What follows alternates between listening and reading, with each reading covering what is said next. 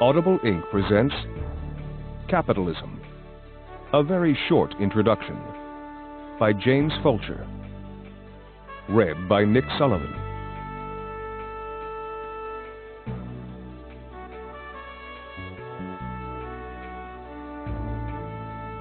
Chapter 1. What is capitalism?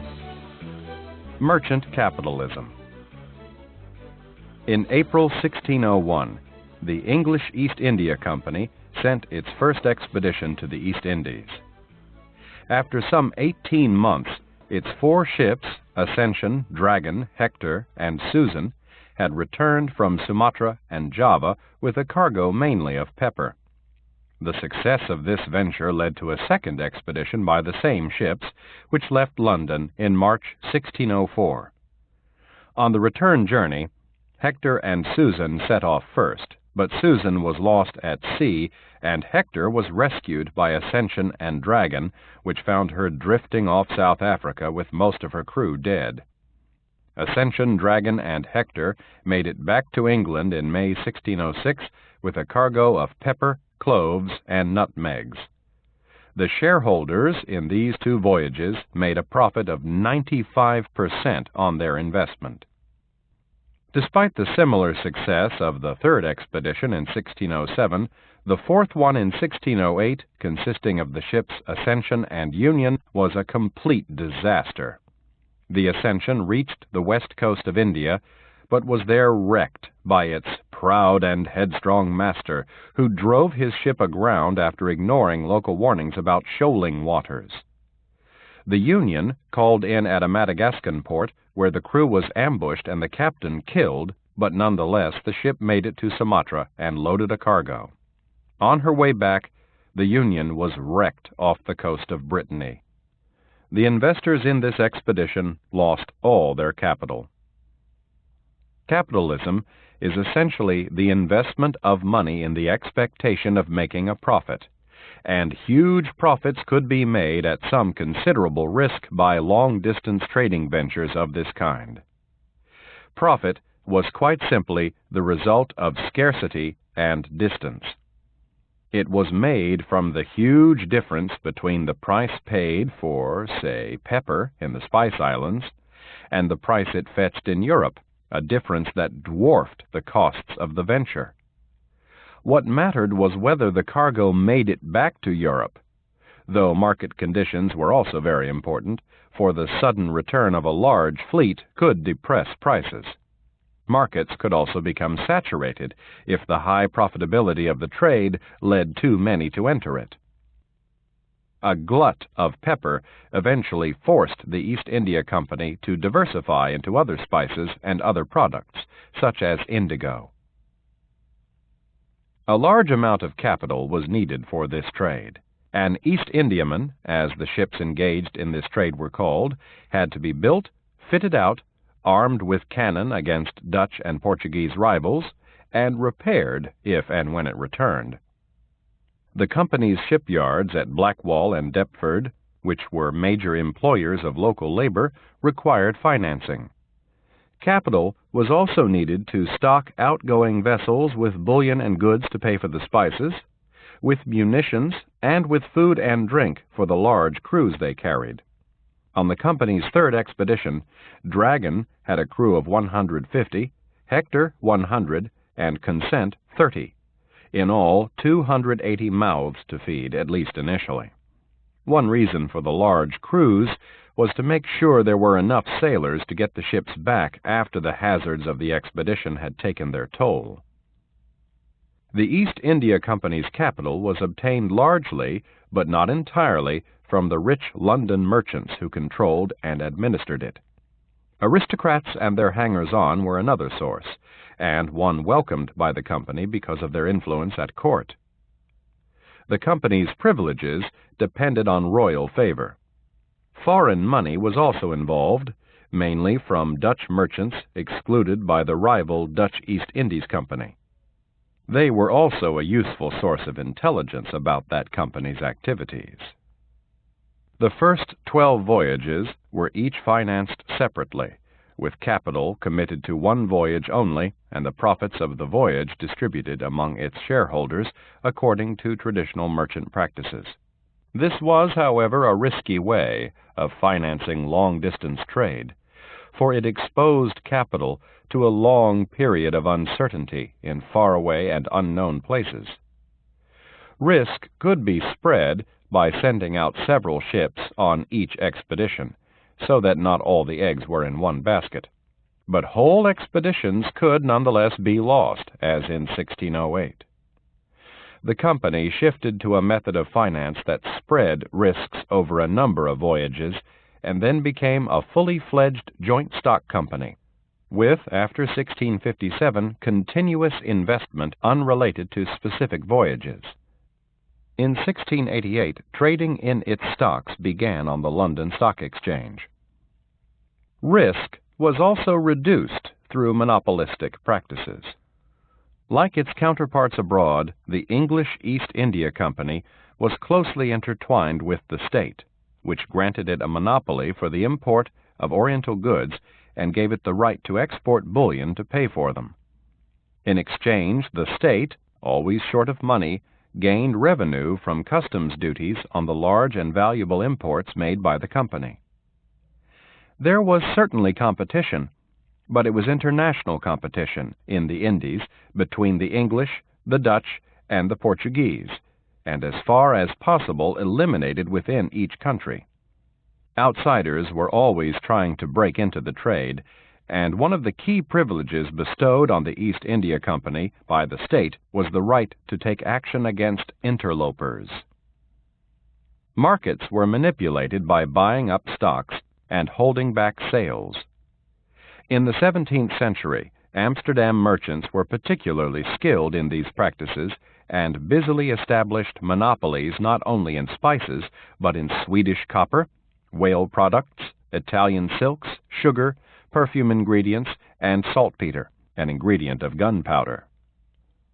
Large warehouses were crucial to this, and Fernand Braudel comments that the warehouses of the Dutch merchants were bigger and more expensive than large ships. They could hold sufficient grain to feed the entire country for 10 to 12 years. This was not just a matter of holding goods back to force up prices, for large stocks also enabled the Dutch to destroy foreign competitors by suddenly flooding the whole European market with goods. This was certainly capitalism, for long-distance trade required a heavy investment of capital in the expectation of large profits, but a free market capitalism it clearly was not. The secret of making high profits was to secure monopolies by one means or another, exclude competitors, and control markets in every way possible. Since profit was made from trading in scarce products rather than rationalizing production, the impact of merchant capitalism on society was limited. Most of the European population could get on with their daily work without being affected by the activities of these owners of capital. Capitalist production. In the 1780s, two Scots, James McConnell and John Kennedy, traveled south to become apprentices in the Lancashire cotton industry. After gaining experience and making some money in the manufacture of cotton machinery, they set up their own firm in 1795 with an initial capital of £1,770. They soon made good profits from cotton spinning, achieving a return on capital of over 30% in 1799 and 1800. They accumulated capital rapidly, and by 1800 their capital had risen to £22,000, by 1810 to £88,000. By 1820, the company had 3 mills and had established itself as the leading spinner of fine cotton in Manchester, the global metropolis of cotton spinning. This soon became a very competitive industry, however, and profits could not be sustained at the high level of the early 1800s. This was indeed largely because high profits had resulted in expansion and attracted new entrants. There were already 344 cotton mills by 1819, but by 1839 there were 1,815. Technical advances enabled huge increases in productivity during the 1830s, and competition drove companies to invest heavily in the new machinery. The bigger mills built at this time contained 40,000 spindles, as compared with the 4,500 or so of their predecessors. The costs of this heavy investment in buildings and machinery, together with the downward pressure of increased productive capacity on yarn prices, depressed the industry's profitability to low levels in the 1830s. Profit depended ultimately on the workers who turned raw cotton into yarn. McConnell and Kennedy's labor force grew from 312 in 1802 to around 1,500 by the 1830s. Much of this was cheap child labor, and at times nearly half those employed were under the age of 16. In 1819, there were 100 children under the age of 10, some as young as 7, who worked from 6 in the morning until 7:30 at night. Apart from the occasional heavy cost of new factories and new machinery, wages were the company's main cost. Its annual wage bill was over £35,000 by 1811 and over £48,000 by the mid-1830s. Wage costs were minimized not just by holding wage rates down, but also by replacing craft workers with less skilled and cheaper labor, as the invention of automatic machinery made this possible. The cyclical instability of the industry resulted in periodic slumps in demand, which forced employers to reduce wages and hours in order to survive. As industrial capitalism developed, conflict over wages became increasingly organized. The spinners defended themselves against wage reductions through their unions, organizing at first locally, but then regionally and nationally. In 1810, 1818, and 1830, there were increasingly organized strikes, but these were defeated by the employers, with the assistance of the state, which arrested strikers and imprisoned union leaders. The employers had created their own associations so that they could blacklist union militants, answer strikes with lockouts, and provide mutual financial support.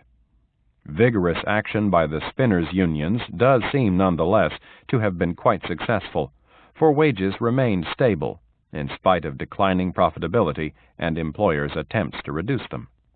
The exploitation of labor was not just a matter of keeping the wage bill down, but also involved the disciplining of the worker.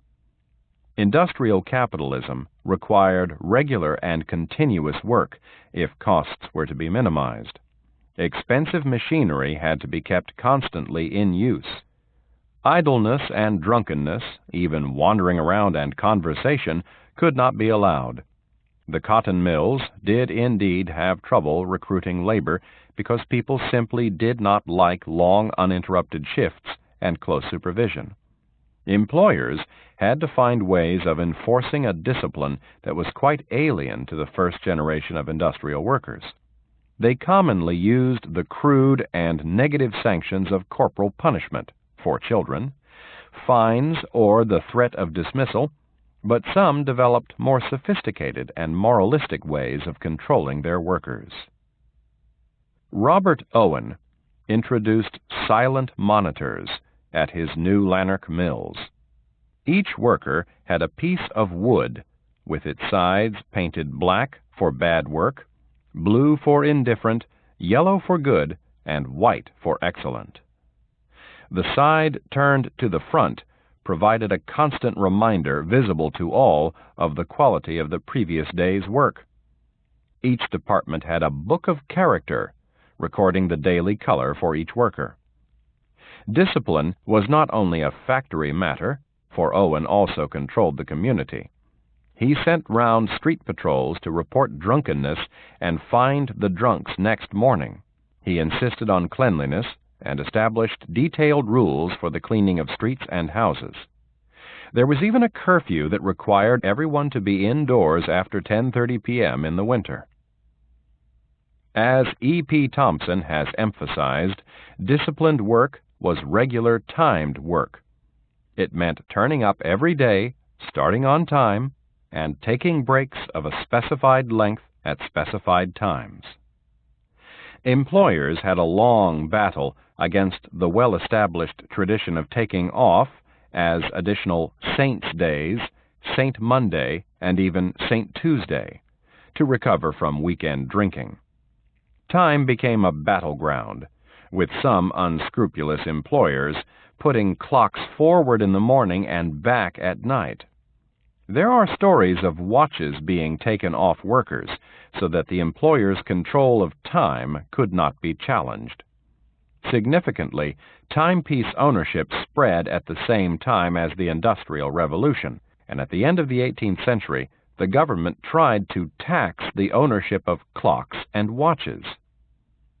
Industrial capitalism not only created work, it also created leisure in the modern sense of the term. This might seem surprising, for the early cotton masters wanted to keep their machinery running as long as possible and forced their employees to work very long hours. However, by requiring continuous work during work hours and ruling out non-work activity, employers had separated out leisure from work. Some did this quite explicitly by creating distinct holiday periods when factories were shut down, because it was better to do this than have work disrupted by the casual taking of days off. Leisure, as a distinct non-work time, whether in the form of the holiday, weekend, or evening, was a result of the disciplined and bounded work time created by capitalist production.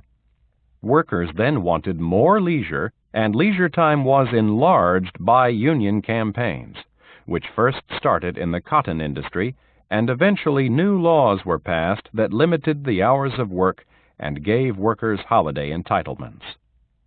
Leisure was also the creation of capitalism in another sense, through the commercialization of leisure. This no longer meant participation in traditional sports and pastimes. Workers began to pay for leisure activities organized by capitalist enterprises. The new railway companies provided cheap excursion tickets, and Lancashire cotton workers could go to Blackpool for the day. In 1841, Thomas Cook organized his first tour, an excursion by rail from Leicester to Loughborough, for a temperance meeting. Mass travel to spectator sports, especially football and horse racing, where people could be charged for entry, was now possible. The importance of this can hardly be exaggerated, for whole new industries were emerging to exploit and develop the leisure market, which was to become a huge source of consumer demand, employment, and profit. Capitalist production had transformed people's work and leisure lives.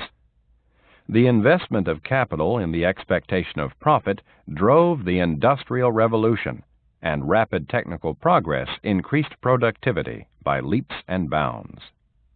But machines could not work on their own, and it was wage labor that was central to the making of profit. The wage bill was the employer's main cost, and became the focus of the conflict between the owners of capital and, as Karl Marx put it, those who owned only their labor power, the capacity to make money through physical work.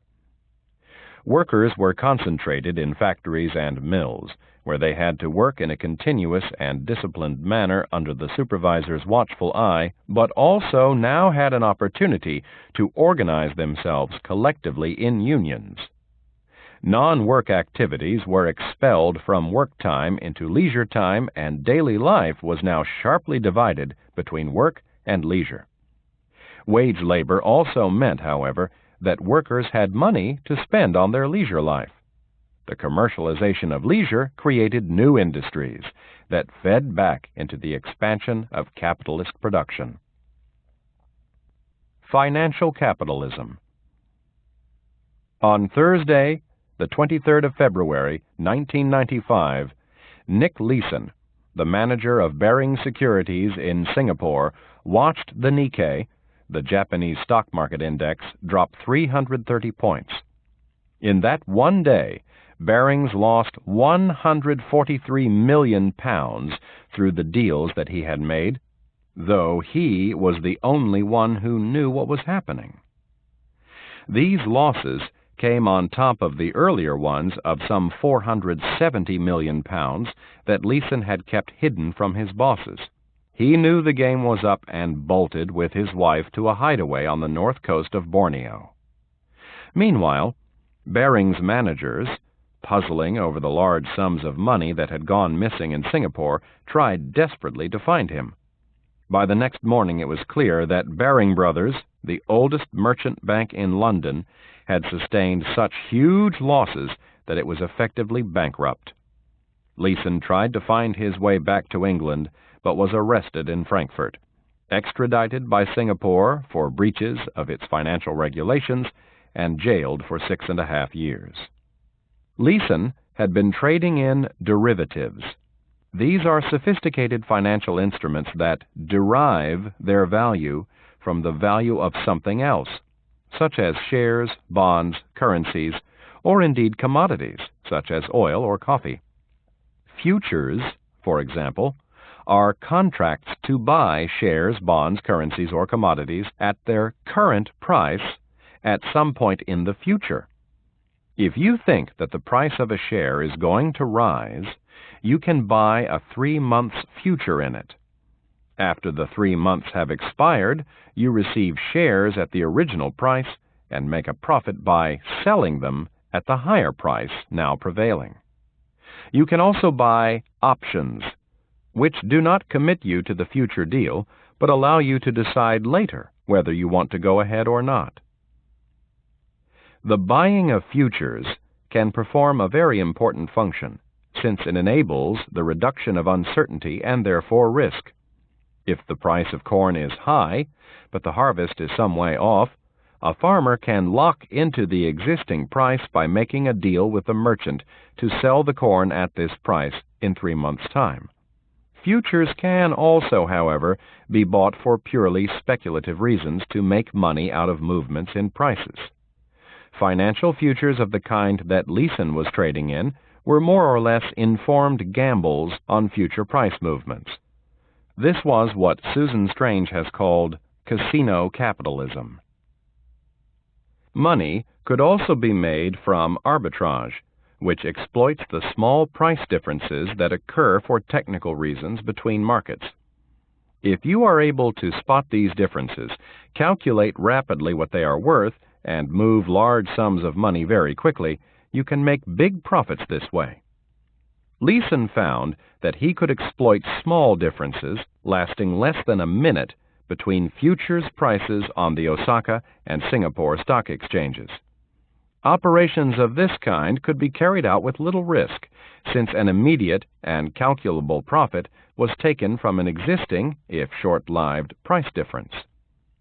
Why then did things go so wrong for Leeson? He started down a slippery slope when he created a special error account, number 88,888, supposedly to handle innocent dealing and accountancy mistakes.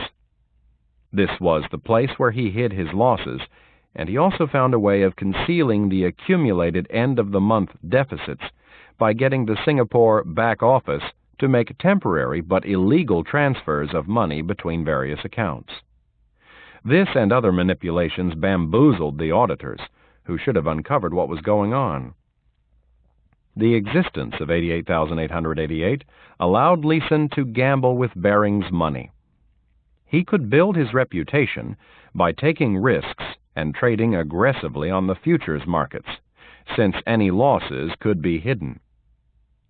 These could be covered by later trades, and at one time he came close to breaking even. But if he had then closed 88,888 down, this would have ended the operation that made him the star dealer of Barings. Eventually his losses built up again and accumulated to the point at which they could no longer be concealed just by switching money around.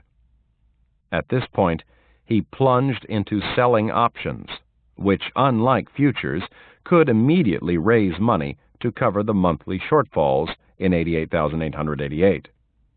Leeson was gambling heavily on future price movements, and the Tokyo stock market went the wrong way. As his losses increased, he raised the stakes by selling more and riskier options, supposedly on behalf of a mythical client called Philippe. When the Nikkei fell after the Kobe earthquake, his losses became so great that he tried single-handedly to force the market up by buying large numbers of futures. The downward pressures were far too strong and the market fell. By now, the losses and liabilities that he had built up were greater than the total capital of Barings. Why did Barings allow all this to happen? They were a merchant bank which in 1984 had ventured into stockbroking by creating Barings Securities. This was a successful move, and by 1989, dealings in mainly Japanese stocks and shares were accounting for half Barings' profits. Barings Securities then moved into the increasingly fashionable activity of derivatives trading. In 1993, Barings merged its capital with that of Barings Securities, and in doing so, fatally removed the firewall protecting the bank from possible losses by its securities department. This was a particularly dangerous thing to do, since senior Barings managers had a poor grasp of the new game that they had entered, while no proper management structure had been put in place and financial controls were very weak. Fraud was an ever-present danger in this financially very complex world, and Barings broke a golden rule by allowing Leeson to be both a trader and the manager of the Singapore back office, which checked the trades and balanced the books.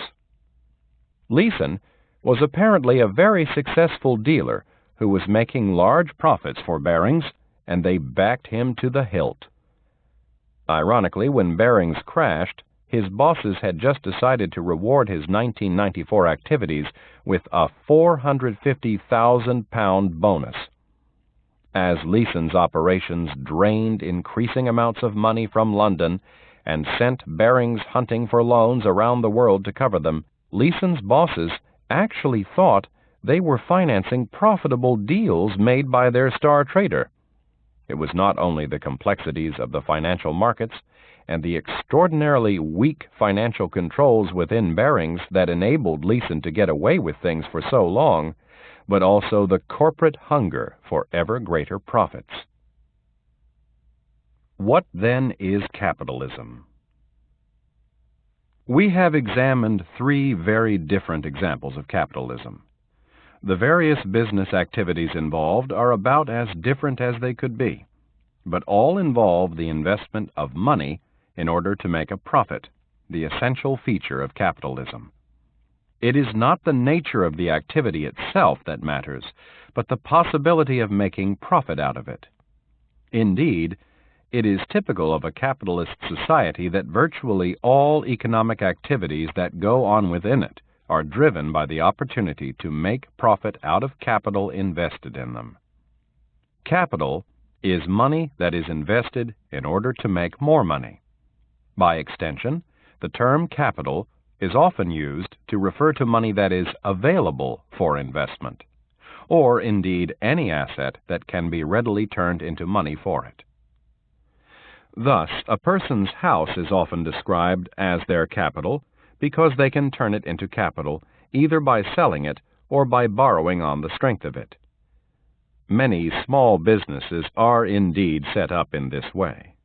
It is, however, only possible to turn property into capital if its ownership is clearly established, its value can be measured, its title can be transferred, and a market exists for it. A characteristic feature of the development of capitalist societies is the emergence of institutions that enable the conversion of assets of all kinds into capital.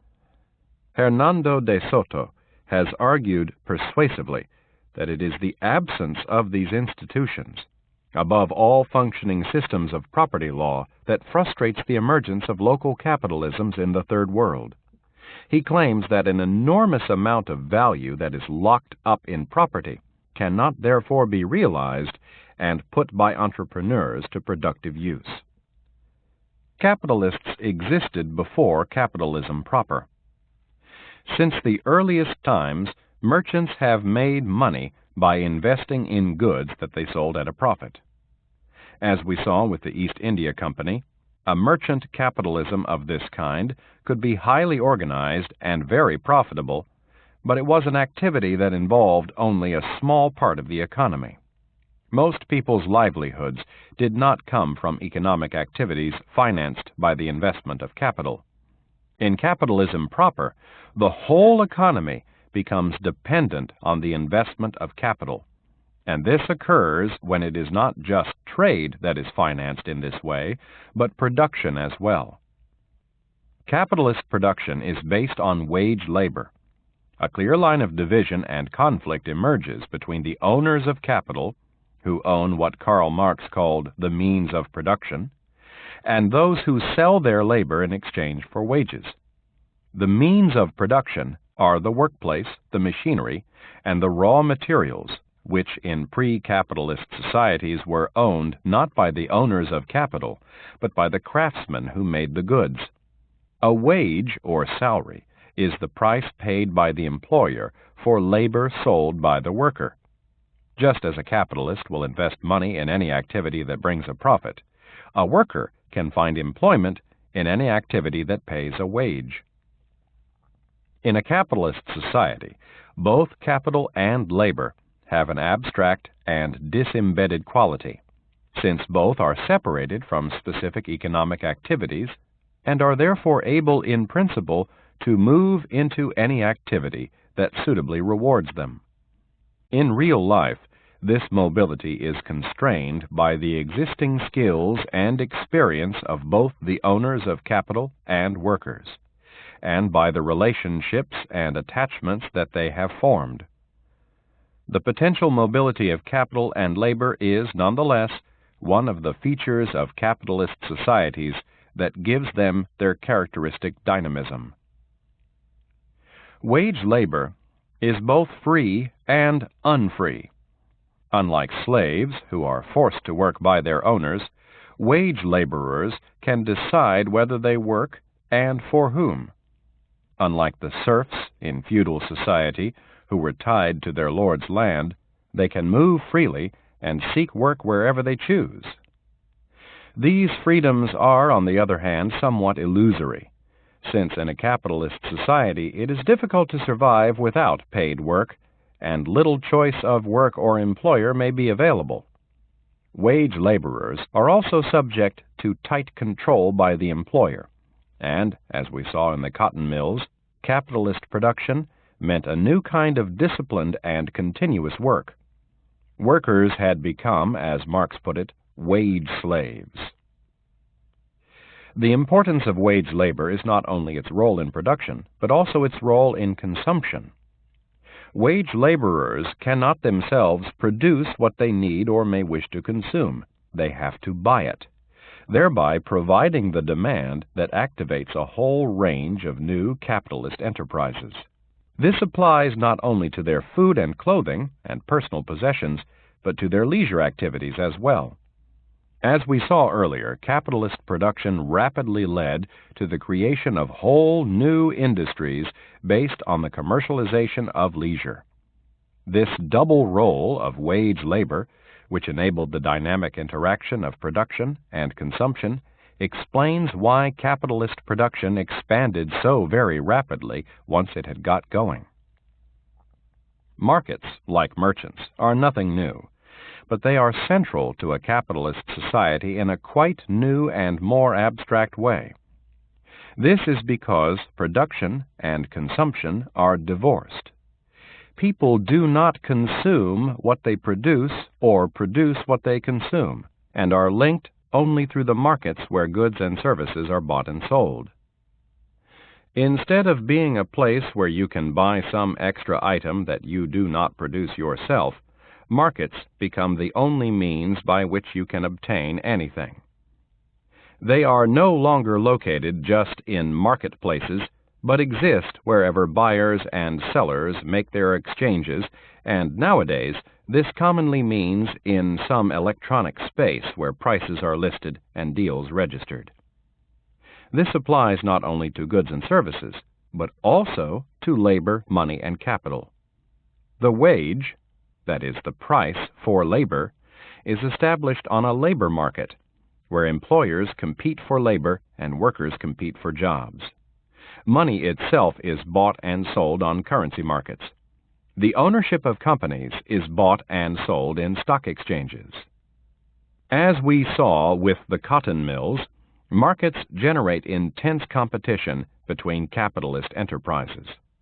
They compete in many different ways by, for example, exploiting labor more efficiently or using technical innovation to reduce costs or market products more effectively. Competition forces companies into constant change as they seek to beat the competition or at least keep up with it. Some, of course, fail and go under, throwing their employees out of work. This competitiveness, which contrasts strongly with the monopolistic practices of merchant capitalism, makes capitalist production exceptionally dynamic. Capitalist enterprises have, nonetheless, found ways of reducing competition. Those with an edge over their rivals may relish the cut and thrust of competition, but this also creates uncertainty, reduces profits, and causes bankruptcies. Companies thus form trade associations to regulate competition. The market can be rigged by agreeing not to engage in price competition or deciding that all will pay the same wage rates. Competition can also be reduced by mergers and takeovers, which concentrate production in fewer hands. There is in capitalism always a tension between competition and concentration, which are equally characteristic of it. Since prices change, any market provides an opportunity to make money through speculation. This occurs when something is bought in the expectation of selling it without increasing its value by processing it in some way at a higher price in the future. It can occur in relation to almost any commodity. It may be grain, it may be a currency, it may be a derivative, it may be a slave. Speculation of this kind is often regarded as an unproductive and parasitic activity that is wholly separable from the real economy where goods and services are produced. Unproductive it may often be, but it is not just a means of making money through speculation, but also a way of avoiding risk. Since the relationship between supply and demand is always changing, markets are unstable. The building up and storage of stocks is a means of ensuring against some adverse price movement that could destroy profit and wipe out a business. Trading in futures, of the kind that Leeson speculated in, is another way of reducing uncertainty and originated long ago as a sophisticated way of protecting producers and traders against unpredictable future movements in prices. The huge growth in the trading of currency during the 1980s and 1990s followed the shift from fixed to floating exchange rates in the 1970s, which created much greater uncertainty about future currency values. One way of reducing this uncertainty was to hedge one's bets by buying currency futures. So, though the vast bulk of trading in currency futures is undoubtedly speculative, the expansion of this market and the financial innovations associated with it were grounded in real economic needs. The same argument applies to the speculative trading of company shares. The existence of markets for capital is central to capitalism. They are essential to its functioning since they bring together those seeking to finance economic activities and those with money to invest. Since the stock market prices of companies change as their economic situation and profitability changes, there are inevitably opportunities for speculating on future price movements. Speculation is not something separate from capitalism, but an inevitable outgrowth of its essential machinery. So, the answer to our question is that capitalism involves the investment of money to make more money. While merchants have long done this, it is when production is financed in this way that a transformative capitalism comes into being. Capitalist production depends on the exploitation of wage labor, which also fuels the consumption of the goods and services produced by capitalist enterprises. Production and consumption are linked by the markets that come to mediate all economic activities. Markets enable competition between enterprises, but also generate tendencies towards concentration in order to reduce uncertainty. Market fluctuations also provide the basis of a speculative form of capitalism, which may not be productive, but is, nonetheless, based on mechanisms that are central to the operation of a capitalist economy. Chapter 2. Where did capitalism come from? Capitalism made its breakthrough in Britain. So it is logical to ask what it was about Britain that provided particularly fertile ground for its growth. Indeed, some accounts of the origins of capitalism content themselves with answering this question.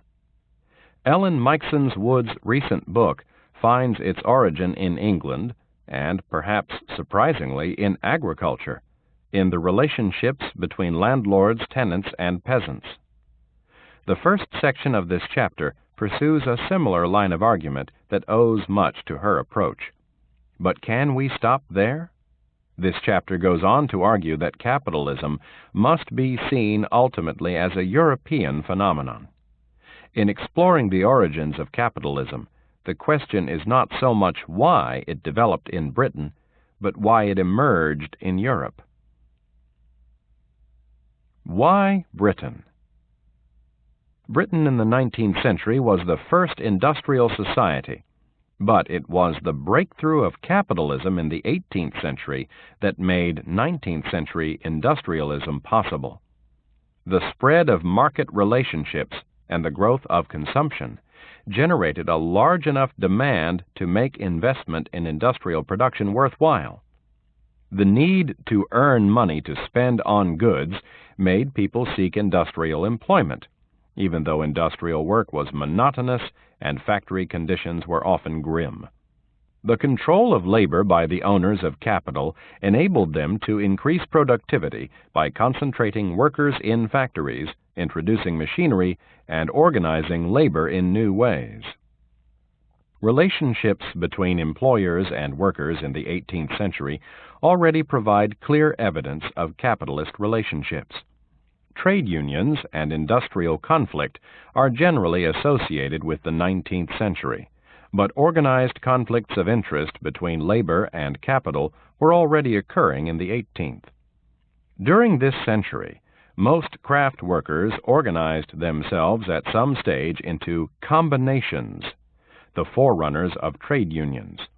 They did this quite simply because collective organization was the only means by which they could protect themselves from the capitalist employers' attempts to cheapen their labor by paying lower wages or employing less skilled workers. The wool combers of the clothing industry in the Southwest were one of the first to organize themselves in this way. In 1700, the Tiverton wool combers formed a friendly society which tried to establish a minimum wage and prevent clothiers employing non-members. They engaged in violent disputes with employers who wanted to import already combed wool from Ireland, an early example of the now familiar strategy of exploiting cheaper labor abroad. The woolcombers responded by burning Irish wool and attacking the houses of clothiers, attacks on property that resulted in pitched battles with the local constabulary. It was also in 18th century Britain that typically capitalist ways of thinking about the economic basis of society were first put forward. The merits of the division of labor, competition, the free operation of the market, and production for profit were clearly laid out by Adam Smith. The key thinkers of this time were examining the mechanisms and principles of the capitalist economy that they saw emerging all around them. Their ideas were then criticized, but incorporated with a rather different ideological spin in Karl Marx's 19th century analysis of the dynamics of capitalism. Why had capitalist production become so extensive in 18th century Britain? One possible explanation lies in the prior growth of merchant capitalism. As we saw in the first chapter, merchant capitalism, particularly in the shape of the East India Company, developed strongly in the 17th century.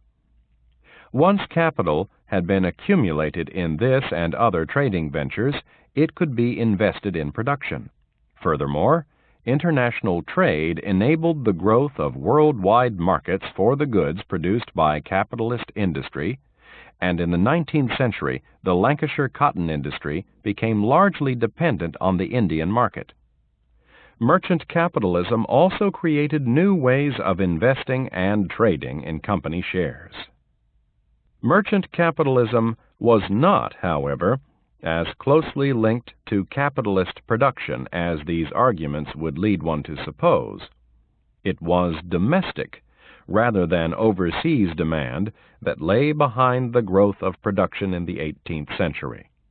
Furthermore, as we saw in Chapter 1, those organizing international trading ventures were not, in any case, concerned with reducing the costs of production so much as making money out of the huge differences between the prices paid for goods in the East and the prices at which they could be sold in Europe. They were more interested in manipulating markets than organizing labor. If they wished to invest their capital in other ways, they were more likely to lend it at a good rate of interest to governments, particularly to rulers seeking to finance their frequent wars. The origins of capitalist production in Britain are to be found less in merchant capitalism than in the earlier growth of production, consumption, and markets in 16th century England. Indeed, the appearance of large enterprises in, for example, coal mining, has led some to argue that an industrial revolution was already occurring in the 16th century. Most production at this time was, however, small-scale and carried out on a workshop or household basis, hardly industrial in the modern sense of the word. But there was nonetheless a remarkable growth in the manufacture of clothing and ordinary household goods such as buttons and ribbons, pins and nails, salt, starch and soap, tobacco pipes, knives and tools, locks, pots and pans, tiles and bricks. Wage labor was becoming increasingly common, and over half the households in 16th century England were at least partly dependent on wage labor. This meant that people increasingly had money to buy such goods, and market relationships were becoming more important in their daily lives. Uniquely in Europe, a national market based on traders operating out of London had already emerged at this time. With the growth of wage labor came the first stirrings of class organization. We saw above that in the 18th century, craft workers were becoming extensively organized in combinations. The very beginnings of worker organization can, however, be found considerably before this. Journeymen's societies were well established in 16th century Britain and can be traced back to the 14th. Journeymen, literally day workers, were employed by a master for a short period of time. They varied in skill, but were commonly craftsmen who had completed an apprenticeship but not yet acquired sufficient skill and experience to qualify as a master. Increasingly, masters tried to keep them as cheap labor by obstructing their qualification as masters and excluding them from the guild organizations that controlled the crafts.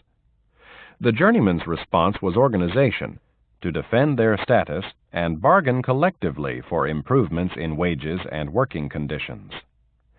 Although there was still much that was medieval in the ritual activities of their associations, they also used quite modern weapons.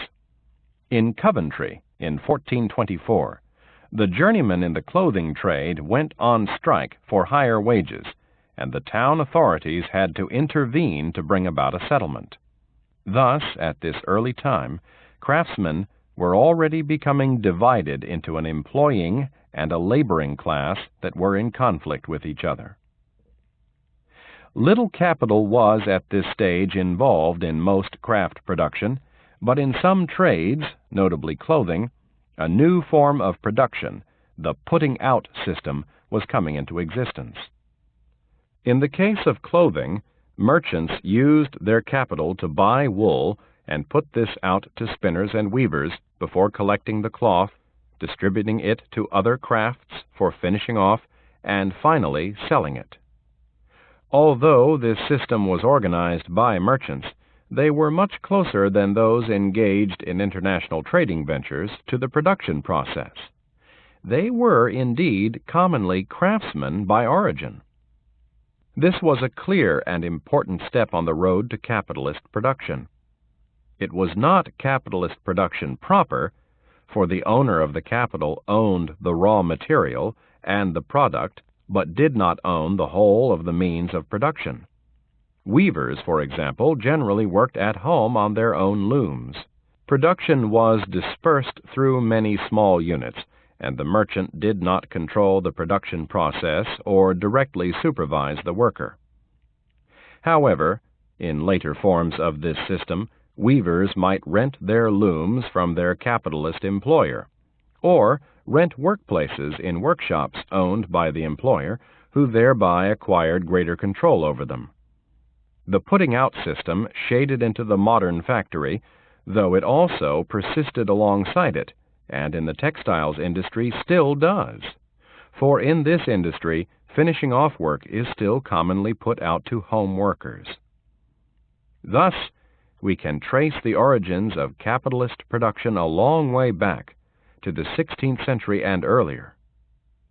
What was it about British society that accounts for these early tendencies towards capitalism? Arguably, it was changes in the social relationships of the countryside. Feudal lords had lived off their rights to produce labor or money payments from an unfree peasantry that was tied to the land, but in the 15th century market relationships were beginning to supersede feudal ones. Lords were becoming landowners who lived off the rent paid by tenant farmers who competed in a market for these tenancies. The land was worked increasingly by wage labor and was also becoming property that could be bought and sold. The enclosure movement, which began in the late 15th century and continued intermittently into the 19th, symbolizes these changes in land ownership. This movement fenced off land, sometimes turning what had been common land, available to all, into private property, and forcing off the land local people who had relied on their right to exploit common land. Sometimes enclosure simply reorganized the traditionally scattered parcels of land held by particular individuals into single, more easily managed units. The outcome was the division of land into distinct blocks owned by particular individuals. Thus, enclosure cut through complex medieval patterns of land usage and turned land into marketable property. A market-oriented agriculture contributed to the development of capitalist production in crucial ways. Competition between farmers resulted in innovation and a greater productivity that enabled them to provide food for a growing non-agricultural population. The farmers who marketed their produce and their waged agricultural workers had money to spend on consumer goods. Greater agricultural efficiency released labor for employment in making these goods, which were indeed produced increasingly in the rural areas where new centers of production were emerging. Why did market relationships replace feudal ones? One commonly argued reason for the decline of feudal relationships was the impact of the Black Death. In 15th century England, the feudal lords' ability to enforce their rights and control the movement of a subject peasantry had collapsed, largely as a consequence of this disease. The Black Death had reduced the population by around a third in the mid-14th century, and empowered a now much smaller agricultural labor force to resist lords' attempts to enforce their rights. Since labor was scarce, peasants could flee oppressive lords and find employment elsewhere. The Black Death was, however, a European phenomenon, which did not have the same consequences everywhere, and cannot itself explain the earlier decline of feudalism in Britain. So, why did feudalism decline earlier in Britain? Arguably, because it had been less solidly established here. In feudal societies, judicial and military authority were dispersed to local lords. They used the power that this decentralization of right and might gave them to subordinate and exploit the peasantry.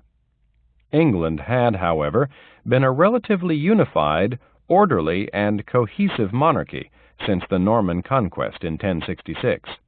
By the 16th century, under the Tudors, it had become the least feudal and the most unified and centralized of European states. The English ruling class had therefore been less able than its continental counterparts to use its local military power to extract a surplus from the peasantry. It relied more on the economic mechanisms provided by land ownership, rent, and wage labor. A relatively unified state also facilitated the emergence of a national market. So, in seeking an answer to the question, why was Britain the first capitalist society, we end up in 1066. But this is not to suggest that the arrow in the eye of King Harold caused capitalism to develop in Britain.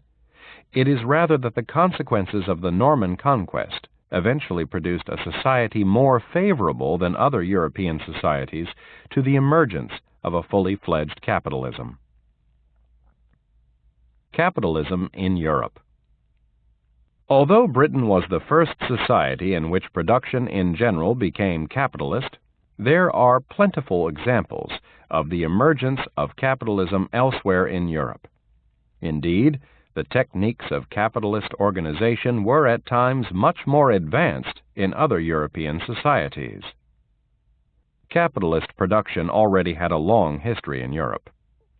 The putting out system seems to have originated in either Flanders or Italy, and had become widespread in 14th and 15th century Germany. In Flanders, it was initially organized by master weaver-drapers, who required little capital for their operations. But by the 13th century, the growth there of a luxury cloth trade, with a more complex production process, led to the emergence of merchant entrepreneurs, employing large amounts of capital. This industry imported English wool. The commercialization of agriculture in England was therefore linked to capitalist cloth production in Flanders, clear proof of the need to treat capitalism as European in character. Merchant capital also became heavily involved in continental mining operations. At the end of the 15th century, merchant capitalists reorganized mining in northern and central Europe.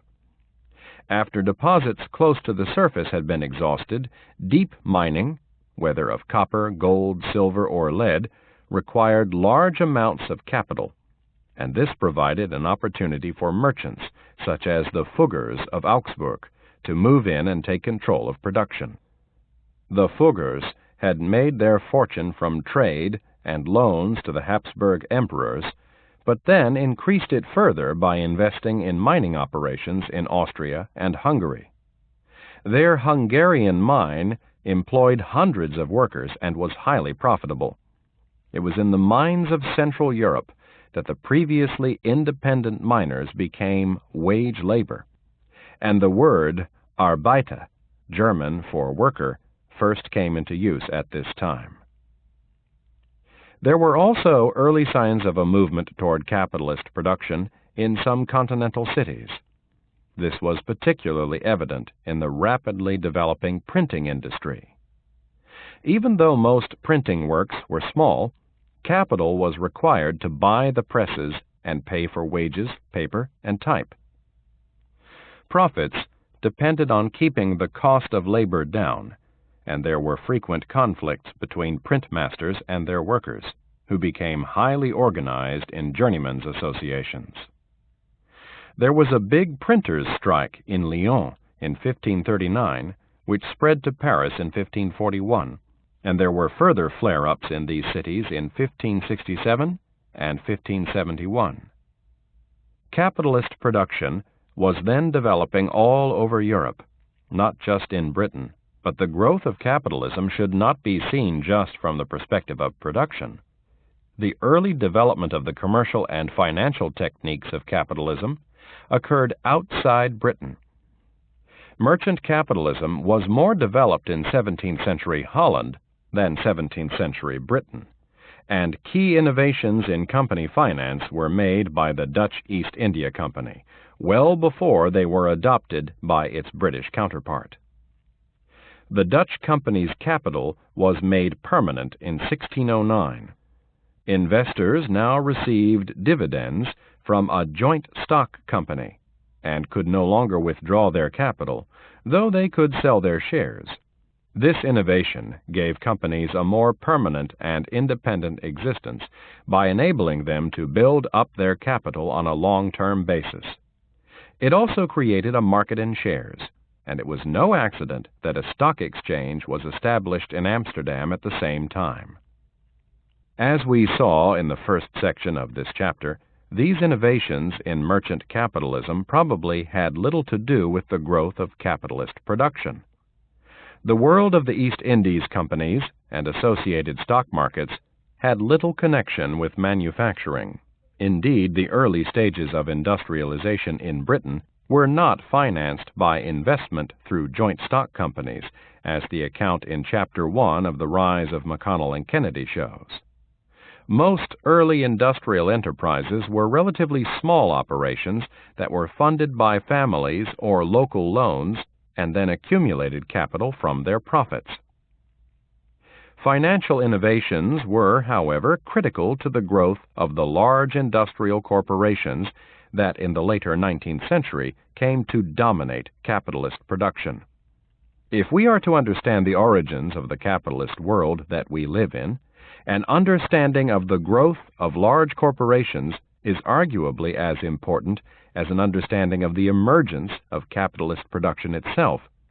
The great break with the past was not so much the rise of capitalist production, which emerged very gradually through a series of small steps, but the establishment of large, capital-intensive operations organized by great corporations.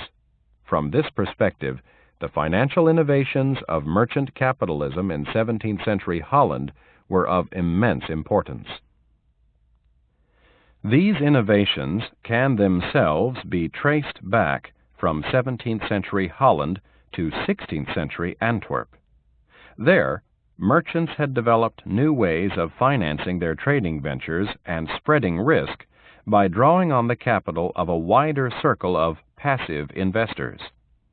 Antwerp was also the center of a financial revolution based on bills of exchange. These had long existed as a crucial lubricant of trade, for they enabled merchants to pay locally for goods they had bought somewhere else, maybe on the other side of Europe. In the 16th century, they were no longer tied to particular trading transactions, but became a means of moving money around internationally, thereby enabling the creation of a European capital market. There were also the beginnings of futures trading with the establishment in Antwerp of a commodities market called the English House, where contracts to buy English wool were traded without wool ever changing hands. And we can go back further, for the forerunners of these methods of raising capital and financing trade can be found in the Italian cities, notably Genoa and Venice, of the 12th century. The earliest form of bills of exchange originated in late 12th century Genoa. The risks of international trade led merchants in the cities to develop new forms of partnership to finance voyages and share risks and profits. By the 14th century, advances in bookkeeping enabled a much closer control of international trading operations. Innovations of this kind, which figured prominently in early accounts of the history of capitalism, have been sidelined by the more recent emphasis on the development of capitalist production. An understanding of the origins of the corporate and financial capitalism that dominate the contemporary world requires that we put them back in. These innovations could spread rapidly from the financially and commercially most advanced centers in first Italy, then Flanders, then Holland, through the trading and financial networks that crisscrossed Europe, for medieval business was European in its scope. The leading Italian merchant and banking houses had branches in Flanders, England, and France in the 14th century. They even financed the overseas military adventures of the kings of England. It was also not just business relationships that created such networks, but the movement of refugees, particularly in the 16th and 17th centuries. In the second half of the 16th century, refugees from Italy and Flanders carried their knowledge, skills, and capital to other countries, to Switzerland, Germany, Holland, and England.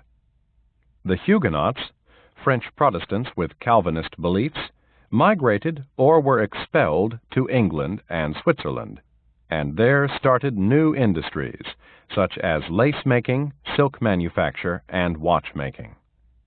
Jewish merchants were expelled from Iberia and dispersed all over Europe, some moving to Antwerp, and, after their expulsion from there, to Amsterdam. Its openness to refugees contributed significantly to the development of capitalist production in England.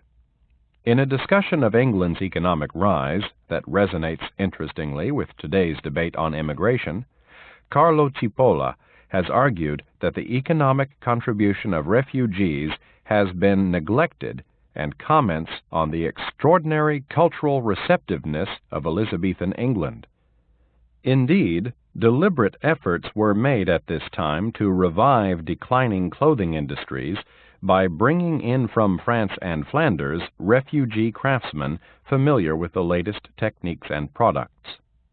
It was not only the textiles industry that benefited, for new techniques in glass-making, paper-making, and ironworking were also brought in by refugees. Refugee movements were generated by the religious intolerance and wars of religion that followed the Reformation and Counter-Reformation, though it was not only for religious reasons that people migrated.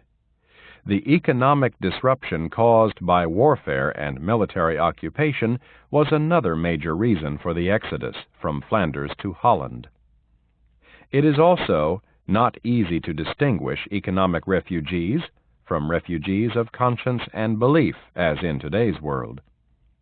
The areas the refugees left were, broadly speaking, those that were economically stagnant or in decline, and those where they settled were in the forefront of economic development.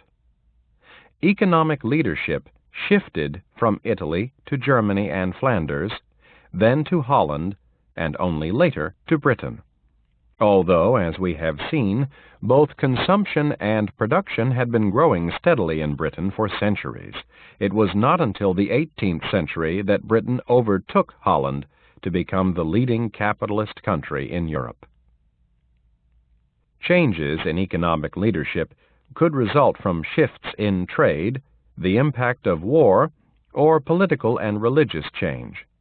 But they were, as in our own day, partly the result of international competition and the self-undermining consequences of success. Thus, Italian economic decline in the 16th century resulted partly from the shift of trade from the Mediterranean to the Atlantic, but was also the result of competition from lower-cost producers in Northern Europe. The Italian cities had provided an environment in which crafts could flourish and make high-quality goods, but wages had risen, while the guilds and their regulations prevented innovation.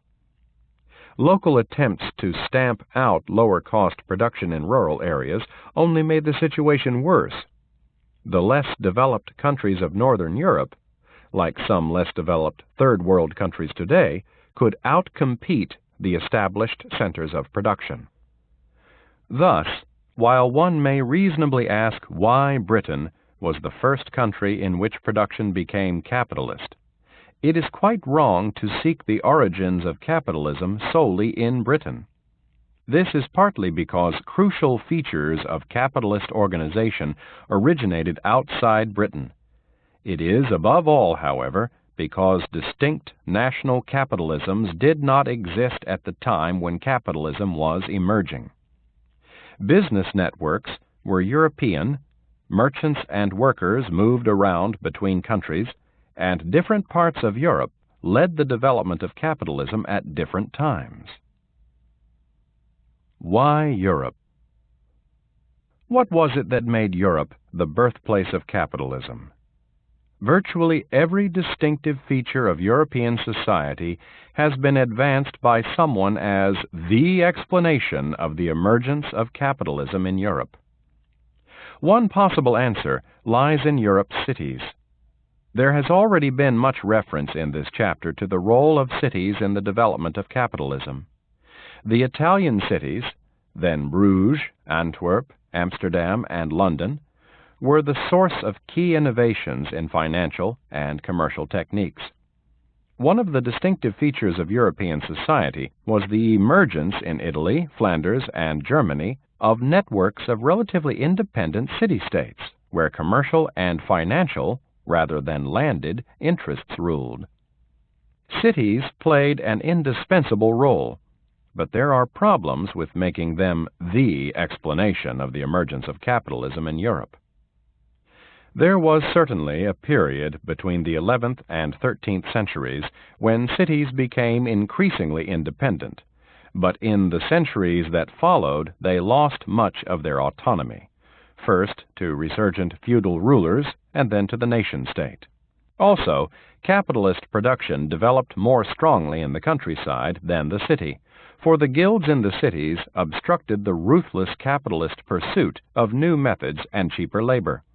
Furthermore, as argued in the first part of this chapter, in Britain at least, changes in agriculture were crucial to the growth of capitalist production.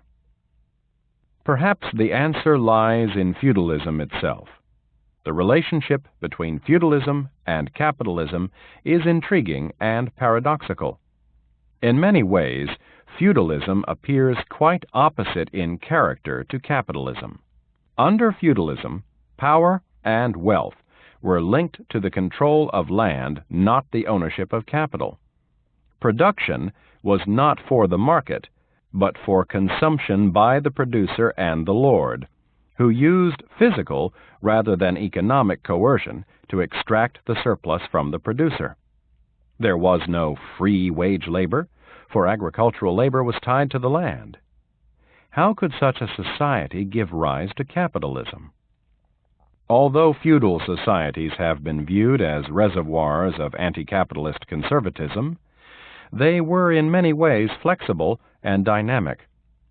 Such key features of capitalism as markets and wage labor could emerge within feudal society, and more easily than in either slave-based societies, such as ancient Rome, or the self-sufficient peasantries found in much of the rest of the world. Under feudalism, producers had, on the one hand, some degree of freedom, because, unlike slaves, they had limited and specified obligations to their lord. On the other hand, unlike independent and self-sufficient peasants, they were forced to produce a surplus. A transition to a market economy could also be made relatively easily. peasants' obligations to provide labor services or produce for the lord could be replaced by money payments, which in turn meant that peasants had to earn money through wage labor or the sale of produce in markets. Lords themselves stimulated trade and manufacturing by spending their ill-gotten gains on luxury products. The class conflict inherent in feudalism could also contribute to this transition, for lords were constantly devising new ways of extracting money from the peasantry, who fought back by exploiting labor shortages to free themselves from feudal obligations and obtain wages in exchange for their labor. One must add that feudalism did not inevitably shift into capitalism in this way. It did so in Western Europe, but not in Eastern Europe, where landowners actually increased the feudal exploitation of the peasantry in the 16th century in order to make more money from the export of grain to the cities of Western Europe. Thus, the economic development of Western Europe, for a time at least, intensified feudalism elsewhere. Feudalism had the potential to evolve into capitalism, but whether it did so or not depended on other factors. In a well-known contribution to the debate on this question, Robert Brenner has argued that the peasants' capacity to organize against their feudal lords and free themselves from feudal bonds was here critical. In the West, lords had less control of villages than they had in the East. Another approach starts from the multi-state political structure of Europe. After the collapse of Rome, no ruler was able to establish imperial control over the whole of Europe, though many tried. Some have explained this failure by reference to the ethnic diversity stemming from the multiple barbarian invasions that destroyed Rome. The inability to construct successor empires resulted also from the feudal structure of medieval monarchies. The military and financial weakness of feudal rulers, dependent on the military service of unreliable followers and unable to mobilize sufficient resources, doomed their imperial ventures to failure. The absence of a Europe-wide empire and feudalism were in this case two sides of the same coin, and we return to feudalism by another route. But why was the multi-state structure so conducive to the rise of capitalism? The argument here is in part a negative one, for it is claimed that imperial bureaucracies inhibit capitalist dynamism through their taxes, their regulations, and their general subordination of economic development to political stability. There is also the positive point that Europe did not fall into anarchy, for kingdoms were constructed that provided the minimal degree of order necessary for economic development. The multi-state character of Europe also made it possible for entrepreneurs to move from countries where the economic environment was deteriorating to those providing more favorable conditions for enterprise. Thus, the stifling effects of the rise of the Counter-Reformation state in Italy and Flanders did not halt the development of capitalism, because people could move to places where the political regime was less bureaucratic and more tolerant. As we saw earlier, one of the striking features of the development of capitalism in Europe was the periodic movement of its leading edge from one country to another. As conditions deteriorated in one area, entrepreneurs could find pastures new somewhere else. Perhaps, however, it was distinctive ideas rather than distinctive structures that resulted in the development of capitalism in Europe. Religious beliefs motivate people, give their actions meaning, and regulate their behavior through norms that specify how they should live and what they are allowed to do. There is certainly no doubt that powerful religious institutions penetrated into every corner of people's lives in medieval Europe. Were there connections between Christianity and the development of capitalism? The best-known connection is that made by Max Weber between the Protestant ethic and the spirit of capitalism. Weber was not, it should be noted, arguing that Protestantism caused capitalism, but rather that it provided a set of ideas that motivated people to behave in capitalist ways. Protestant beliefs, especially those of the Calvinists, or Puritans as they were called in Britain, drove people to lead an abstemious life, to save rather than spend, and therefore resulted in the accumulation of capital. Protestants also believed that God should be served not by a religious withdrawal from life, but through the proper conduct of the occupation that God had called them to perform. Protestantism brought the religious discipline of the monastery into everyday economic activity, and Weber quotes a 16th century Protestant theologian declaring that, "You think you have escaped from the monastery, but everyone must now be a monk throughout his life." This Puritan work ethic certainly left its imprint on the attitudes towards work and money typically found in the capitalist societies of Northern Europe and North America. But, as an explanation of the emergence of capitalism, it has been found wanting. Plentiful examples of Calvinist entrepreneurs can be found, and there was greater economic growth in countries where Calvinism had taken root, but there is not enough evidence that it was Calvinist beliefs that were crucial to the emergence of capitalism. Indeed, Henry Kamen has convincingly argued that it was not the religious beliefs of Protestant entrepreneurs, but their refugee status that accounted for the apparent relationship between Calvinism and capitalism. Similarly, Trevor Roper argued that the Counter-Reformation state drove entrepreneurs out of Catholic areas, notably Italy and Flanders, which had previously been the leading economic centers, into the Calvinist countries of Northern Europe. This was partly due to a new religious intolerance, which forced out not only Protestants, but also Jews and non-fanatical Catholics with broadly humanistic beliefs, of the kind typically held by Catholic entrepreneurs. It was also because the bureaucracy and high taxation of the Counter-Reformation state were inimical to entrepreneurial activity. Some of the refugees were Calvinist by belief, but others became Calvinist by convenience, because they ended up in areas where Calvinism was the local religion. The other side to the debate around the religious origins of capitalism in Europe is the claim that the religions of other civilizations inhibited the emergence of capitalism there. Confucianist China provides an interesting case in point. Its advanced civilization was able to produce many important innovations, inventing paper and gunpowder, but these did not become the basis of an industrial capitalism. Confucianist beliefs in the orderliness of both the natural and social worlds arguably encouraged social stability rather than the dynamism characteristic of capitalism. Michio Morishima has, however, argued that it was the Japanese variant of Confucianism that was largely responsible for the development of a successful capitalism in Japan. The problem with arguments from religion is that religious beliefs can be and are interpreted in so many different ways that religious texts do not themselves explain very much at all.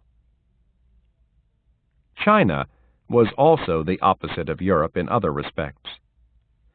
It was a bureaucratic empire that lacked the feudal decentralization, autonomous cities, and multi-state competitiveness characteristic of Europe. We cannot therefore isolate the effect of religious differences from other differences that plausibly account for the emergence of capitalism in Europe rather than China. Rather than expecting that other advanced civilizations would generate capitalism, there are, in any case, good reasons why they did not. Most advanced civilizations were dominated by a single ruling group that used military or religious, rather than economic coercion, to scoop off the surplus from those who produced crops and goods. This surplus was then used for territorial expansion, the maintenance of military power, and projects and displays that enhanced prestige. Some form of bureaucratic apparatus was constructed to tax, regulate, and subordinate the population. Individuals certainly accumulated exceptional wealth and possessions in these societies, but through their connections with the state, rather than purely economic activity. There were, in other words, easier ways to become rich and powerful than through the accumulation of capital and the management of labor. The absence in Europe of a single, cohesive, and totally dominant elite of this kind is the common factor that brings together the various explanations we have been considering. Post-Roman Europe was characterized by political fragmentation, dynastic competition, urban autonomy, and a continual struggle between rulers and ruled. Money could certainly be made through connections with rulers, but states were unstable, rulers were unreliable, and coercion was met with resistance. In these circumstances, economic activity could become a more attractive means of acquiring, increasing, and maintaining wealth. The economic mechanisms of market transactions, capital accumulation, and wage labor gradually replaced bureaucratic and feudal means of building it up. The unique structural features of European society provided the conditions in which the machinery of capitalism could emerge and flourish. Chapter 3. How did we get here? Capitalism transformed the world, but has itself been transformed. We are now in a quite distinct era in its development, one that began in the latest transformation during the 1970s and 1980s. To understand where we are now, we do need, however, to set this new era in historical context. Thatcherism, which embodied its central ideas, set out to reverse many of the tendencies of the previous 100 years and restore the values and vigor of capitalism in the Victorian age. This chapter examines the development of industrial capitalism by dividing it into 3 stages. These stages and the labels given to them should not be taken too seriously. They are simply a convenient way of bringing out the distinctive character of different periods and the interconnections between their main features. The stages are outlined with reference to British history, for Britain produced the first industrial capitalism and has been the main source of the key ideas and institutions of capitalist society. The next chapter considers international differences in the development of capitalism. Anarchic capitalism. This was the stage in the 18th and early 19th centuries when industrial capitalism made its breakthrough. It was anarchic because the activities of capitalist entrepreneurs were relatively unchecked, either by organized labor or the state. Small factories and workshops engaged in intense competition with each other, while labor was mobile, pouring into and building the new industrial cities and constructing the canals, roads, and railways that made possible the mass transportation of goods and people. As Chapter 2 showed, craftsmen had been trying to organize themselves into associations that would give them some collective power since the earliest days of capitalist production. Employer hostility, intensified by competitive pressures, together with unstable employment and the small size of most units of production, made it very hard for workers to organize, but did not stop them trying. In the early 19th century, there were numerous and increasingly ambitious attempts to form general unions of all workers. In 1830, the National Association for the Protection of Labor was founded, and in 1834, the Grand National Consolidated Union, though neither lasted long. At this time, the only unions that could survive were those of skilled workers, who were able to control entry to their craft and were not easily replaceable. The state did begin to regulate the conditions of factory work.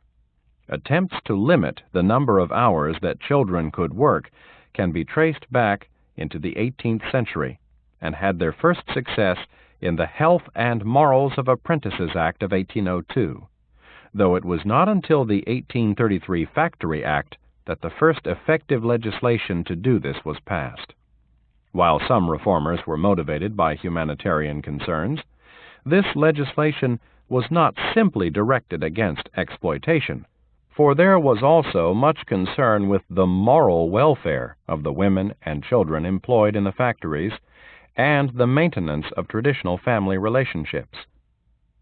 The frequently told story of increasing factory regulation gives, anyway, a somewhat misleading picture of the state's involvement in the economy at this time, for important aspects of economic life were being deregulated. The state machinery set up in the 16th century to regulate apprenticeships, wage rates, and food prices was abolished by 1815. The freeing of international trade took longer but was achieved by the 1860s. The key step in this was the ending of import duties on corn in 1846. Deregulation was in the interests of industrialists, who wanted the freedom to develop their activities without state interference. They wanted wage rates to be set by the labor market, not by the state. They also wanted free trade, in part to assist exports, but also because imports of cheap food would allow them to pay lower wages. Deregulation was in tune with the rise at this time of liberal beliefs in the freedom of the individual and the free operation of the market, but did not mean that the state totally withdrew. Indeed, the very reverse was the case. For market forces could operate freely only within an orderly society, which required a strengthening of the state at a time when industrial capitalism was generating great disorder. Strikes, rioting, machine breaking, and crimes against property were threatening both production and order, while trade unions and radical political movements directly challenged the capitalist employer and the state. The military were deployed to quell riots and demonstrations, sometimes with considerable violence. State welfare hardly existed at this time. The rising number of poor people without means of support did become a cause of increasing concern. This was not, however, because of a concern for their welfare, but rather because of a fear that they would become a burden on the local community.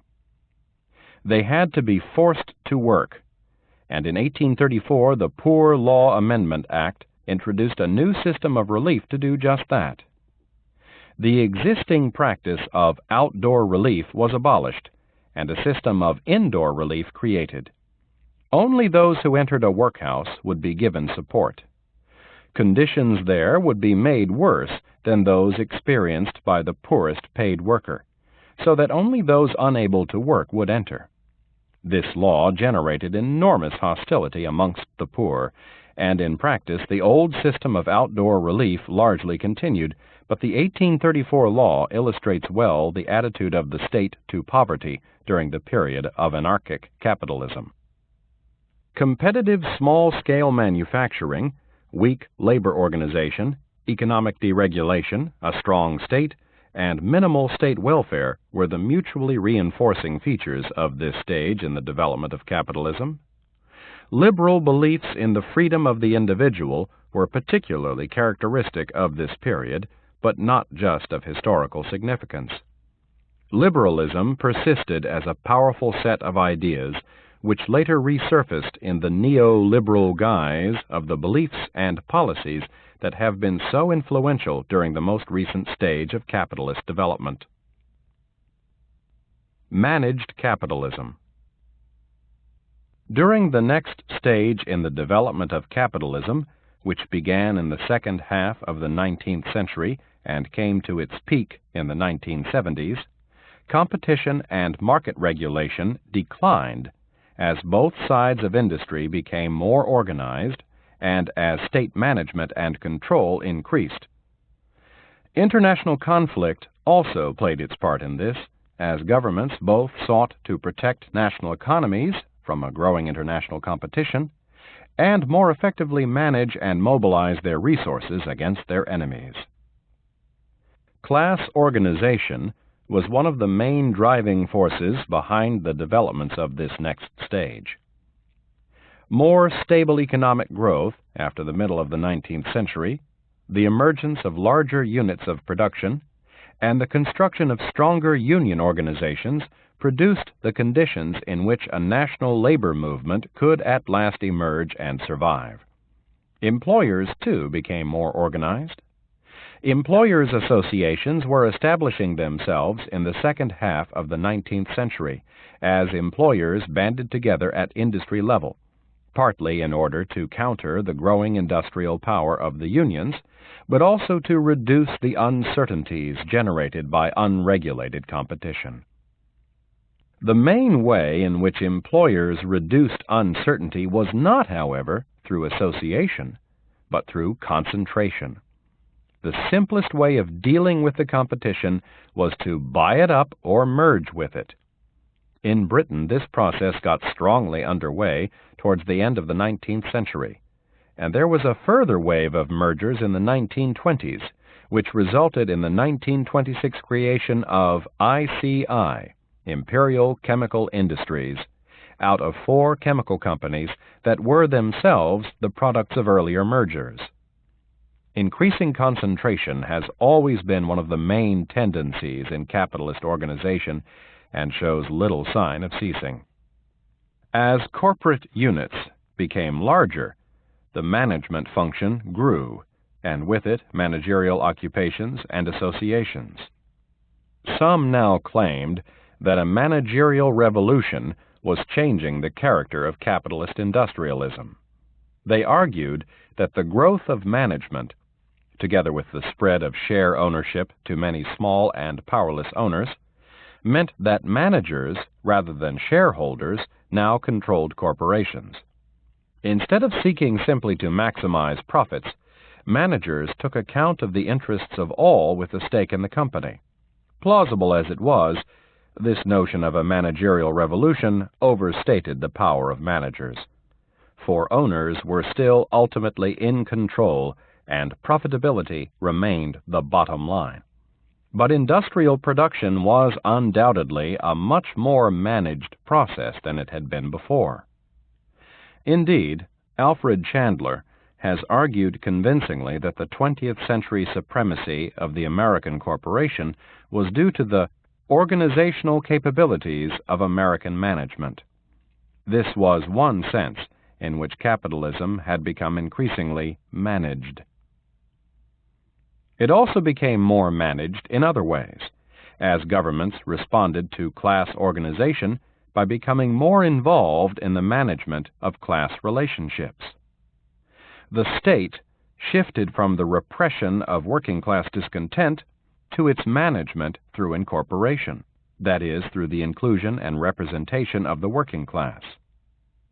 In the political arena, incorporation took the form of extending the right to vote, most notably in 1867, and the subsequent competition for working-class votes between the existing political parties, which delayed the emergence of the Labor Party into the 20th century.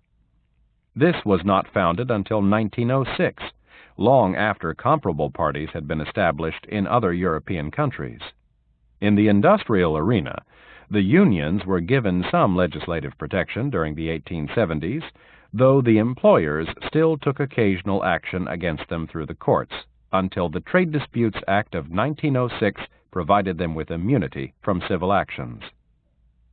The state also increasingly took responsibility for people's welfare. This process began with public health measures in the mid-19th century, but it was not until the decade before the First World War that the foundations of the modern welfare state were laid with the provision of state pensions, of unemployment, disability, and maternity benefits, and of sick pay and free medical treatment by general practitioners. In the 1940s, the construction of the welfare state was completed with the provision of free secondary education, the founding of the National Health Service, and the extension of benefits to provide a universal safety net. Employment is crucial to welfare, and the experience of the 1930s depression made the maintenance of full employment one of the highest priorities of post-war governments.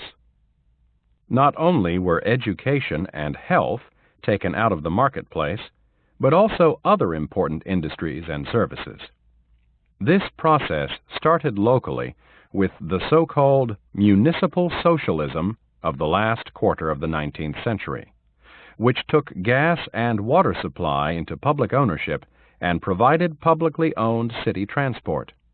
The public provision of housing began with the 1890 law that gave councils the power to build houses. The taking of telephone companies into public ownership began in 1892. Then, in the 20th century, electricity generation, broadcasting, civil aviation, the railways, coal mining, and many other industries too numerous to list here, were created or taken over by the state.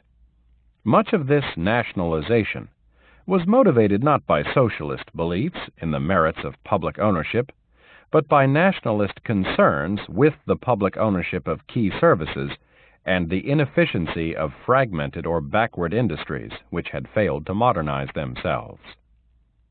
The political incorporation of the working class, the rise of the Labor Party, and socialist ideas evidently played an important part in all this, but it was also driven by international conflict. The breakthrough in the development of state welfare came during the decade before the First World War, and reflected not only the political incorporation of the working class, but also concerns with the poor physical condition of British soldiers during the Boer War, and an awareness of the superior development of state welfare in Imperial Germany. The First World War then led to a huge extension of state control over the economy, and although much of this was dismantled afterwards, it did establish important precedents for the future expansion of state ownership. The First World War also boosted class organization, with both the unions and the employers for the first time developing centralized national organizations in order to influence a government becoming heavily involved in economic management. The rivalries between empires, which lay behind much of the international conflict of the first half of the 20th century, drove forward many of the features of managed capitalism. But this was not the only relationship between empires and managed capitalism. As international competition increased after industrial capitalism spread from Britain to other countries, free trade came to be eventually displaced by a protectionism that reached its peak in the 1930s. Markets could be protected, and the supply of cheap raw materials maintained by constructing an empire and fencing it off from competitor nations. This protection also made it possible for employers to arrive at compromises with the unions that could not have been sustained in the face of increasing competition from countries with higher productivity or lower wages. Two important qualifications must be made to this argument.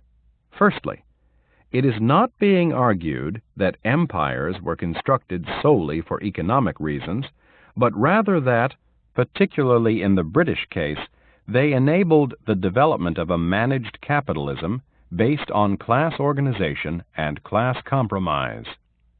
Secondly, by empire is not meant only the colonial territories under imperial government, but also those parts of the world dominated by British corporate and financial interests. Britain actually benefited economically more from its investments in Latin American countries that were not colonies but were controlled by British financial interests. In the quarter century or so after the Second World War, managed capitalism reached its fullest extent. It was in the 1940s that a welfare state was fully established, and the last big burst of nationalization occurred, though some ailing companies were still being taken into public ownership in the 1970s. Public sector housing expanded, and at its peak in 1979, a remarkable third of British households were in the public sector. The governments of the 1960s and 1970s tried to regulate prices and incomes through deals with the unions and employers that offered them some influence over government policy in exchange for cooperation in its implementation. Governments also tried to pursue counter-cyclical policies that would maintain employment levels. Equality issues were politically prominent, particularly in relation to education, taxation, and welfare. The evident deficiencies and intense conflicts of anarchic capitalism had generated the contrasting organizations, institutions, and ideologies of a managed capitalism, which had a distinctive and coherent character. This second stage was shaped by the growth of large corporations, the development of class organization, corporatist relationships between the state and class organizations, state intervention and regulation, state welfare, and the extension of public ownership, which were interrelated and mutually reinforcing processes. What they all had in common was a reduction in the significance of market relationships in people's lives, reflecting a general reaction against the dehumanizing impact of the market forces that had increasingly shaped the way that people lived during capitalism's breakthrough period. The dynamics of capitalism alone cannot nonetheless account for the development of managed capitalism. It was the national and international context that allowed and assisted these processes to develop. For during this stage, capitalism was organized within national empires. Remarketized capitalism. In the 1960s, the welfare state, corporatist relationships between governments and major interest organizations, and extensive public ownership all appeared to be well-established features of British society. The structures and values of managed capitalism had been evolving for at least a century, and it looked as though they would continue to develop into the foreseeable future. They certainly had their critics, on the right and the left, but were not seriously questioned by mainstream politicians until the end of the decade. Yet, during the 1970s, managed capitalism collapsed, and in the 1980s a new orthodoxy, centered on the revival of market forces, had imprinted itself on government policy. Why did managed capitalism collapse? One reason for this was that its corporatist institutions could not in the end be made to work. Government attempts to regulate prices and incomes failed time after time because the cooperation they required between unions, employers, and the state was either not forthcoming or could not be engineered.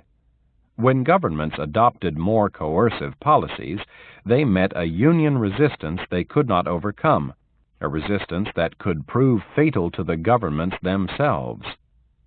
In 1974, the conservative government's inability to deal with a miners' strike against its incomes policy resulted in electoral defeat, and Labor lost the 1979 election after a winter of discontent when its incomes policy fell apart in a wave of public sector strikes.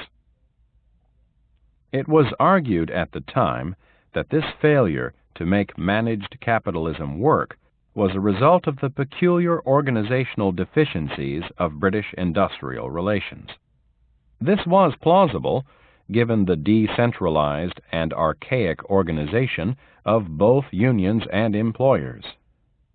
Their structures had been shaped in the 19th century and had not adapted to economic and social change. Furthermore, corporatist institutions appeared to work smoothly in Sweden, with its more centralized, symmetrical, and functional structures, though Swedish institutions too went into disarray in the 1970s, as the next chapter will show. There was more to the problems of managed capitalism than the archaic character of British institutions. The real problem was that increasing international competition was putting the old industrial societies under growing pressure, a pressure intensified by the economic crisis of the 1970s, which we examine in Chapter 6. Their employers responded by trying to reduce labor costs, which meant holding down wages or shedding workers or increasing productivity, all of which were unpopular with workers and resisted by their unions. As managed capitalism had developed, these unions had increased both their membership and their power, so that they were in a strong position to resist changes that they reasonably saw as against the interests of their members. The managed capitalism of the old industrial societies had enabled them to deal with many of the problems generated by industrial capitalism and arrive at workable compromises between the owners of capital and the organizations of labor. As was noted above, one of the conditions that enabled managed capitalism to develop was, however, the insulation of national economies from international competition. With the decline of empires and the growth of free trade, national insulation was breaking down, international competition was increasing, and the institutions of managed capitalism were put under pressures that they could not handle. There were also broader changes in values and priorities, which signaled a popular reaction against managed capitalism. There were signs of a growing revolt against higher taxation, and a rising dissatisfaction with the take-it-or-leave-it attitudes of public services financed by taxation. These services did not provide the choice or responsiveness that consumers were coming to expect. Even though unemployment was growing in the 1970s, people were becoming more concerned with taxes and prices than jobs. The collectivist concerns with welfare, equality, and employment that were the central values of managed capitalism were giving way to a more individualist focus on freedom and choice. These changes not only provide part of the explanation for the decline of managed capitalism, but also help to account for the direction of its transformation in the 1980s. Managed capitalism had critics on the left as well as the right of politics, but in the 1980s it was the right-wing option that triumphed. Neoliberal beliefs in the freedom of the individual and the free operation of market forces came to dominate ideology and policy. This neoliberalism sought to reverse the tendencies of managed capitalism and return British society to the vigor of its earlier capitalist stage. Its main ideas were developed in the 1970s by Keith Joseph, the guru of the New Right, implemented by governments led by Margaret Thatcher in the 1980s, and then adopted by New Labour in the 1990s. After the Conservatives' election victory in 1979, Keynesianism, the maintenance of high employment through the government management of the economy and public spending, and corporatism were out. There was a clear shift of priorities from the maintenance of employment to the control of inflation. The national organizations of the unions and the employers were no longer consulted about government policy, and the representatives of both found themselves removed from state bodies.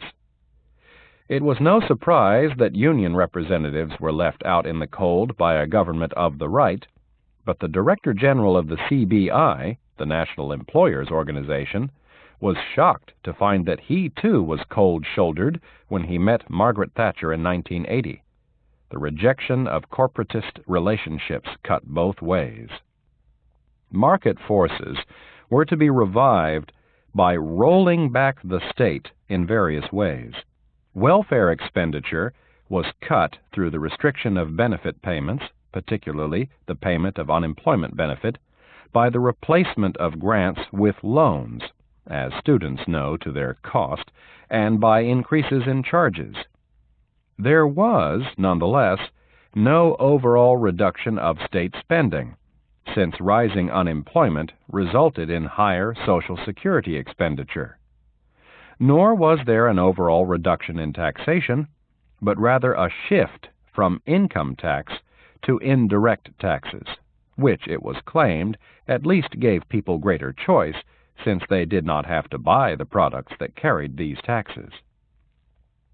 Public sector industries and services were returned to the marketplace through various forms of privatization. Its simplest form was the sale of public companies to private individuals, and according to Jurgen and Stanislav, 2/3 of state-owned industries, amounting to 46 major businesses employing some 900,000 workers, had been sold in this way by 1992. There was also a massive sale of public sector housing, when the government legislated council tenants' rights to buy the property they lived in. Another form it took was compulsory competitive tendering. This required public sector agencies to put the services they supplied out to private tender and give the contract to the most competitive bid. In 1983, for example, all district health authorities were required to introduce competitive tendering for the provision of cleaning, laundry, and catering services. An existing in-house provider might win a contract, but to do so it had to behave as if it were a private company. Other public sector services could not so easily be privatized in these ways. They could, however, be made to behave as though they were competing in a marketplace. Thus, the outright privatizing of health and education was not politically possible, but the creation of internal markets in health and education forced schools, colleges, and hospitals into competition with each other. At the same time, private alternatives in health and education, and pensions provision too, were subsidized and encouraged. The prison service as a whole was not privatized, but in the 1990s, some prisons were placed under private management to generate a competition between private and public sector provision. Market forces were also revived by removing or reducing the state regulation of economic activities. Deregulation, too, took many forms, such as the removal of restrictions on Sunday trading, the relaxation of planning regulations, and the lighter touch regulation of commercial television. It perhaps had most impact on the financial industry. This industry had been regulated by the bodies that managed each of its separate areas and maintained the boundaries between them. Building societies and banks, for example, each loaned money but traditionally operated in different markets and did not compete with each other. Boundaries between financial functions, like the barriers between professions, were out of step with the neoliberal belief in maximizing competition, though this system was breaking down anyway under the pressures of international competition. London and its financial institutions were competing for capital with New York and other financial centers. The removal of international barriers, especially with the abolition of exchange controls in 1979, intensified these competitive pressures by allowing foreign banks a greater freedom to operate in London and British banks a greater freedom to operate abroad. Barings, whose recent story we outlined in Chapter 1, used this new freedom opportunistically and disastrously.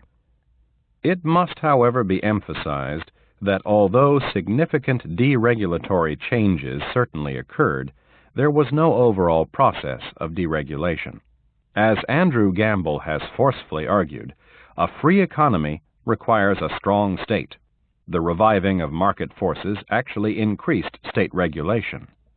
There are plentiful examples of this from the Thatcher years. Privatization alone would not stimulate market competition if state monopolies were simply turned into private monopolies or private companies were allowed to manipulate markets.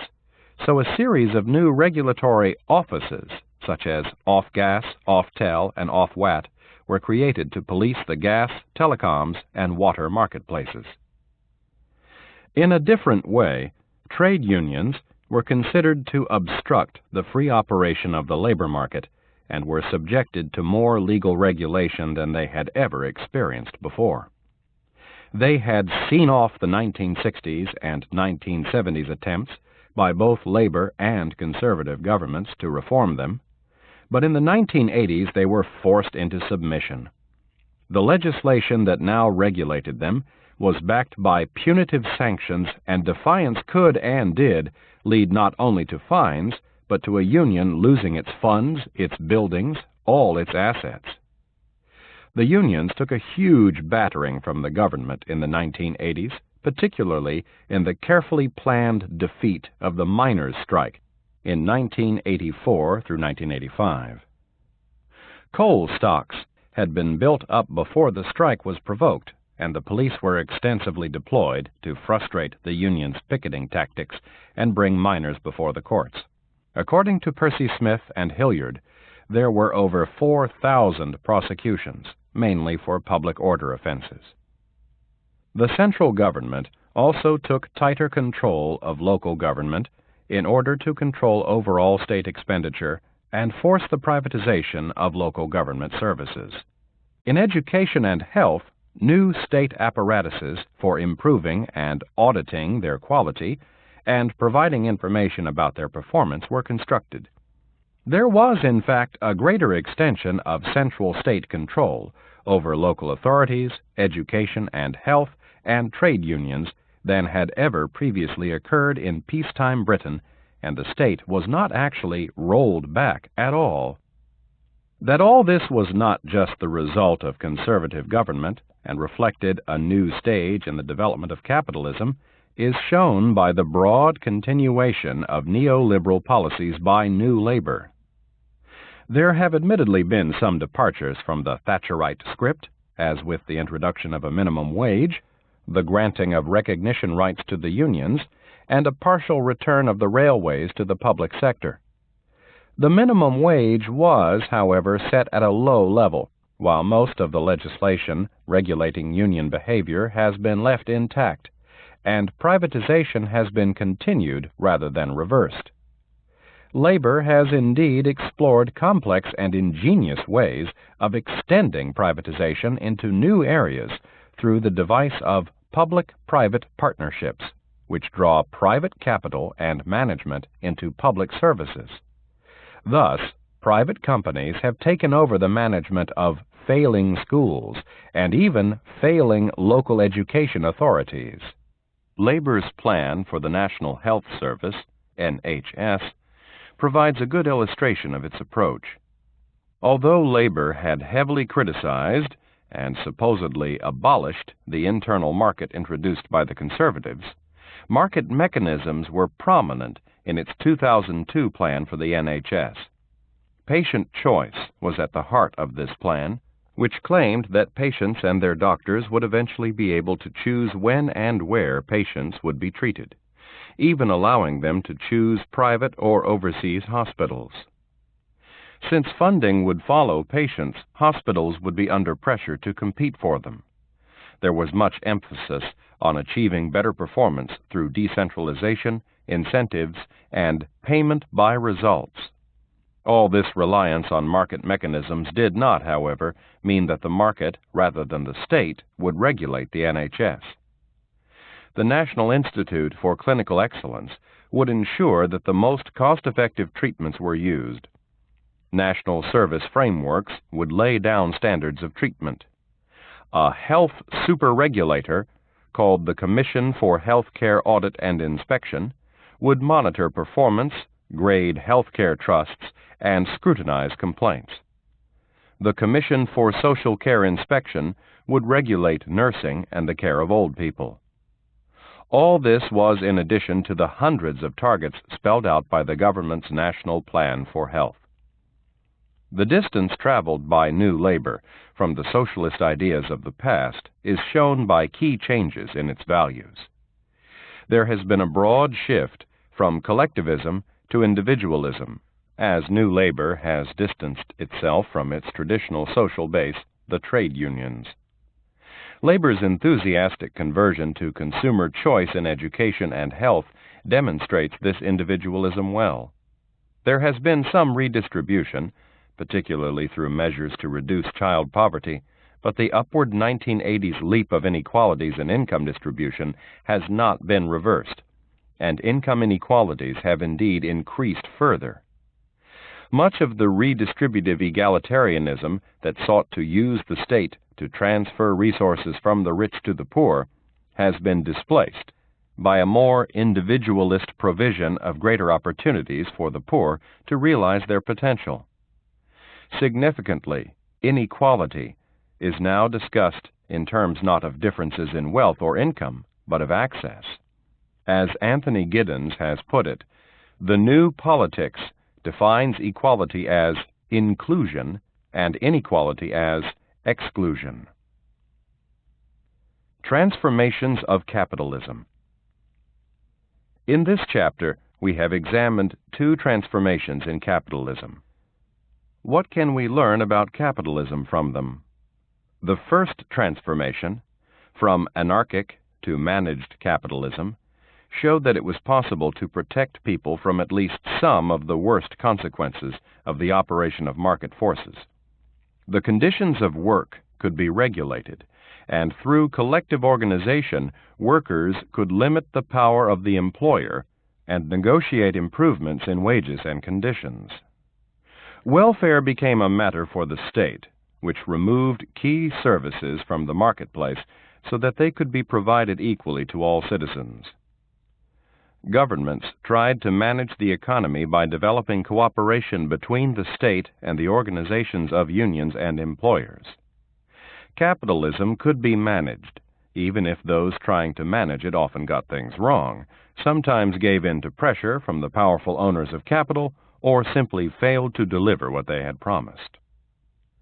The fundamental problem faced by managed capitalism was, however, that in restricting and replacing the market provision of goods and services, it was weakening the central mechanism of a capitalist economy.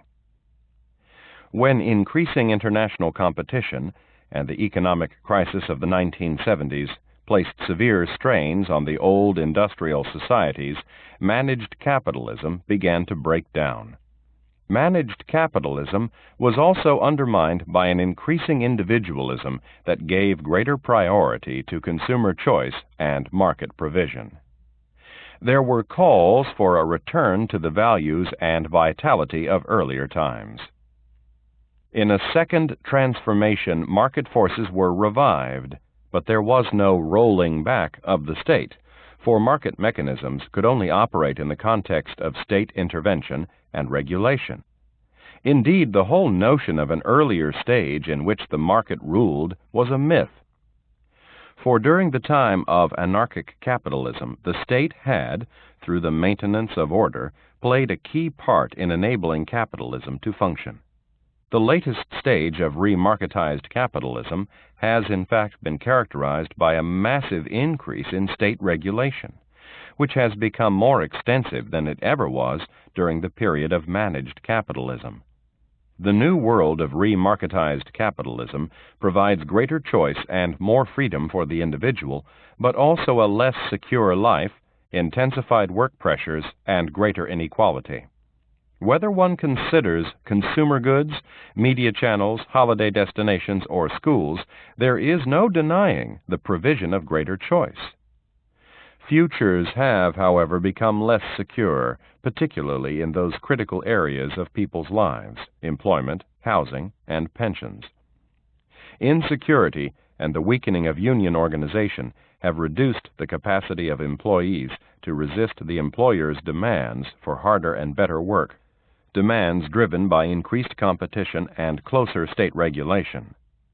The gap has widened between those trapped in low-wage occupations, who face insecure futures, and those able to exploit the new opportunities to accumulate wealth. As managed capitalism developed, the freedom of the individual was diminished in the name of greater equality. But in a remarketized capitalism, equality and security have been sacrificed to freedom and choice. There is little sign of this changing in the near future, but it would be wrong to assume that this is the final stage in the development of capitalism. If the market now appears unassailable, so did managed capitalism in its time. If managed capitalism had many weaknesses and deficiencies, so does remarketized capitalism, for inequalities and insecurities create their own inefficiencies and pressures for change. Furthermore, as we show in Chapter 6, this new stage in the development of capitalism has itself been dogged by instability and recurrent crises. The remarketizing of capitalism has not solved the problems of capitalist society.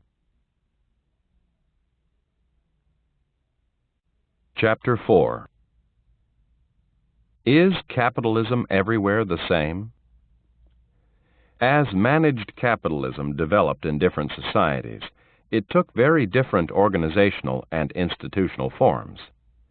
But in the wake of the 1970s crisis, the neoliberal model of capitalism became intellectually and ideologically dominant. This model seemed to be driving all societies towards a new market-based uniformity. Does this mean that capitalism is becoming everywhere the same? Or have the international differences of managed capitalism persisted and maintained the diversity of capitalist societies? This chapter examines the development and transformation of three very different systems of managed capitalism in Sweden, the United States, and Japan. Swedish capitalism. Managed capitalism in Sweden probably comes closest of the three to managed capitalism in Britain. Like Britain, it has had a strong labor movement, a highly developed welfare state, and minimal state involvement in the industrialization process, though Sweden was rather more successful in developing an efficiently functioning managed capitalism. The circumstances of Sweden's industrialization were quite different to Britain's. Sweden industrialized later, and with only a small domestic market because of its small population, and without the markets and resources of an overseas empire. Swedish industry was therefore dependent upon exports and had to be highly competitive if it was to survive. Indeed, some have argued that this pressure forced Swedish unions and employers to cooperate and explains the labor peace for which Sweden later became well known. This view is quite misleading, for there was intense class conflict during the early years of industrial capitalism in Sweden. In 1909, there was a 5-month-long general strike that makes the British general strike of 1926, which lasted 1 whole week, look like a gentlemanly cricket match. The 1909 strike resulted from a steady escalation of conflict, as each side of industry extended its organization in order to outgun the other. Socialists were heavily involved in union organization, and in the particular context of Swedish industrialization were able to create a strong and unified organization of the working class. Swedish employers responded by constructing a highly centralized National Employers Association, which forced a comparable centralization on the unions. The absence of ethnic and religious divisions and low levels of individualism in a Lutheran society may well have facilitated strong class organization, but conflict was the driving force behind it. Class cooperation came out of class conflict. The growth of such strong organizations made possible a staunchly corporatist form of managed capitalism, in which its management was substantially delegated to the central organizations. While British governments struggled in the 1950s and 1960s to get the national organizations of the unions and employers to take responsibility for wage restraint, Swedish governments could largely leave this to them. Indeed, Sweden acquired a reputation for labor peace mainly because of the control these powerful organizations exerted over their members. Thus, it was the very intensity of class conflict in Sweden that created the conditions for organized class cooperation and peaceful industrial relations. A strong and unified labor movement also provided the basis for a long period of social democratic government, from 1932 until 1976. This established its reputation through measures to relieve unemployment in the 1930s and an early adoption of Keynesian policies. It later created an advanced and extensive welfare state based on high and progressive taxation. State welfare was but one aspect of the collectivist policies of the labor movement. This also strove to reduce inequality through a wage solidarity policy that remarkably compressed wage differentials, with the gap between the average wages of the higher and lower paid halving during the 1960s and 1970s. In the 1970s, there was also extensive legislation to protect employees in the workplace and give them a voice in company policy. Such policies were not simply pursued out of ideology. They were part of a social democratic strategy to increase the labor movement's organizational and political strength by creating a common interest and identity amongst all employees, working class and middle class. All this did not mean that social democratic Sweden was becoming a non-capitalist society. The labor movement's leadership recognized that welfare depended not just on the strength of socialist ideas and working-class organization, but also on the operation of a dynamic capitalist economy that could compete internationally and increase the size of the national economic cake. It was one of the central principles of Swedish economic policy that unprofitable companies should be allowed to go bankrupt, so that their resources could be transferred to profitable sectors of the economy. Swedish workers were in this respect rather less protected than British workers by government interventions to bail out failing companies. Furthermore, the union-controlled labor market policy did not protect jobs, but assisted workers to become mobile and retrain. Sweden showed that a social democratic welfare capitalism could really work, and this was apparently confirmed by its avoidance of Thatcherism. Levels of industrial conflict did rise, and Sweden too faced economic crises in the 1970s. Indeed, there seemed to be a parallel with Britain as a growing individualism and the shift of politics to the right resulted in 6 years of bourgeois government between 1976 and 1982. The Swedish right was, however, historically divided between three parties that could not cooperate sufficiently to carry through a Thatcherite transformation. The Social Democrats then returned to government, and this, together with favorable economic conditions, suggested that the Swedish model had weathered the storm. This was an illusion, for the corporatist cooperation central to the Swedish model was now in a state of collapse. Centralized organization had generated its own tensions, not only between center and periphery, but between different sections of labor. The inevitable extension of centralized organization to white-collar and public sector workers, as their occupations grew, produced very powerful organizations, and these then engaged in competitive rivalries, which the centralized structure of Swedish bargaining could not contain, and, if anything, amplified. The central wage negotiations became longer, more complex, and more conflictual. In the process, Swedish employers became thoroughly alienated from the institutions of central cooperation. They were also alienated by another sequence of changes. In the 1960s, workers became discontented with the impact on their jobs and work conditions of Sweden's dynamic capitalism. A submerged labor radicalism resurfaced with demands for greater industrial and economic democracy.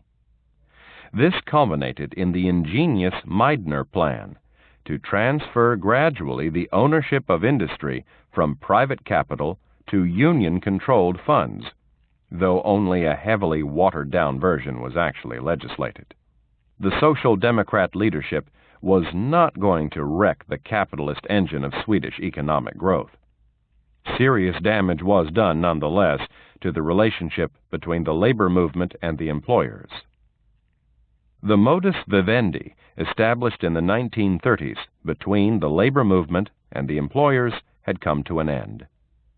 During the 1980s, the main employers' organization embarked on a broad counterattack to reinstall the values of an individualist and capitalist society. There was an employer drive to decentralize and individualize wage bargaining, and in 1990, the employers finally withdrew from the central wage bargaining that had enabled the reduction of wage differentials. Their strategy switched from a corporatist representation of their interests on state bodies to a greater use of political influence and lobbying. Corporatism had been dismantled in Sweden, though by the employers, rather than by a bourgeois political party, as in Britain. A limited remarketizing of Swedish society had already begun as Swedish politics moved in a neoliberal direction during the later 1980s. Welfare capitalism had generated a large public sector, high public expenditure, a large government deficit, and inflationary wage settlements, which were evidently eroding Swedish competitiveness. Business leaders warned that unless changes were made, they would have to move their operations out of Sweden, and the leadership of the Social Democratic Party recognized that industry was becoming uncompetitive. Exchange controls were lifted, and financial markets deregulated. Private capital was brought into state-owned industries. Local authority services were operated increasingly on business lines. Benefits and public expenditure were cut. Taxation became increasingly indirect. The crunch came in the early 1990s. The economic crisis that had been brewing in the 1980s arrived, and GDP fell by 5% during 1991 through 1993, while unemployment soared to levels not seen since the 1930s. The Social Democrats could not cope and were rejected by the electorate in 1991. 3 years of bourgeois government led by Sweden's most right-wing party followed. This meant further cuts in benefits and the introduction of more market mechanisms in the delivery of social services. Then, when the Social Democrats returned in 1994, they too had to cut welfare expenditure in order to deal with a large government deficit. In the 1980s, many had thought that the Swedish case proved that the Social Democratic alternative was still viable, but the early 1990s seemed to show that it was not. The key issue here is the kind of comparison that is made. If Sweden in the early 21st century is compared with Sweden in the 1960s and 1970s, then there is no doubt that the Swedish model of central cooperation, welfare capitalism, and growing equality has declined. As in other societies, inequality started to increase again during the 1980s. But if contemporary Swedish capitalism is compared with contemporary capitalisms elsewhere, there are considerable and significant differences, some of which are actually increasing. Central wage agreements no longer exist, but their replacement by broad sectoral agreements between employer and union groupings shows that Swedish wage bargaining has remained highly coordinated. Union membership has declined, but is still, internationally speaking, exceptionally high, with 81% of employees unionized in early 2003, as compared with around 30% in Britain in recent years. This difference had in fact widened as union membership declined much faster in Britain than Sweden. The Swedish welfare state is also still distinctive. The Organization for Economic Cooperation and Development's, OECD's, summary measure of state benefit entitlements shows Britain and Sweden at virtually the same level in 1981, a substantial gap then opening up between them during the 1980s, as benefits were cut in Britain and largely persisting since then in spite of the cuts in Sweden. Dwayne Swank's review of recent research on the Swedish welfare state concludes that there has not been much, if any, convergence of the Swedish welfare state with its neoliberal counterparts. Furthermore, these deviations from the neoliberal model have been compatible with economic revival and a viable capitalism. Sweden did go through a severe economic crisis in the early 1990s, but has since recovered. Unemployment dropped from the 10% plus level reached early in the 1990s to a tolerable 4% in 2001. The 2002 OECD Economic Survey of Sweden concluded that overall the economy is performing well. So, what does the Swedish case tell us about capitalism? It shows that in certain conditions, the conflict between employers and unions generated by capitalism can provide the basis for centralized class cooperation and a functioning system of corporatist management and welfare capitalism.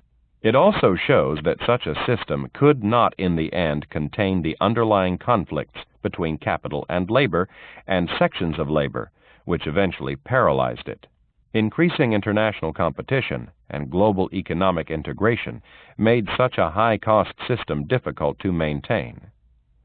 Economic crisis was postponed but could not be avoided, and Sweden had to conform to some degree to international neoliberal tendencies.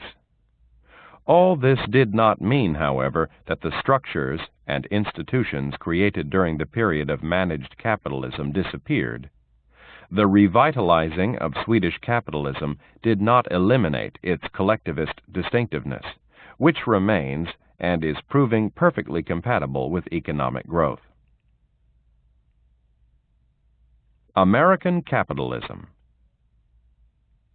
With its pronounced individualism, American capitalism has been at the opposite end of the ideological and organizational spectrum. Industrialization occurred in a decentralized and individualist society, where there was a widespread belief in success through enterprise and initiative. The absence of an aristocracy and the establishment of political and civil rights by the 18th century American Revolution had encouraged such beliefs.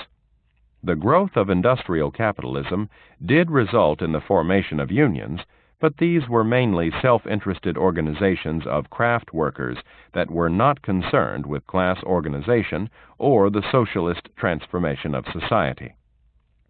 In this context, the business corporation flourished and produced a corporate rather than corporatist capitalism, in which business corporations rather than class organizations were the dominant actors. The large American domestic market enabled the growth of big corporations, and in the late 19th century, a greater concentration of ownership occurred than in other industrial societies. At first, this took the form of horizontal mergers to give control over markets, as in Rockefeller's construction of Standard Oil. It was, however, the vertically integrated corporation, which built a strong and secure competitive position by bringing together all stages in the production and distribution of a product, that became the dominant form in the 20th century. America was the home of the managerial revolution theory, discussed briefly in Chapter 3. Although this underestimated the continued power of owners, it has been argued convincingly by Alfred Chandler that the managers of American corporations were distinctively allowed to get on with the job during the period of corporate growth, which largely resulted from their highly developed organizational capabilities. Chandler contrasted American management, with its use of profits to finance investment and growth, with the more personal and traditional ownership of British companies, which were more concerned with dividends to shareholders than long-term investment. The centrality of the business corporation was paralleled by the distinctive character of American trade unionism. This was predominantly a business unionism, concerned not with social transformation or even the collective interests of labor as a whole, but with obtaining the best possible contract for union members. This meant not only good wages, but also fringe benefits, such as holidays with pay, insurance, and health care, particularly after the Second World War. This business unionism reflected not only domination by the business corporation, but also the divisions within the American working class. It was the unionism of white male workers, and has been regarded as a deviant form by its class-conscious and socialist European counterparts. The proportion of employees unionized barely topped 1/3 even at its peak, and this was already declining in the 1950s, though the unions were still well able to deliver the goods for those who were their members during the 1950s and 1960s. As the importance of fringe benefits shows, some of the welfare that in Europe was the province of the state was in America provided by the corporation. Indeed, the term welfare capitalism, commonly used to describe the combination of a dynamic capitalism with an advanced welfare state, in America refers to corporate welfare provision. This is not to say that there was no development of state welfare in America, but this only provided a piecemeal safety net for the poor, and welfare was otherwise the responsibility of the corporation or the individual, and was delivered by private services operating through the marketplace. It would also be quite wrong to suppose that individualism and free market ideologies kept the state out of economic life. On the contrary, the monopolistic tendencies of business corporations meant that economic life required regulation, if competition were to be maintained and the interests of consumers protected. An antitrust movement emerged in the late 19th century, and the Sherman Act of 1890 declared illegal any activity or organization in restraint of trade or commerce. This did not stop the growth of powerful corporations, but it did have consequences, notably forcing the breakup of Standard Oil, and it did give rise to a distinctively American apparatus of antitrust legislation and enforcement. The state had been drawn into economic life not by class conflict, as in Europe, but in defense of competition. In the 1930s, state intervention appeared to take a much more European direction. In response to the Great Depression, Franklin Roosevelt's New Deal legislated ambitious relief and welfare programs, eventually adopting Keynesian economic policies. It came into considerable conflict with big business over its taxation proposals. Its drive to provide, partly through the publicly owned Tennessee Valley Authority, cheap electricity, its continuation of the antitrust attack on monopolistic tendencies, and its legislation to protect trade unions. Unions were given the right to organize and bargain collectively, and a National Labor Relations Board was set up to enforce these rights. Union membership tripled between 1933 and 1938 as the Committee for Industrial Organization, CIO, established a more inclusive trade unionism and organized America's mass production industries. Further legislation to regulate wages and hours of work and protect vulnerable groups was passed in 1938. The federal structure of the state and its fragmenting division of powers between President, Congress, and Supreme Court gave opponents many opportunities to block and frustrate New Deal measures. Furthermore, although the New Deal created an astonishing range of agencies and programs, it lacked coherence, at least in comparison with the more ideological programs developed in Europe. It depended on the commitment and energy of Roosevelt and an army of well-intentioned and highly motivated reformers and administrators, but there was no reformist political party to support it and drive it forward. The Democratic Party, Roosevelt's political base, did ally itself with the unions and supported state welfare programs, but it was not a labor party and contained people hostile to the unions and the New Deal. The pro-labor legislation of the 1930s was indeed at least partly reversed by the Taft-Hartley Act of 1947, which substantially weakened the union's powers and rights. This was passed by Congress against the veto of Roosevelt's successor, Harry Truman, demonstrating the weakness of a labor movement without a political arm. The American unions already faced in the 1950s the kinds of restrictions on their behavior that the British unions did not have to confront until the 1980s. In other respects, the managed capitalism of the New Deal continued to operate during the 1950s and 1960s. The Social Security legislation and welfare programs introduced in the 1930s were extended in the 1950s and 1960s, especially to give free medical care to the poor and the old.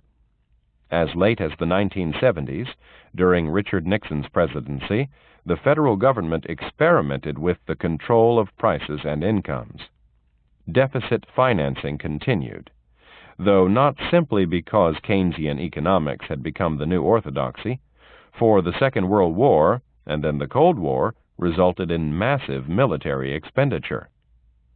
The profitability of substantial sections of industry, and therefore the employment and earnings of labor, depended on state spending. The whole idea of a state-directed industrial policy was anathema in the United States. But, as David Coates has argued, the creation of a military-industrial complex was, in effect, one form of such a policy. Business opposed government interference, but accepted government money.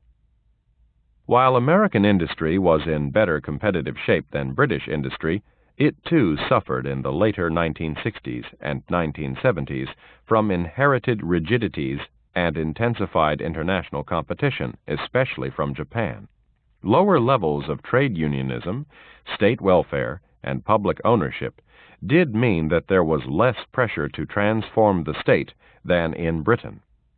The United States was halfway to Thatcherism already, but there was still halfway to go, and the United States too went through a process of transformatory change, albeit at a slower speed, with frequent halts and occasional reversals along the way.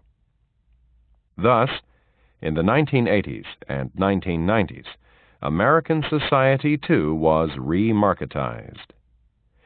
Keynesianism was abandoned, government expenditure was cut, some industries were deregulated, some services privatized, and state welfare reduced. The 1970s inflation discredited Keynesian policies.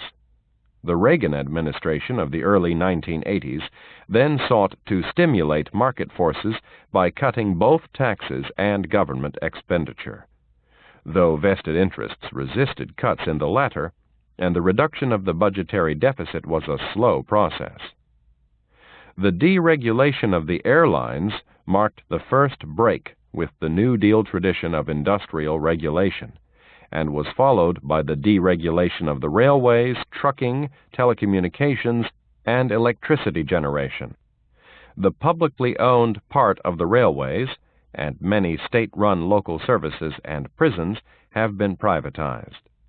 A welfare-to-work program, which became a model for new labor in Britain, limited the duration of welfare payments and forced recipients into low-paid work.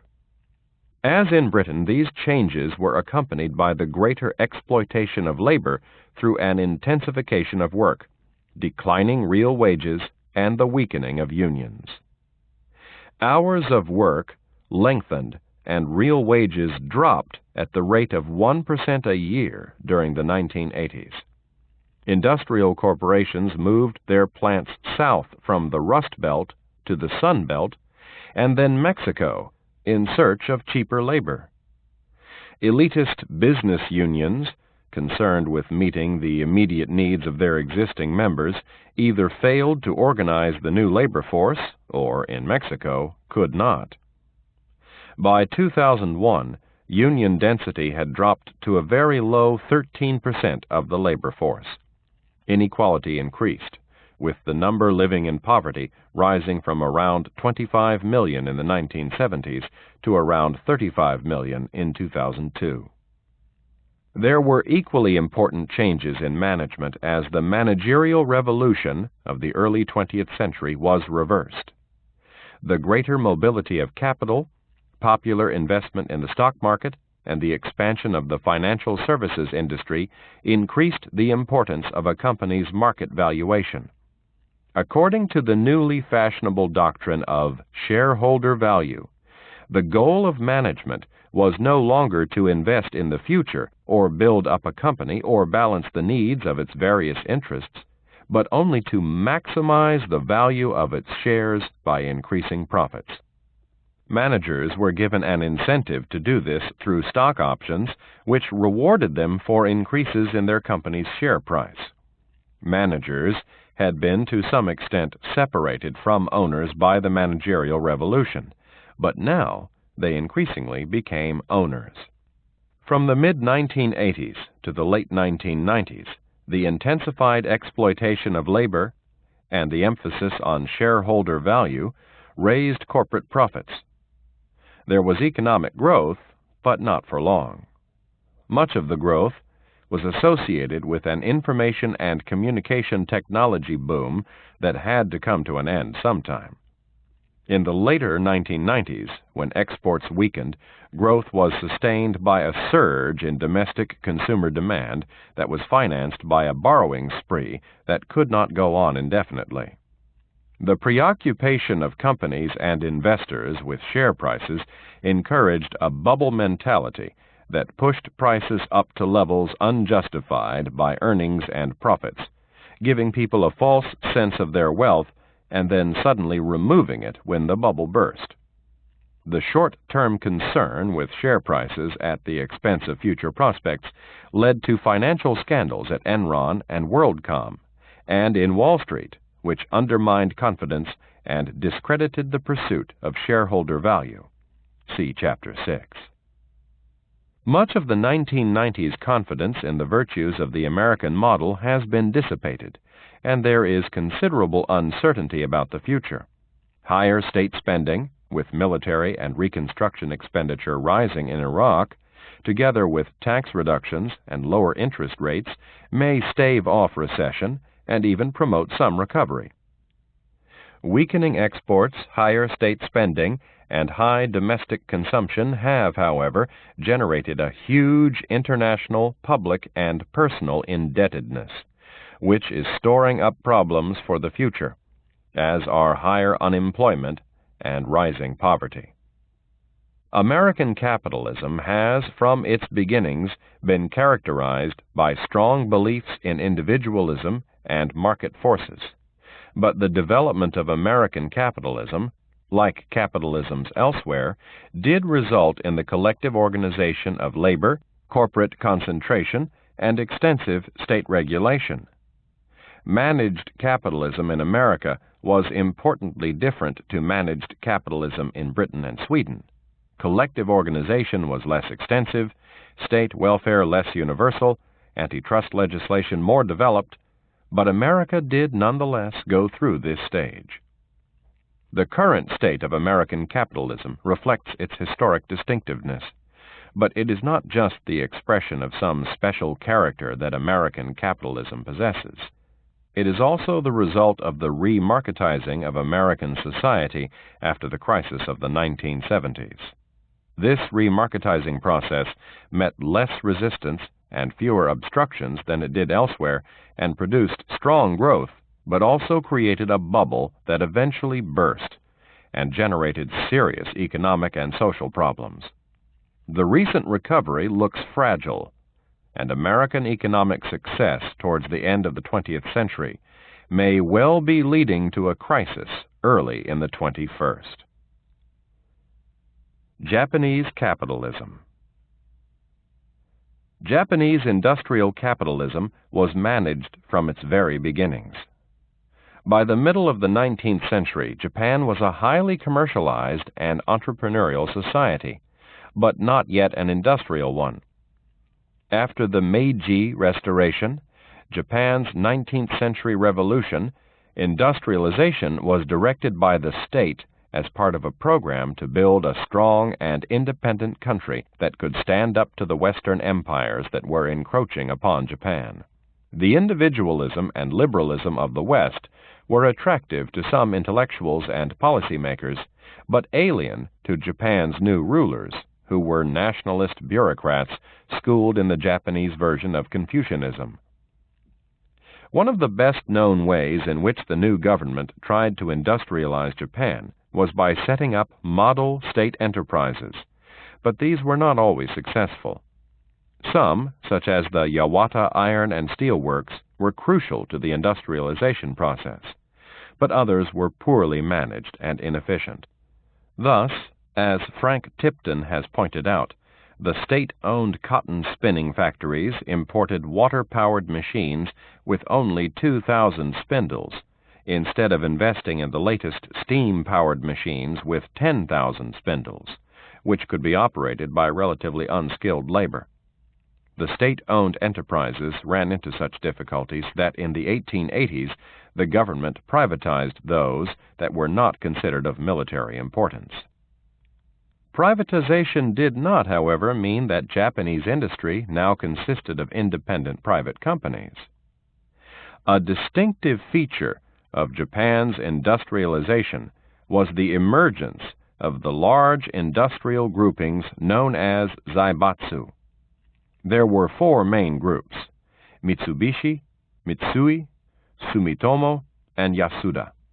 They were owned by families, which controlled them through holding companies.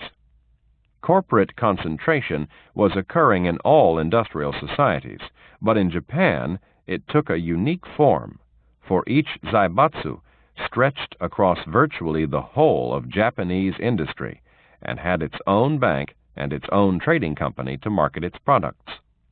The zaibatsu were closely connected with the state and eventually performed important colonial functions for the government. The model enterprises were, anyway, the least important aspect of the state's promotion of economic growth. The government removed the feudal barriers and restrictions that would have inhibited economic development and created a modern nation-state. Japan became a unified country for the first time, and the heavy subsidizing of railways and shipping transformed communications. Shipbuilding, too, was heavily subsidized, and by 1939, Japan's production was second only to Britain's. The state also created a banking system to finance investment and trade, at first experimenting with American-style private banks, but then creating a European-type central bank and specialized banks to cater for the needs of the various parts of the economy. Above all, the state maintained Japan's economic independence. Many foreign experts had been brought in, but were then rapidly replaced by homegrown expertise created through new educational institutions. Foreign capital was kept out until Japan had become a strong, independent state. Indeed, it was the peasantry that bore the main cost of Japan's modernization through a land tax that initially provided 3/4 of the government's income. Japan also began to construct an overseas empire that would provide it with protected markets and raw materials. Japan was the only non-Western society to industrialize successfully in the 19th century. A distinctive managed capitalism had been created, in which the state played a directive role and corporate concentration took the form of industrial groups that stretched across the economy. Another distinctive feature was the weakness of labor organization. Workers did try to organize, with some success during the First World War when industry boomed and labor was in high demand, but met heavy employer opposition and state repression. State welfare, too, was undeveloped, in part because employers preferred to introduce company welfare schemes that integrated workers and detached them from the labor movement. These distinctive features were further developed during the post-war period, when Japan's growth machine really got going and made the Japanese economy the second largest in the world. Chalmers Johnson has pointed out that military defeat actually increased the state's capacity to direct the economy by removing military interference and zaibatsu obstruction. The zaibatsu were dismantled, but then reconstructed as the beginning of the Cold War led the American-dominated occupation authority to reverse its policy. Mitsubishi, like Krupp in Germany, now became an anti-communist resource rather than a reservoir of fascism. Crucially, the Zaibatsu were rebuilt under the aegis of the Ministry of Trade and Industry, MITI, the powerhouse of the state's industrial policy, which used its control of trade, currency, and investment to develop the industries of the future. The reconstructed Zaibatsu and other similar groupings performed important economic functions. As they stretched across industry, they provided coordination across industrial boundaries, but they also engaged in intense competition, which stimulated productivity and enhanced international competitiveness. They could pursue long-term policies aimed at building market share because their reconstruction on the basis of mutual ownership and their finance by the banks relieved them of shareholder pressure for high dividends. This also meant that they were protected from takeovers by foreign capital or corporate raiders. This pattern of ownership was linked to integration within the company, for Japanese companies could look after their employees instead of maximizing the payment of dividends to shareholders. Union organization grew rapidly during the first years of the occupation, giving the lie to claims that Japanese unions have been weak for cultural reasons. In January 1946, there were 900,000 union members, but by June 1949, there were over 6.5 million, as compared with the pre-war peak membership of 421,000 in 1936. They were at first encouraged as democratic organizations by the occupation authority, but this rapid growth, in the context of the policy shift from an anti-fascist to an anti-communist stance, led to a sustained and violent attack on them by both employers and the state. The employer strategy soon became, however, not the destruction of unions as such, but their replacement with tame enterprise unions. At the Battle of Nissan in 1953, the company, backed by the Japanese Employers Association and with financial support from the banks, provoked the existing union into a strike, locked out its members, created its own Nissan union, and gave those who joined it their jobs back. Enterprise unions became the norm. High company employee integration gave Japanese companies the edge that enabled them to outcompete their Western rivals.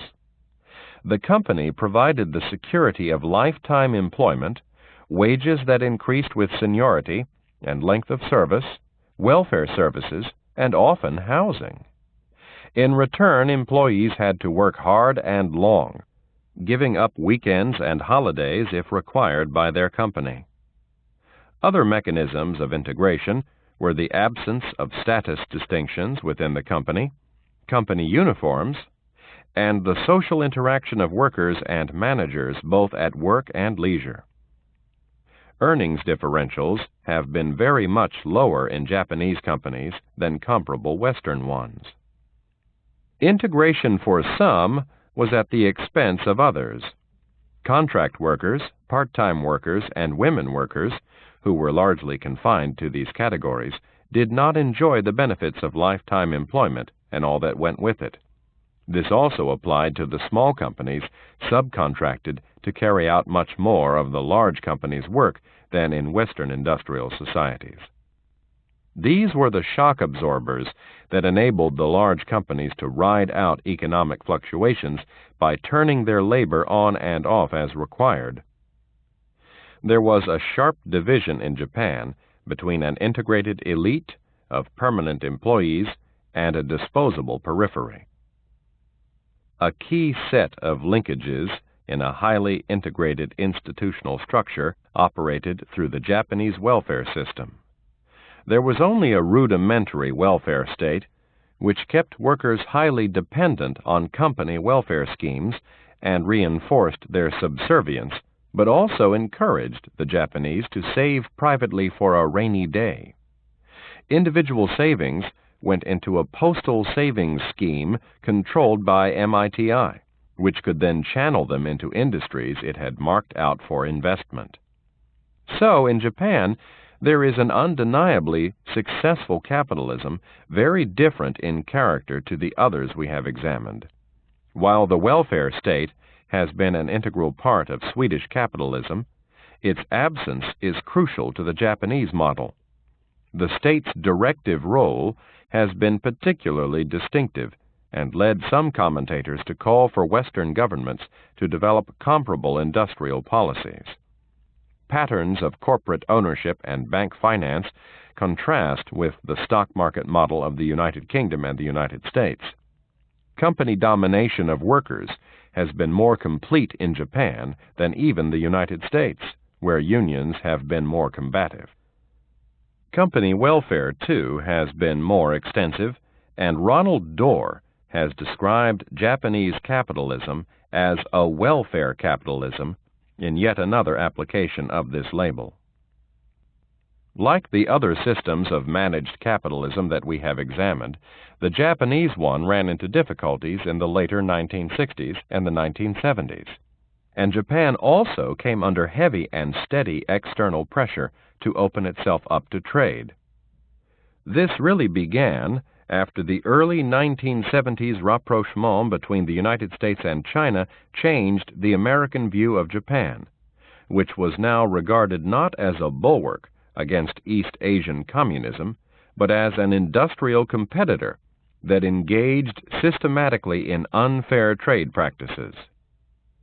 Although Japan found ways of replacing tariff with non-tariff barriers, famously declaring that Raleigh bicycles were unsafe, restrictions on the import of goods and capital were gradually lifted. MITI's instruments of control were dismantled, and it had to rely increasingly on administrative guidance through its extensive network of retired bureaucrats with second careers in industry.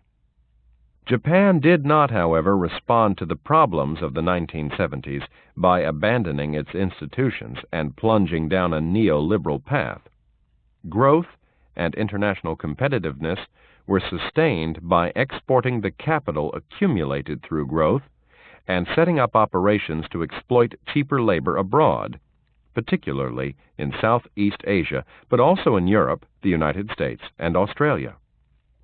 MITI launched a new drive to develop the knowledge-based industries of the future, and Japan soon became the world's leading producer of microchips. So strong was the competitive strength of Japanese industry that the United States continued through the 1980s to run a huge trade deficit with Japan, though Japanese investment in American bonds recycled some of Japan's earnings back to the United States and financed its deficit. All this changed at the beginning of the 1990s. Share and land prices had reached unsustainable heights, and the bubbles burst. A stock market crash was followed by economic stagnation and higher unemployment. Japan entered a vicious deflationary circle. As unemployment rose and uncertainty about the future increased, people saved more, consumer demand dropped, and growth declined even further. The problem was not so much in export markets, where many Japanese companies were still very successful, but the domestic market. The government has responded with increased public expenditure and lower interest rates, but found it difficult to restart the growth machine. The institutions that had enabled growth began to attract criticism. Lifetime employment was viewed as a rigidity that interfered with the free workings of a labor market and prevented companies shedding labor. Mutual ownership in the industrial groups was criticized for supporting unprofitable companies and preventing a refreshing inflow of capital from abroad. The banks were considered too closely linked with industrial groups and therefore unable to pull the plug on unprofitable companies. Indeed, many banks were themselves in serious trouble because they had loaned so much money to bankrupt speculators and failing companies. Faltering economic growth and the exposure of corrupt links between companies, banks, political parties, and bureaucrats combined to undermine the developmental state. Inside and outside Japan, there were calls for Japan to conform to the market model that, it was claimed, the pressures of globalization in any case made unavoidable. Japan has therefore come under a growing pressure to allow a greater mobility of capital and deregulate financial markets. Foreign capital has moved into Japan, with some ailing companies being bought by foreign competitors, as in Renault's takeover and rationalization of a failing Nissan. The so-called Big Bang deregulation of banking and finance, announced in 1996, has allowed Japanese capital greater freedom and facilitated the entry of foreign financial interests. Bankruptcies and rationalization followed, as weak institutions lost their protection. The term Big Bang belied, however, what was in reality a slow and partial process of implementation that was not at all comparable to the Big Bang in London. There is some acceptance that Japan must adapt, but not that it must conform. Can Japanese institutions be preserved? In his recent examination of these issues, Ronald Dorr has chronicled a process of gradual change, with the main Japanese Employers Association rethinking lifetime employment, legislative changes to strengthen shareholder power, a movement towards performance-related payment systems, and some liberalizing deregulation. Dorr also comments frequently, however, on the superficiality of change, resistance and reaction to it, and the inertia of a system with so many interlocking parts. What is striking about Japan is, in fact, its stability, both political and economic. In the early 1990s, it looked as though the long-standing domination of Japanese politics by the Liberal Democratic Party, LDP, was breaking down, and a political alternative was emerging, but the main opposition party, the Japanese Socialist Party, then entered a coalition with the LDP, which has subsequently maintained its dominant position. The astonishing growth rate of earlier years has not been maintained, and Japan has certainly experienced much economic pain in the 1990s, notably higher unemployment, but its current unemployment rate is actually considerably lower than the OECD average. The world's second-largest economy has been kept afloat and has not tumbled into depression. If you have experienced massive economic growth and have a high standard of living, stagnation may not be a bad option. This stability may be expected to preserve Japanese institutions. The pressure to marketize Japanese society may also be lessening. Shareholder capitalism, certainly in its American guise, was riding high in the 1990s, but, as indicated earlier, this is currently under something of a cloud after the accountancy scandals at Enron and WorldCom, while, after the bursting of the late 1990s bubble, the American economy appears fragile. Those seeking to resist the liberalizing of the Japanese economy now have ammunition to counter the arguments of those who have been pressing for a liberal transformation of Japan. Convergence? We have examined the emergence of three national systems of managed capitalism with distinctive organizations and institutions.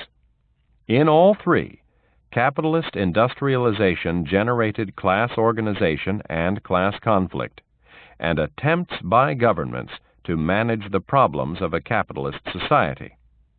Each also created its own welfare capitalism, though this meant different things in each society. Although each seemed to have solved the problems of capitalism in its own way, all three faced growing difficulties from the 1970s, in part because of changes in the world economy, but in part because of the problems that their distinctive institutions had created. All came under pressure to abandon their practices of managed capitalism and introduce reforms that would allow market forces greater freedom to operate. Has this led to the decline of national differences? Instead of capitalisms, is there now just one all-conquering capitalism? There is plentiful evidence of continued national distinctiveness. Nor does the fact that all three have moved in a similar direction mean that they have converged, in the sense that they are any closer to each other.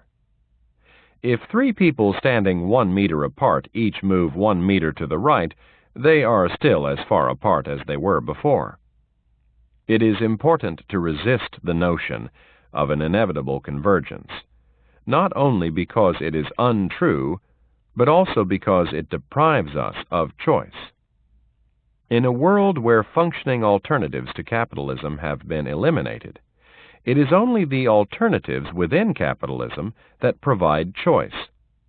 This does not mean that one can simply pick whatever capitalism one chooses, for the existing institutions in any one society constrain free choices, but it does mean that people can strive to move their particular capitalism in the direction they think appropriate. The argument that market forces inevitably and increasingly override politics in a capitalist society cannot be sustained, for the comparative study of capitalisms shows that quite different organizational and institutional structures have survived remarketization and are perfectly compatible with functioning market mechanisms. Chapter 5. Has capitalism gone global? The words global capitalism have become commonplace, and there is much to suggest that capitalism is now organized on a global basis. Huge sums of money are transmitted across the world on a daily basis. Companies no longer produce in one country for export to others, but run manufacturing operations in many different countries in distant parts of the world. Markets for goods and services, for capital and labor too, are in many ways global in extent. These are the realities of global capitalism that impact daily on people's lives. But there are also many myths associated with this notion. In this chapter, we explore both the realities and the myths. Global capitalism, old and new. A first myth is that global capitalism is something new. Almost as soon as it came into existence, capitalism spread across the world. The navigators of the 15th and 16th centuries, who piloted the routes from Europe to other continents, were quickly followed by merchant capitalists. The East India companies brought the products of Asia to the consumers of Europe and exported their manufactures in return. The Atlantic trade triangle shipped goods from Europe to Africa, sold slaves from Africa to the Americas and the Caribbean, and took back to Europe the sugar, rum, and cotton they produced. Travel was, however, slow, intermittent, and hazardous until the communications revolution of the 19th century, which was quite as profound as the one that we have recently been living through. It was not only that steam-powered trains and ships speeded up travel, they also enabled the mass transportation of goods and people across the world, and on a regular and reliable basis independent of the weather. The invention of the telegraph meant that messages no longer had to be carried by people or pigeons, and after the laying of submarine telegraph cables, London could communicate with Australia in 4 days, rather than the 70 taken by surface mail. The later invention of the telephone for the first time destroyed distance by making possible instant communication across the world. It was also in the 19th century that an organized global economy came into existence.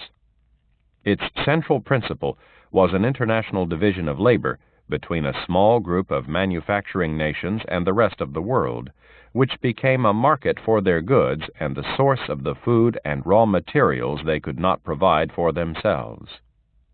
Capital moved freely between countries, but within the framework provided by the gold standard, which, after 1870, increasingly regulated the relationships between national economies. It did this by fixing the value of currencies in relation to gold, until this standard disintegrated under the pressures generated by the 1930s depression. This global economy was organized within empires that were extensions of the nation-states at their core. These empires took the form not only of colonial territories, but also of spheres of influence that divided up areas of the world not under direct colonial control. While Europe first created overseas empires, the United States constructed its own less formal empire in the Pacific and Latin America, and in the last quarter of the 19th century, Japan began to follow the European model and acquire its first overseas territories. Under the pressure of international competition and the economic crises of the early 20th century, the world became increasingly divided by imperial boundaries, as each country tried to protect its overseas markets and supplies. After the First World War, the movement towards growing global economic integration actually went into reverse. After the Second World War, this imperial framework began to collapse.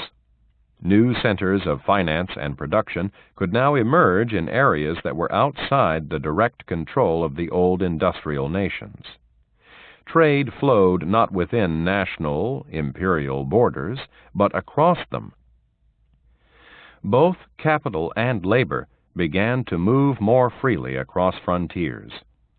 Global capitalism may not have been new, but it was certainly transformed and entered a phase of exceptional dynamism. Global manufacturing. While the international division of labor prevailed, wage labor was mainly concentrated in the industrial societies. It certainly existed in the mines, the plantations, and the commercial agriculture of the Third World, but in localized pockets, often in an intermediate or intermittent form, combined with other ways of making a living through peasant agriculture or trading activities.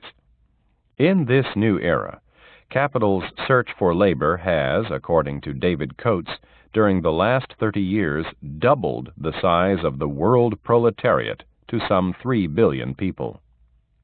The main vehicle of the spread of capitalist production has been the transnational corporation. There was a particularly fast growth of these corporations during the last quarter of the 20th century, with their numbers increasing from 7,000 in 1973 to 26,000 in 1993. Their investment in operations abroad rose particularly rapidly after 1985.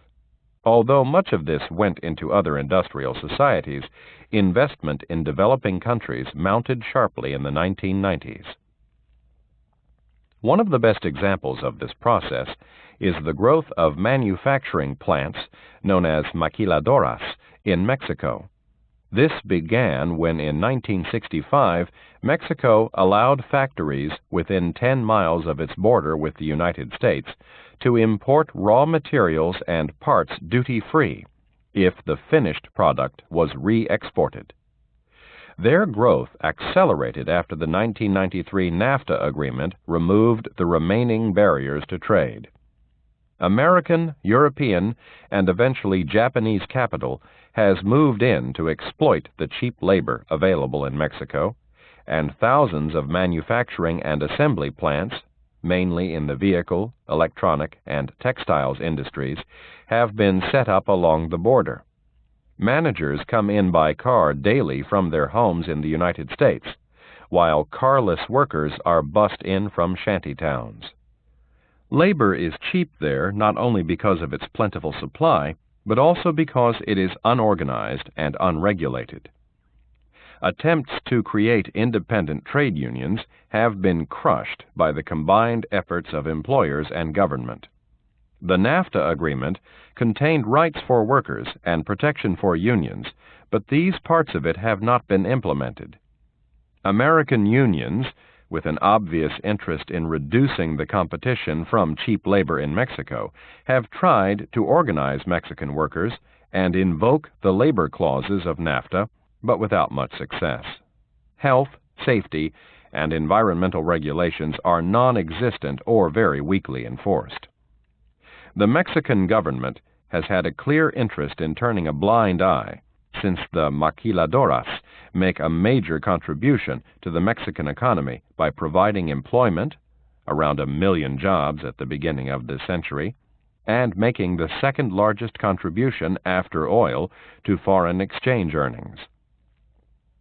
Asia has recently provided an even bigger attraction to capital, especially Japanese capital, which has moved in a series of waves into the countries of the Far East. Production in Japan became increasingly expensive as the rapid growth of Japanese industry after the Second World War led to shortages of land and labor, and prices rose at home. In the 1970s and 1980s, Japanese capital moved in search of cheaper labor into the tiger economies of Hong Kong, Taiwan, Singapore, and South Korea. As production became more expensive there, a second wave of capital moved from Japan and the tigers into Indonesia, Malaysia, and Thailand. More recently, a third wave of investment has gone into China and Vietnam. China seems to be currently the destination for capital and is threatening to lure away from Mexico the corporations that had earlier invested there. The spread of manufacturing into these countries has particularly drawn young women into wage labor. They reportedly constitute some 60 to 70% of the maquiladora labor force in Mexico. The Nike and Gap factories in Southeast Asia have been accused of employing girls under the age of 16, in spite of laws and guidelines prohibiting the exploitation of child labor. Capitalism combines with patriarchy to obtain the cheapest labor, for women are generally paid less than men, subject to male control, and disposable, since they can be returned to the household if the demand for labor drops. This spread of wage labor has resulted in a global weakening of the power of labor. In the old industrial societies, collective organization had enabled workers to reduce the power differential between capital and labor. Competition from cheap and unregulated labor abroad has undermined this collective power, and unions have found it very difficult to extend labor organization to include overseas workers. As consumers, workers in the old industrial societies have certainly benefited, since cheaper labor abroad and greater international competition have lowered the prices of the goods that they buy, but real wages in the old industrial societies have nonetheless been in decline since the 1980s. Furthermore, as capital has become more mobile, nation-states have had to compete for it. Anti-union legislation of the kind enacted in 1980s Britain was justified in part by the argument that it made Britain attractive to the Japanese and Korean capital moving into the European Union during the 1980s and 1990s. Global telework. It is not only manufacturing that has moved out of the old industrial societies. For most office work, such as typing, telephone answering, data processing, software development, and problem solving, can now be done at a distance. Advances in information and communication technology have made it particularly easy to transfer this kind of work to cheaper locations abroad, where wages and office costs are much lower. As with manufacturing, and for the same reasons, it is commonly young women who are employed in this work. Call centers have been Britain's fastest-growing source of employment, replacing the jobs lost in manufacturing, But now these jobs in turn are being moved overseas. Banks, insurance companies, travel agencies, telecom and rail companies are transferring call center operations from Britain to China, India, and Malaysia. Similarly, French companies are moving jobs of this kind to Francophone countries in Africa. American companies have long since moved call center and data processing work to the Caribbean. It is a considerable advantage to be in an English-speaking part of the world, which has given some Caribbean islands and India a head start, though having English alone is not enough. Some training is, of course, needed, and those working in telephone answering services in India are trained in Western pronunciation and conversation. Effective call center operations also need careful management by relationship managers, who can strike a balance between efficiency considerations and customer service. Software development requires higher-level skills, but India, especially the city of Bangalore, has become a major center of software production because of the availability of a highly educated English-speaking workforce. Such high-profile companies as Texas Instruments, Motorola, Hewlett-Packard, and IBM have set up software and hardware production there. This is not only a matter of poor countries providing cheaper labor than rich countries, but also of intense competition between the poor countries themselves. Barbados and Jamaica, where telework has long been established, have met a growing competition from other Caribbean islands and Central America. The Caribbean as a whole faces competition from the even cheaper labor available in India, the Philippines, Malaysia, and China. The ease with which telework operations can be set up means that there are few limits to the spread of its more routine and low-skilled forms. Global tourism. International tourism is not often mentioned in accounts of the global spread of capitalism, but its growth is one of the most striking manifestations of the increasing economic connections between countries. Between 1950 and 2001, international tourist arrivals increased from 25 million a year to nearly 700 million. Tourism has become the main earner of foreign exchange in many of the world's poorest countries. International tourism spreads capitalist practices into parts of the world that have been little touched historically by the growth of capitalism. It can penetrate into areas that have little capacity to produce goods or other services for the world market. Indeed, remote or undeveloped places, from Machu Picchu on the eastern slopes of the Andes to Himalayan kingdoms, can be particularly attractive to tourists because they are remote or traditional. Tourism then creates employment in paid labor, in bar and hotel work. It generates a greater demand for food production and transport, and may well provide the basis for the local manufacturing of souvenirs and faking of relics. The earnings from tourism can increase the circulation of money, lead to the import of manufactured goods, and establish new consumption patterns. A process of commodification takes place as cultural practices, wildlife, sites, and views acquire a monetary value that they never had before.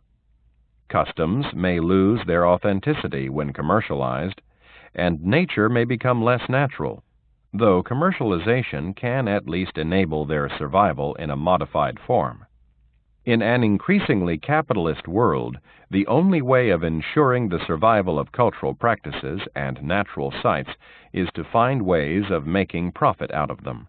Furthermore, the preservation principle can itself become the basis of an industry, as in the ecotourism promoted by Costa Rica. Global tourism has also been responsible for another process of commodification through sex tourism, as the bodies of both adults and children in poor countries have acquired a monetary value. The scale of sex tourism is huge. It was reported in 1999 that in the United States alone, more than 25 companies offered sex tours to Asian destinations. The Internet World Sex Guide provides information and reports on the availability, services, and prices of sex workers in every country in the world, with links to help people make their travel arrangements.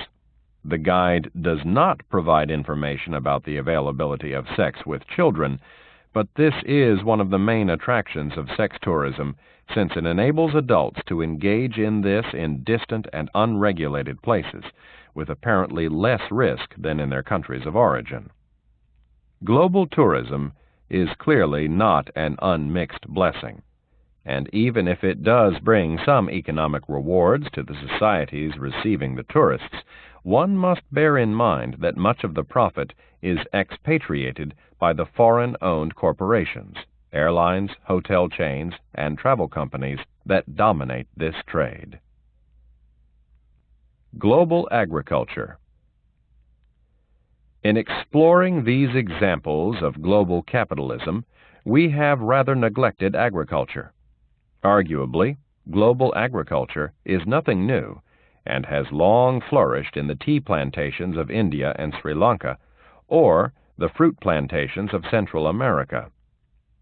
The International Division of Labor, established in the 19th century, created new markets in the industrial societies for the agricultural products of the rest of the world, and Western corporations invested capital in their large-scale production.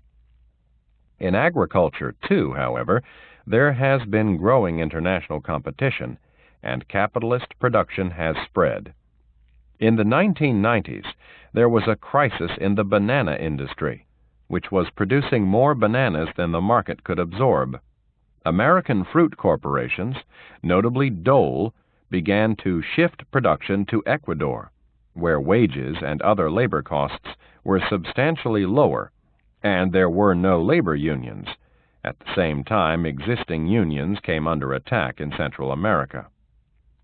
These corporations also used the World Trade Organization, WTO, to pressurize the European Union to end its preferential treatment of the banana growers in the ex-colonial territories of Africa and the Caribbean, where bananas were grown largely by small farmers with higher costs, who in a free market could not hope to compete successfully with the corporations. Eventually, a compromise was reached that gave some protection to the small producers, while attempts have also been made to unionize the workers in Ecuador, but the fate of both the union and the small producers remains uncertain. Small producers have also found themselves driven in other ways towards capitalist agriculture. Vandana Shiva has argued that agriculture is becoming increasingly dominated by highly concentrated life science corporations, which cut across agribusiness, biotechnology, and the chemical and pharmaceutical industries. These corporations sell genetically engineered seed, which can produce large crops, and it is claimed cure deficiency diseases through, for example, adding vitamin A to rice. This kind of agriculture can be very productive of cash crops, but it requires the extensive use of the pesticides and herbicides also sold by these corporations, and large amounts of water. The environmental consequences are disastrous, as scarce water resources are used up, chemical pollution increases, and biodiversity is lost. Farmers not only become dependent on the corporations, but also go into debt, since considerable investment is required, and can then end up losing their land if poor harvests or other disasters destroy their capacity to service their debts. Small-scale agriculture loses its viability, and large capital-intensive units take over. Allied to this process is a commodification of nature, as plants, seeds, genes, and water, which were previously natural resources, often available freely to all, become commodities that have a monetary value. Knowledge itself has become commodified. The WTO's Trade-Related Intellectual Property Rights Agreement requires countries to allow the patenting of information about plant strains and genetic material. Vandana Shiva argues that this means the knowledge of the poor is being converted into the property of global corporations, creating a situation where the poor will have to pay for the seeds and medicines they have evolved and have used to meet their own needs for nutrition and health care. Global money. The spread of the capitalist practices that we have been examining inevitably generated an increasing circulation of money, but the truly astonishing rise in its international circulation during the last quarter of the 20th century was mainly the result of speculative money movements.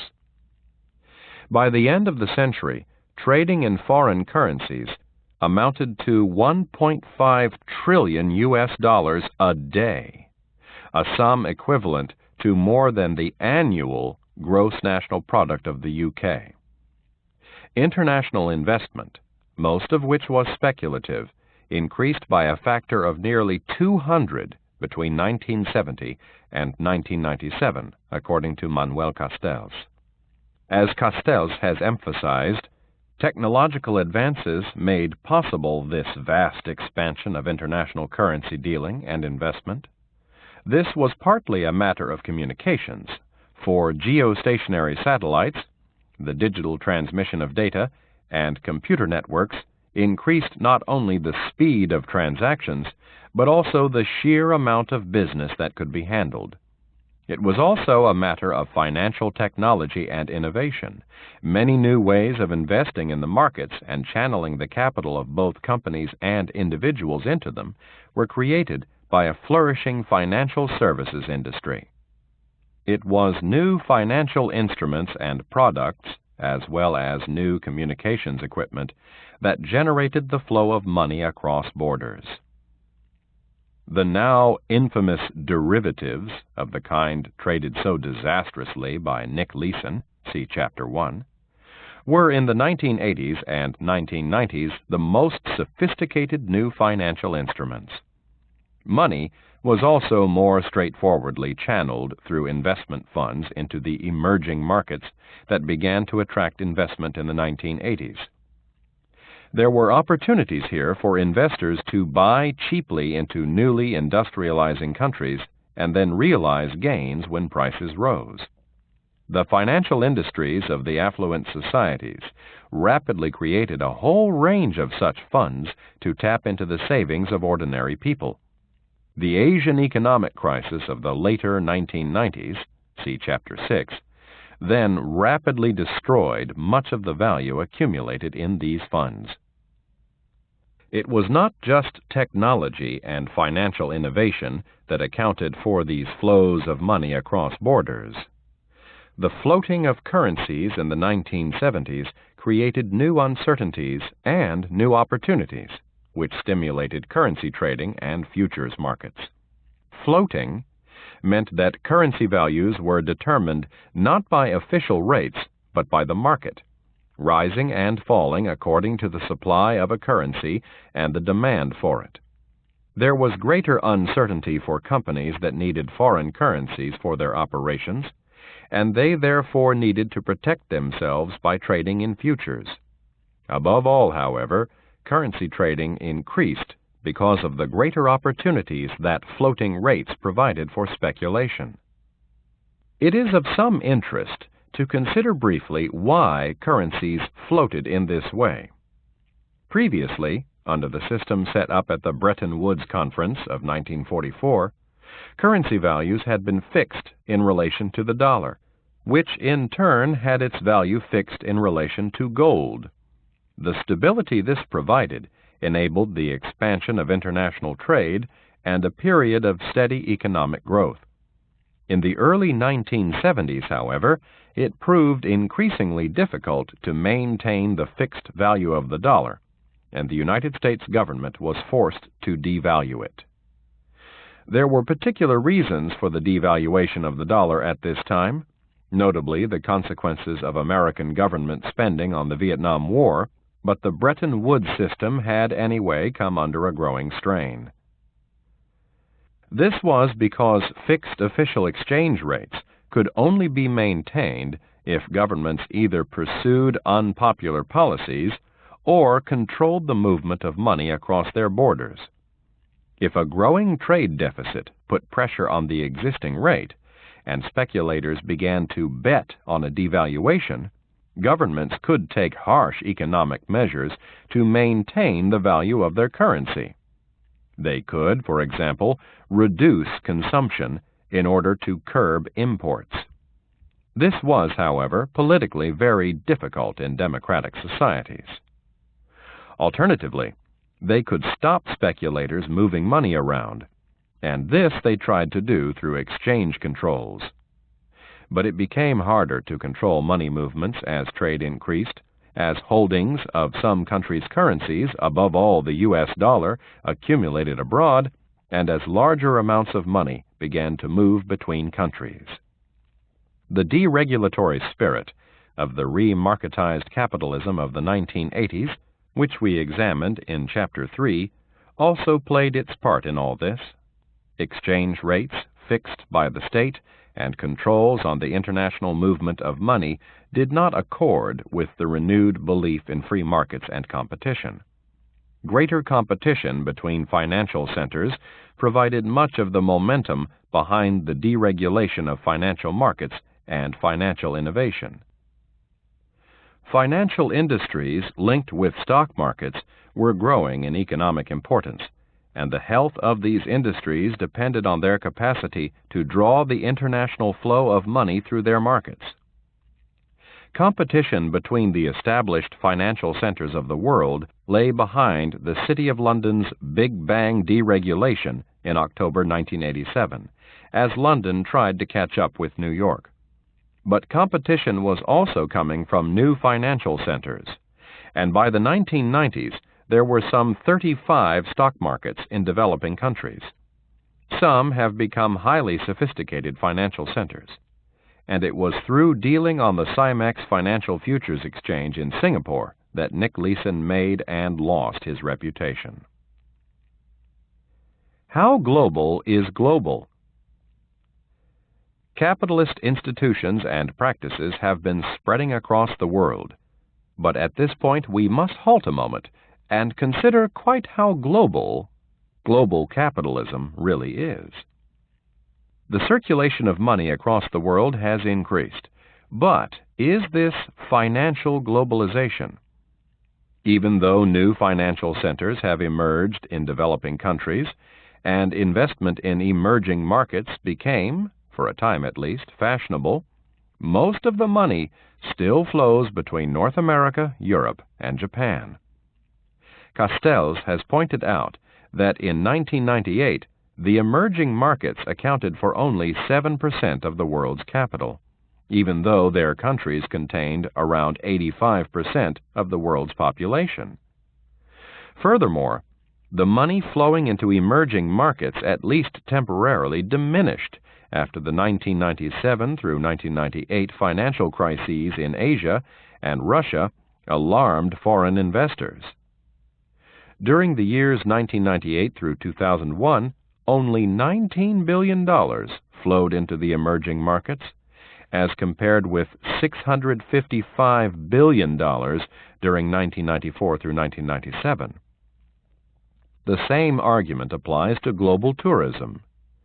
Much of the international circulation of tourists is between the already developed countries of Europe, North America, and Japan.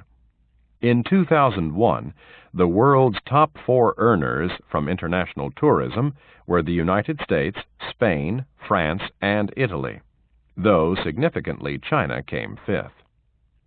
Capitalist production has spread, and much more investment went into poor countries in the 1990s than the 1980s, but it was still heavily concentrated in a small number of countries, notably China, Brazil, and Mexico, with very little finding its way into Africa. According to OECD figures, roughly 1/3 of the foreign direct investment received by developing countries in the 1990s went to China. In the year 2000, the whole of Africa, excluding South Africa, received less than 1% of total world foreign direct investment, a sum equivalent to the amount received by one European country with a population of only 5 million, Finland. While it is often claimed that global capitalism is integrating the world, international differences are actually increasing.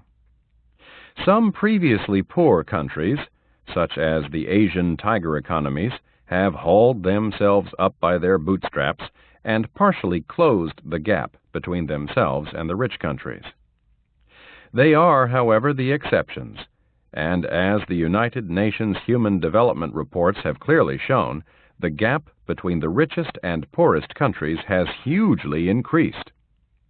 In 1820, the 5 richest countries in the world were 3 times as rich as the 5 poorest. By 1950, they were 35 times as rich. By 1970, 44 times. And by 1992, 72 times. The world has become steadily more divided by international differences in wealth. One of the problems with the term globalization is the implication that a new level of global organization has emerged that transcends national units, as with the term global corporation. There are certainly many transnational corporations in the sense that corporations operate in different countries and across national boundaries, but most operate in only a few countries and are hardly global in character. They are often seen as flouting the nation-state, transferring employment abroad, and often avoiding the payment of taxes in their home country. But all are based in a nation-state somewhere, and most actually have the bulk of their assets and provide most of their employment in this state. They exploit the facilities of their home nation-state, its infrastructure and institutions, and use its power to promote and assist their operations abroad. They may provide employment in poor countries, but they also exploit their cheap labor, drive out local competitors, and channel profits back to their home state. As Peter Dicken has argued, transnational corporations are also national corporations, and most cannot really be described as global at all. The notion of global capitalism must then be used with caution. The flow of money and investment is so unevenly spread across the globe that it is more than a little misleading to describe it as global, while commonly used global terms such as global capitalism, global economy, and global society gloss over widening international differences and the continuing importance of national units and national governments. Global capitalist dominance. In one respect, there can, however, be little doubt that capitalism has gone global, and that is in the elimination of alternative systems. The year 1989 saw the main global alternative, state socialism, begin to collapse. Gorbachev initiated a regime of restructuring and openness in the Soviet Union, which also began to loosen its grip on its East European satellites. The Soviet economy had operated on the basis of central planning and the bureaucratic direction of the economy, with markets operating only at the margins. It has been castigated and ridiculed for its inefficiency, its low productivity, its poor overall economic performance, and pollution of the environment, which all apparently made it living proof of the superiority of capitalism. Its record of industrialization and substantial economic growth, its maintenance of full employment and low inflation, and its capable provision of education and health care have now been largely forgotten, though no doubt many Russians still remember the stability and security it once provided. It collapsed largely because it could not compete with the more dynamic capitalist economies of the West. Expectations had been rising in Russia and Eastern Europe, for in a world of growing communication, people could not be insulated from the individualist consumer culture of the West. economies operating under the constraints of state socialism could not meet these expectations, or at least not while so much of their resources were devoted to military production. It was arguably the burden imposed by the Cold War that was insupportable, and Reagan's Star Wars program may well have been the final blow, since it sharply escalated the military-industrial competition between the superpowers. Gorbachev had tried to introduce a program of gradual reform, but no gradual transition from a command to a market economy occurred. Once state direction ceased, economic paralysis followed, and under Yeltsin's leadership, an attempt was made to jolt Russia into capitalism. The shock therapy administered to the economy in 1991 freed prices from state control, and by the end of 1994 had privatized 3/4 of Russia's medium and large enterprises. The consequences were catastrophic for most ordinary people. According to John Gray's account, between 1991 and 1996, consumer prices increased by a factor of 1,700, and some 45 million people fell into poverty. The policy of shock therapy was halted, and under the leadership of Putin, Russia may well now be moving back towards a more state-controlled form of capitalism. This would not, however, be a return to state socialism, for its structures have been discredited and dismantled, while some influential groups now have vested interests in capitalism, and Russia has become integrated into the world capitalist economy. While the collapse of state socialism removed the main alternative model, developing societies were forced by financial pressures and international institutions to conform to the dominant American model of capitalism. A key role in this was played by American-dominated international financial institutions, the World Bank and the International Monetary Fund, IMF. Both were created during the Second World War by the same Bretton Woods Conference that set up the post-war system of fixed exchange rates. The World Bank was to assist countries with post-war reconstruction and development, while the IMF was charged with maintaining international economic stability. Although their functions were different, in the 1980s these institutions began to jointly promote the free market ideologies and policies that increasingly held sway in the United States and other leading industrial societies. Like other international institutions, they were dominated by their most powerful members. They advocated 3 key and interrelated policies. The first of these was fiscal austerity, to reduce wasteful government spending and eliminate loose monetary policies leading to inflation. The second was privatization to get rid of inefficient public enterprises, introduce market discipline, and also reduce government spending.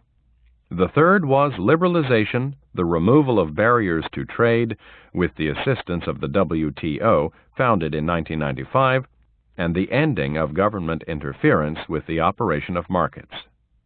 These policies were implemented through conditionality, that is, loans were conditional on the pursuit of such policies. The high dependence of developing societies on loans meant that they were in a very weak position to resist such policies, however inappropriate they might be. Indeed, these policies were implemented in developing countries more rigorously than they were in the developed societies themselves.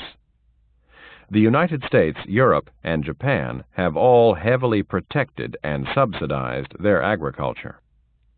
Joseph Stiglitz, a senior figure at the World Bank between 1997 and 2000, has written a scathing critique of these policies, particularly as implemented by the IMF.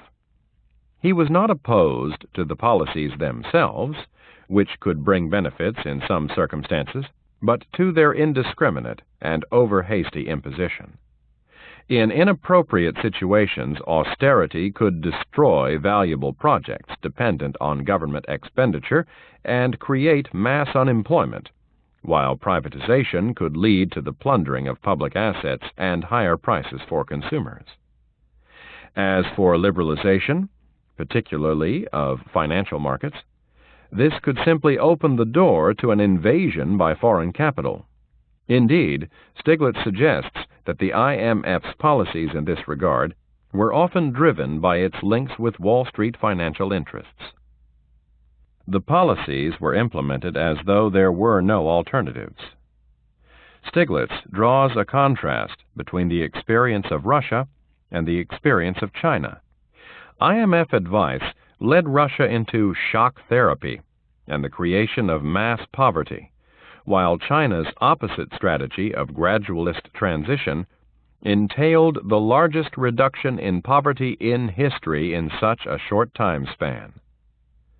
The secret of China's success was that instead of destroying old institutions in the expectation that new ones would then naturally emerge, China allowed new capitalist enterprises to develop within the existing social order. It did not make the mistake of mass privatization, but rather created the conditions within which a private sector could emerge and flourish, following, as it happens, the advice given by Stiglitz.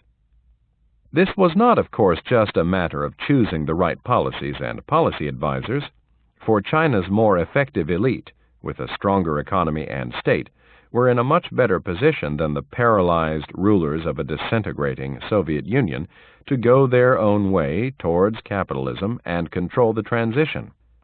Shocks and conflicts may, anyway, lie ahead for the Chinese model, which appears to be making a successful economic transition from communism to capitalism, but is also creating a dislocated proletariat with few channels for the expression of discontent in the absence of a political transition. The state socialist alternative has collapsed, and, as the only viable economic system, capitalism has become globally dominant. There can be no doubt that capitalism has delivered goods and services in much greater quantities and with far greater choice than state socialism ever did. This does not, however, mean that there is only one route to economic success, for there are different routes to capitalism, and, as we saw in the last chapter, different ways of organizing it. We should not confuse the elimination of alternatives to capitalism with the elimination of alternatives within it. The myths of global capitalism.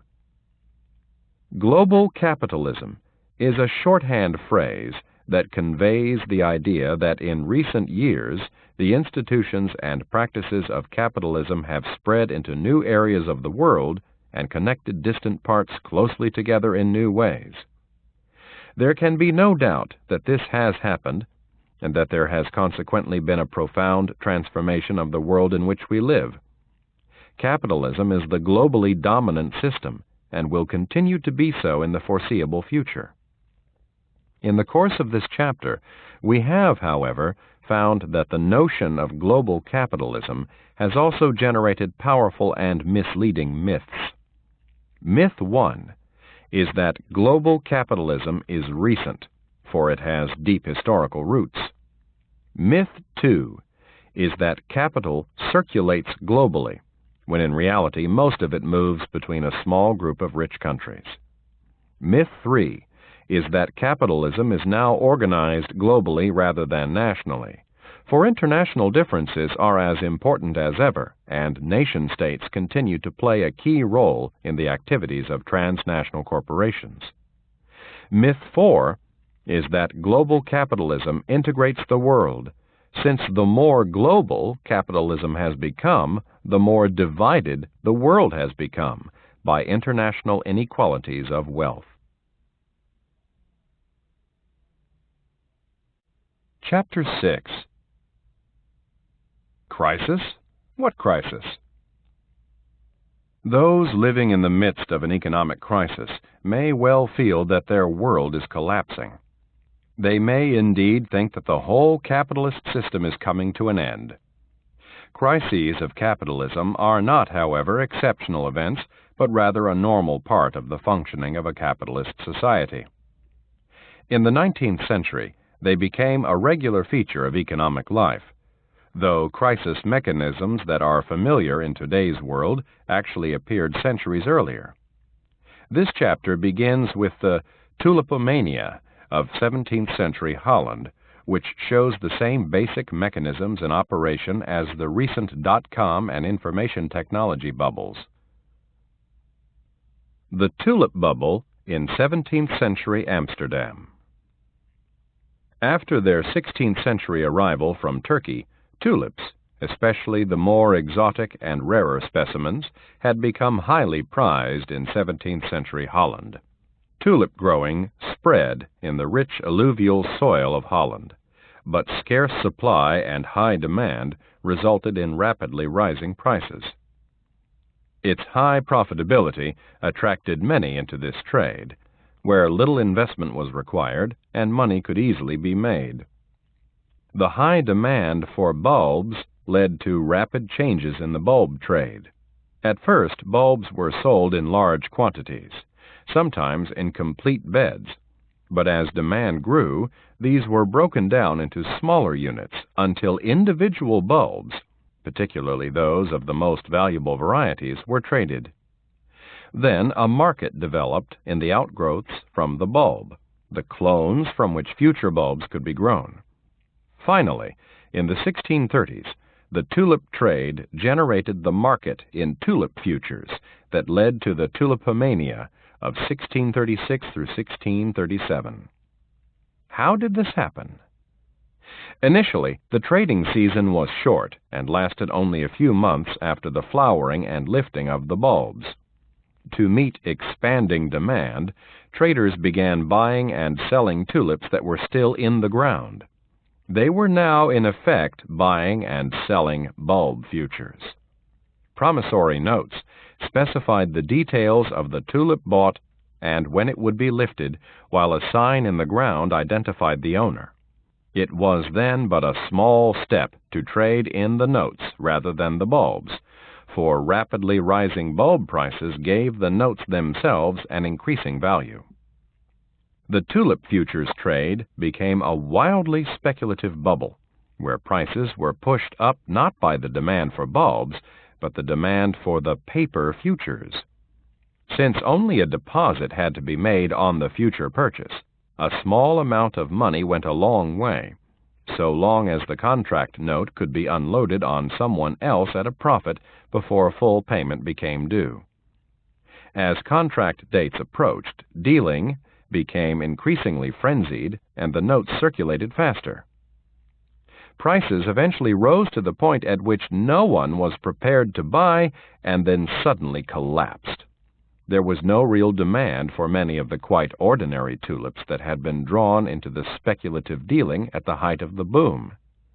Since no one actually wanted these bulbs, the right to buy them in the future was ultimately worthless, and there was, therefore, no floor to the crashing market. Trading in futures was the central mechanism in the inflation of this bubble, and at this time was already an established practice of merchant capitalism. But it was, interestingly, not the merchants who were the main players. Some did become involved, but the really big merchants, who were busy making relatively risk-free money from their monopolies, seemed to have held aloof. The bubble was inflated as ordinary people, such as weavers, bricklayers, carpenters, and cobblers, became involved. They raised capital by using up their savings, borrowing, mortgaging their property, or making payments in kind. Simon Schama gives the example of the purchase of just one rare bulb with 2 last of wheat and 4 of rye, 4 fat oxen, 8 pigs, a dozen sheep, 2 ox-heads of wine, 4 tons of butter, 1,000 pounds of cheese, a bed, some clothing, and a silver beaker. The trading of bulbs and notes was not carried out in the Amsterdam Stock Exchange, though there was plenty of other speculative activity going on there, but in the taverns where colleges of traders met and drank. These colleges developed their own secret procedures, trading rituals, and festivities, a poor man's version of those at the stock exchange. Speculative capitalism was then, as it is now, not just the province of sophisticated financiers, but also a popular activity. Crises of the 19th century. Serious as its consequences were for those involved, the bursting of the tulip bubble did not impact significantly on the economy as a whole. There was not at this time a sufficiently high integration of economic activities to spread a crisis in one area to the whole economy. It was the growth of capitalist production that produced the necessary linkages to make crises economy-wide. Furthermore, capitalist production actually generated new crisis mechanisms, which Karl Marx analyzed. Marx argued that capitalism was prone to crises because production was separated from consumption. In pre-capitalist societies, they were closely related, since most production was for more or less immediate consumption. Under capitalism, goods were increasingly produced for sale in markets, and this relationship became more distant. Goods were produced in the expectation that they could be sold, but the market might be unable to absorb them. Marx described capitalism as anarchic because production was no longer directly regulated by the needs of those consuming its products. A tendency to overproduce was in fact built into capitalist production. Competition between producers generated a pressure to expand production, since higher volume reduced costs, cheapened prices, and enlarged market share. When the amount of goods produced exceeded the demand for them, there would be an overproduction crisis, and prices would fall, eventually below the level at which profits could be made. This not only damaged the industry concerned, but had knock-on effects that spread the crisis. Investment would decline and hit those industries producing machinery. Workers would be laid off or wages lowered, which would further reduce consumer demand. In these ways, overproduction generated vicious circles, leading to closures and bankruptcies and high levels of unemployment. Mass unemployment then resulted in a social crisis, for in a capitalist economy, people were in a quite new way dependent on wage labor for their survival. Such crises occurred roughly every 10 years during the first half of the 19th century.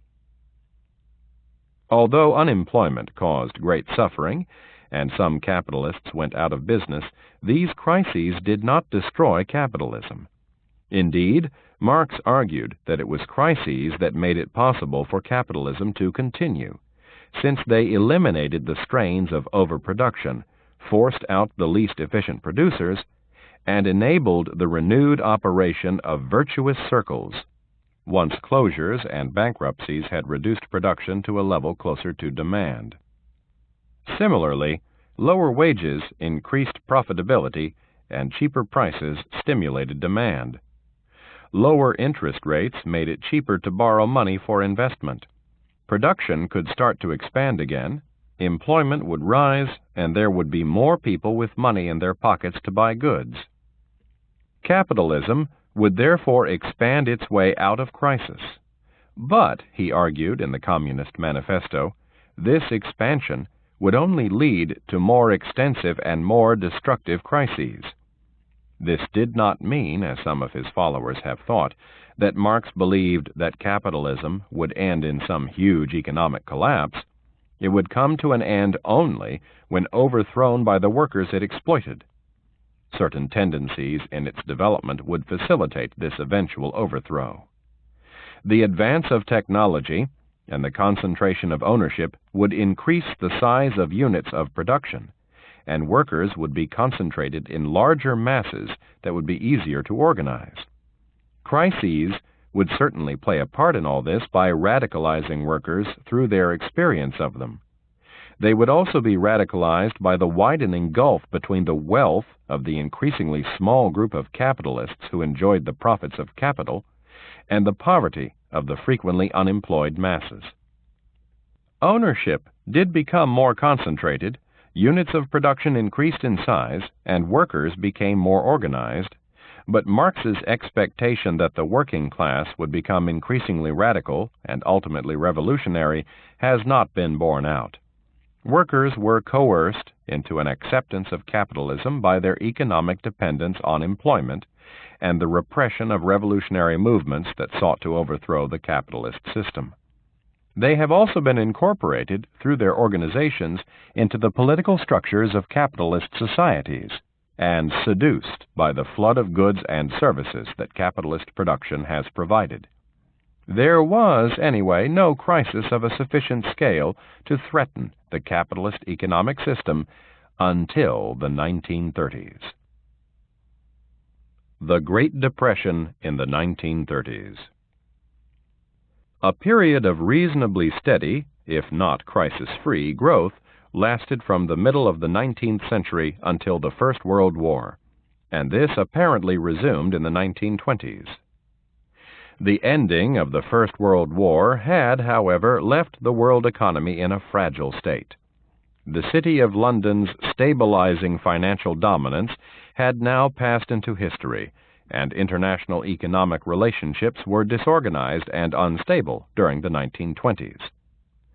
Furthermore, the war and its aftermath had left many countries, above all Germany, heavily in debt, and with weakened economies that made it difficult to service and repay debts. This was the background to the Great Depression of the 1930s, a depression so deep and extensive that Eric Hobsbawm considers it amounted to something very close to the collapse of the capitalist world economy. There had been many signs in the 1920s that all was not well with the world economy, but it was the 1929 collapse of the Wall Street stock market in New York that signaled the plunge into depression. New York prices crashed in October 1929, but then continued downwards until they hit bottom in June 1932, having lost over 80% of their value since their September 1929 peak. Cumulative mechanisms depressed the economy. Production declined throughout the industrial world, and this resulted in sharply rising unemployment, which reduced demand and led to the further contraction of production. In the United States, industrial production fell by 1/3 during the years 1929 through 1931, and over a quarter of the labor force was unemployed at the bottom of the slump. Unemployed workers could no longer pay the interest on their house loans, and this threatened the solvency of local banks. They could no longer afford to buy consumer goods, especially cars, and American car production halved, throwing more people out of work. Low state benefits at this time not only made unemployment a far worse experience than it is in today's industrial societies, they also meant that mass unemployment could eliminate the purchasing power of a large part of the population. This was not just a crisis of the industrial world, for there was also a severe depression in agriculture. As consumer demand declined and stocks accumulated, the prices of agricultural products fell, tea and wheat prices dropping by 2/3 and the price of silk by 3/4. Farmers reacted by increasing production in a vain attempt to maintain their incomes, but this led to prices falling even further. The dominant images of the 1930s are of the unemployed in Europe and America lining up at soup kitchens or setting off on hunger marches. Countries such as Argentina, Brazil, and Cuba, or Australia and New Zealand, with economies dependent on their export of food and raw materials to the industrial societies, were equally devastated. The 1930s demonstrated the capitalist world economy's vulnerability to crisis. The problem was not so much the occurrence of crisis, for, as we have seen, crises are part of the normal machinery of capitalism, but the ensuing crash of capitalist economies across the world as cumulative mechanisms spread and deepened the crisis. three main sources of this vulnerability can be identified. There was first the huge growth in productive capacity that had taken place over the previous century.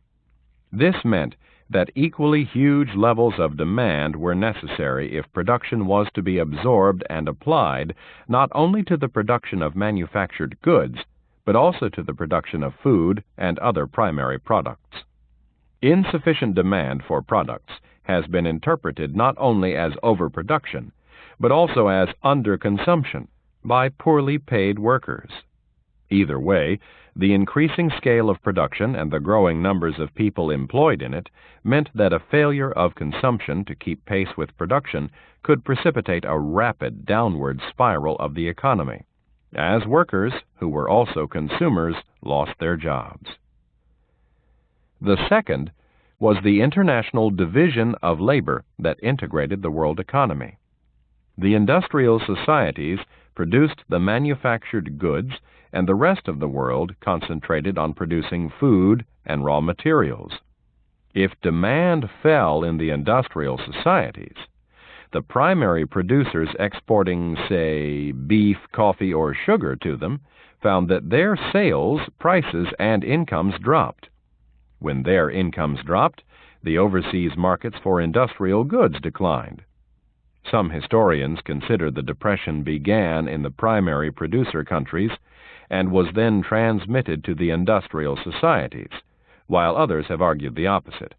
But either way, a crisis in one group of countries was inevitably transmitted to the other and then reverberated between them. Global economic integration was another mechanism that amplified the depression. The third was the tension between international trade and national protection. As the first industrial nation, Britain had promoted free trade policies, which maximized the markets for its products. When other countries industrialized, they were inevitably more protectionist, since their infant industries needed protection in order to establish themselves. A growing international competition then generated ever more calls for national protection. British economic dominance and global economic growth had nonetheless maintained free trade until the First World War, but after this war, and partly because of it, the international economy was no longer dominated by Britain and no longer characterized by stable economic growth. When domestic production faced a crisis, it was hard to resist the temptation to protect the national economy against foreign competition, and as soon as action of this kind was taken by one country, others followed. In particular, the introduction of extensive tariff protection of its economy by the United States in 1930 triggered a retaliation by other countries. Furthermore, the 19th century division of the world between competing empires provided the industrial societies both with an illusion of self-sufficiency and ready-made structures within which they could shelter. The result was a cumulative decline of world trade that made the Depression worse. Out of the Depression emerged a new set of policies designed to prevent it ever happening again. Governments were accustomed to respond to depression by cutting their expenditure or raising taxes in order to balance their books when declining economic activity reduced their tax revenue. John Maynard Keynes argued that governments could counteract tendencies towards depression by injecting demand into the economy, by borrowing and spending, or by lowering taxes. These Keynesian policies began to make an impact in some countries in the later 1930s, though it was above all the huge state expenditure generated by the Second World War that hauled the global economy out of the Depression. From post-war boom to new crisis. During the quarter century after the end of the Second World War, it really did seem as though the crisis tendencies of capitalism had at last been mastered. Fears of a post-war return to high unemployment proved groundless. Governments thought they now knew how to use Keynesian policies to prevent crises getting out of control. though the steady economic growth of this period probably had little to do with their economic skills, for governments frequently mistimed their interventions and were as likely to reinforce as counteract the economic cycle. There were other underlying factors that fueled the boom. The heavy spending of the war period had not in fact stopped, for the United States was now engaged in a new war, the Cold War with the Soviet Union. This led not only to military expenditure overseas, but also to the deliberate revival of the Japanese and European economies, since these areas were in the front line of the Cold War. It also led to the space race, as the United States reacted to Soviet success in putting Gagarin into space by pouring money into its own space program. This was an expansive dynamism that was very different from the isolationist protectionism of the interwar period. The largest economy in the world was spreading economic growth across it. Technological advance greatly increased production, but an overproduction crisis was avoided because consumer demand, too, was steadily increasing. Higher productivity meant that the prices of goods came down, so that they fell increasingly within the reach of the workers who made them. Car ownership, for example, was spreading down the social scale. Greater productivity also allowed workers' wages to rise, while full employment maximized worker bargaining power. Much of this growth was, however, at others' expense. The affluence of the industrial societies depended on the low prices of the primary products from the rest of the world. The low price of oil was particularly crucial, because it was not only a fuel, but also the basis of a wide range of synthetic materials. These were substituted for the natural products of the Third World, and further drove down the prices they could command. Thus, new synthetic textiles diminished the demand for cotton. The relationship between the prices of manufactured goods and primary products changed to the disadvantage of the primary producers, who found that by 1970, manufactured goods were costing them 1/3 more than they had done in 1951. In the 1970s, all this changed, for the virtuous circles that had enabled the growth of the two previous decades turned vicious as the international economy hit the buffers. The clearest example of this was a rise in the prices of many primary products, notably oil, which steadily increased industrial costs and shop prices, both hitting profits and diminishing real wages, and therefore reducing spending power. Profits were squeezed by wage increases, partly because of the continued growth of union organization and rivalries between unions, partly because workers reacted to price and tax increases by demanding wage increases that would maintain their standard of living. Another problem was that American military expenditure and imports had flooded the world with dollars that could no longer be absorbed by the existing international financial system based on fixed exchange rates.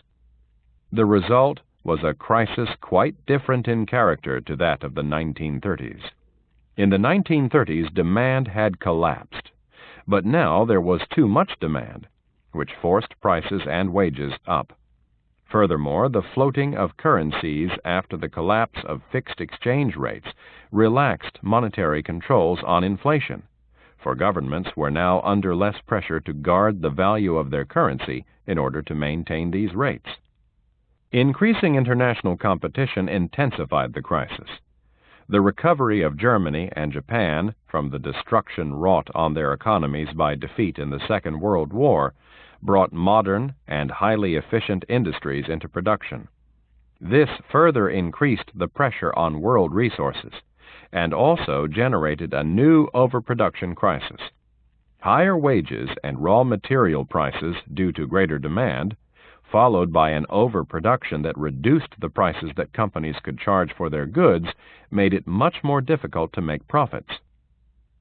The impact of Japan, on the profitability of the industries of the old industrial societies was particularly devastating, because in Japan, government and industry cooperated very effectively in pursuing long-term policies designed to create new industries and capture markets, while Japanese productivity was much higher. It was the old industrial societies that faced particular problems in dealing with this crisis. Their development of managed capitalism had, as we saw in Chapter 3, restricted or replaced the market mechanisms that would have promoted a rapid rationalizing response. An effective response had to wait upon the remarketizing of their economies by the governments of the 1980s. Instability. After the 1970s, a new world of slower growth, greater instability, and frequent crises emerged. Growth rates in the last quarter of the 20th century were half those of the previous quarter. They also diverged sharply, with some countries, notably Australia, Ireland, and the Netherlands, growing much faster during the 1990s than the 1980s, while in a much larger group of countries, such as Germany, Italy, Japan, Korea, and Switzerland, growth rates fell back. Many countries were on the edge of crisis much of the time, but even strong national economies ran into trouble when growth bubbles burst.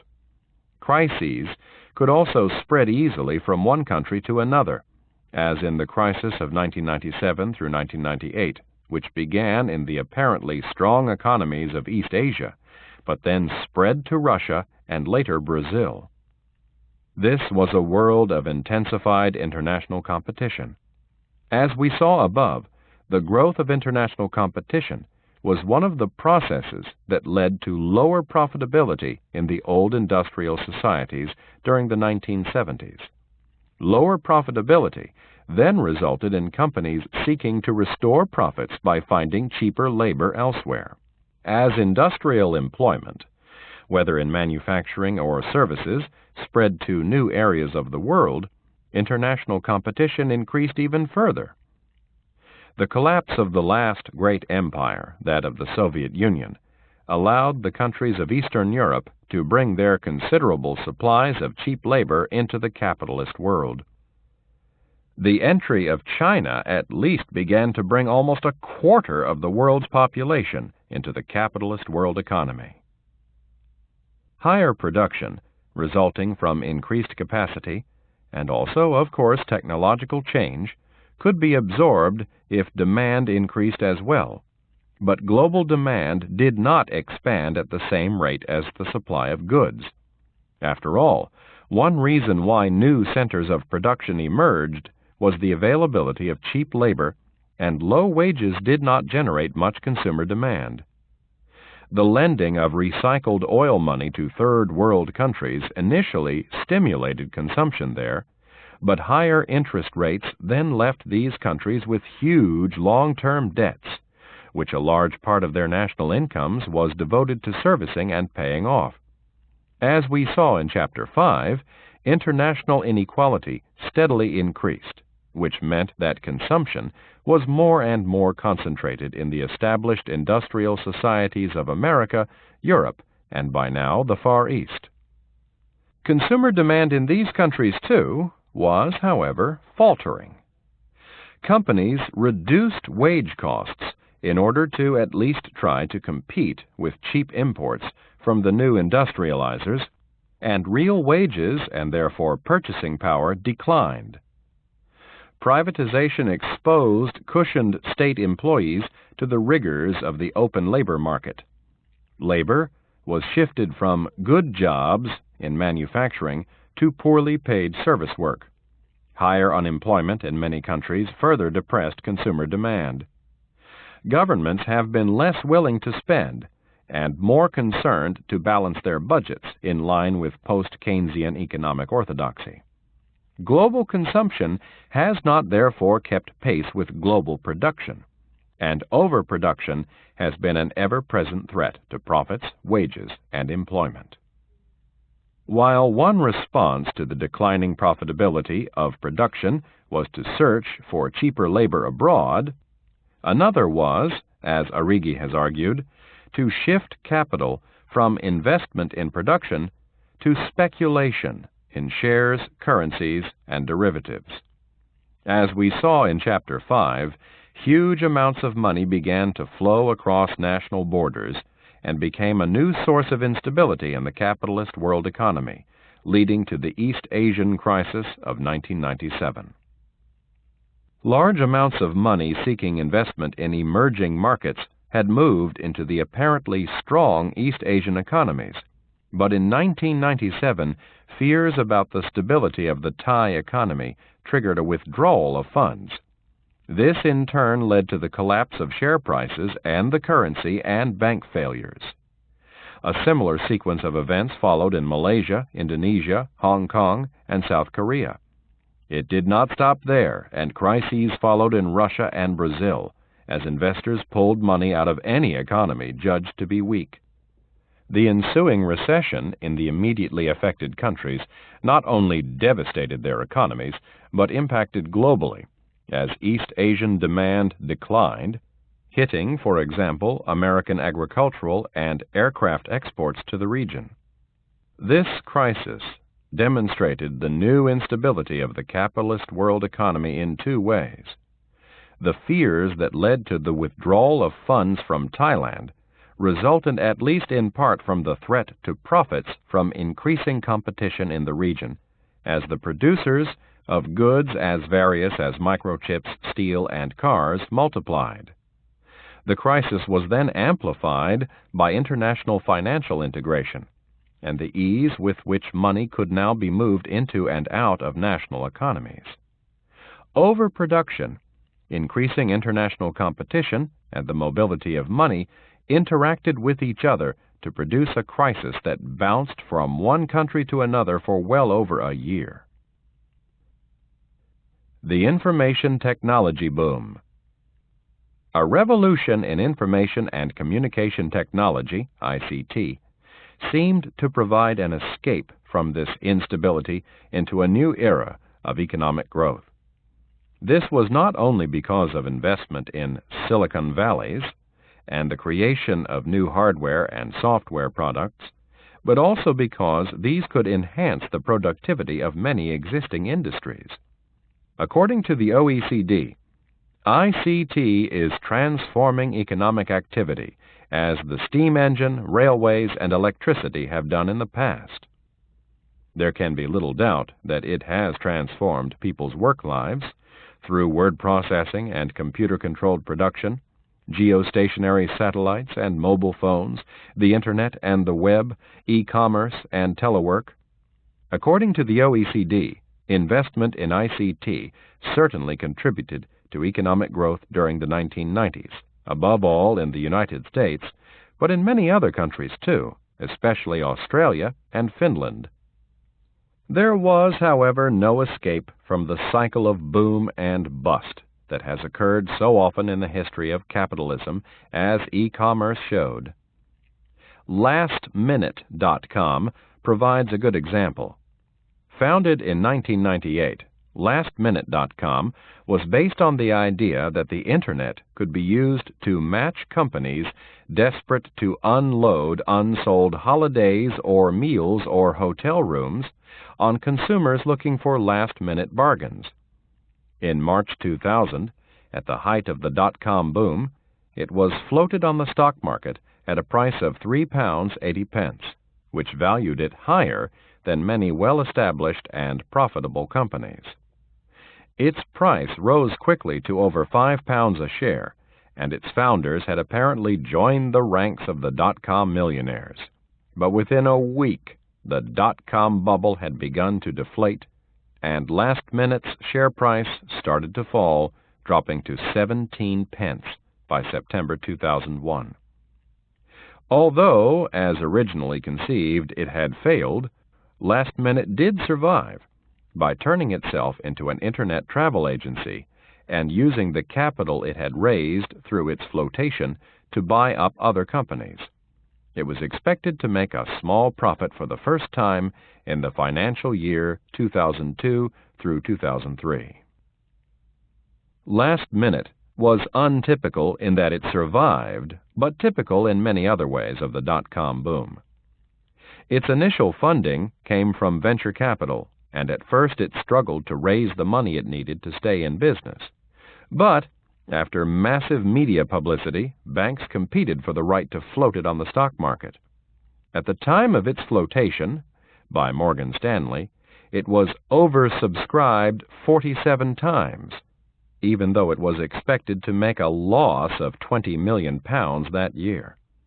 Its share price was not based on expected earnings, but on the gains that could be made from rising prices in a stock market boom. The frenzied competition for both its business and its shares was driven by the fear of missing out and fueled by a media-hyped new technology euphoria. As with all bubbles, some investors eventually decided that the peak had been reached and started to cash in their gains. Once the normal criteria of profitability were reasserted, the non-existence of profits in the foreseeable future meant that prices fell toward zero. The telecommunications industry experienced a similar rise, if not quite such a catastrophic fall. In Britain, privatization had removed public sector restraints, and BT embarked on a buying spree aimed at turning it into a global corporation. BT bought companies in other countries, tempted to merge with major American corporations, and competed for mobile phone licenses. This last proved ruinous for all involved, as governments auctioned these licenses to the highest bidder, raising £22.5 billion in Britain and £31 billion in Germany, though those paying for the licenses could only guess at how much they might earn from them. The outcome was hugely indebted telecom companies. BT's debts peaked at £28 billion, and to reduce them to a supportable level, it had to sell off at a heavy loss the overseas companies it had bought and its mobile phone operation. One of BT's major competitors was WorldCom, the second largest long-distance phone company in the United States and its biggest Internet carrier. WorldCom was worth $180 billion at its peak and employed 80,000 people. But in July 2002, it filed for bankruptcy after disclosing that it had misleadingly inflated its profits by some $9 billion. As this came hard on the heels of the similar Enron scandal, there was great press interest in the corporation's fraudulent accounting practices, but these concealed other problems. Starting as a small Mississippi phone company, WorldCom had acquired 60 companies in 15 years until its expansion was halted in 2000 by European and American regulators, who feared that a proposed merger with Sprint would give it a global stranglehold on Internet traffic.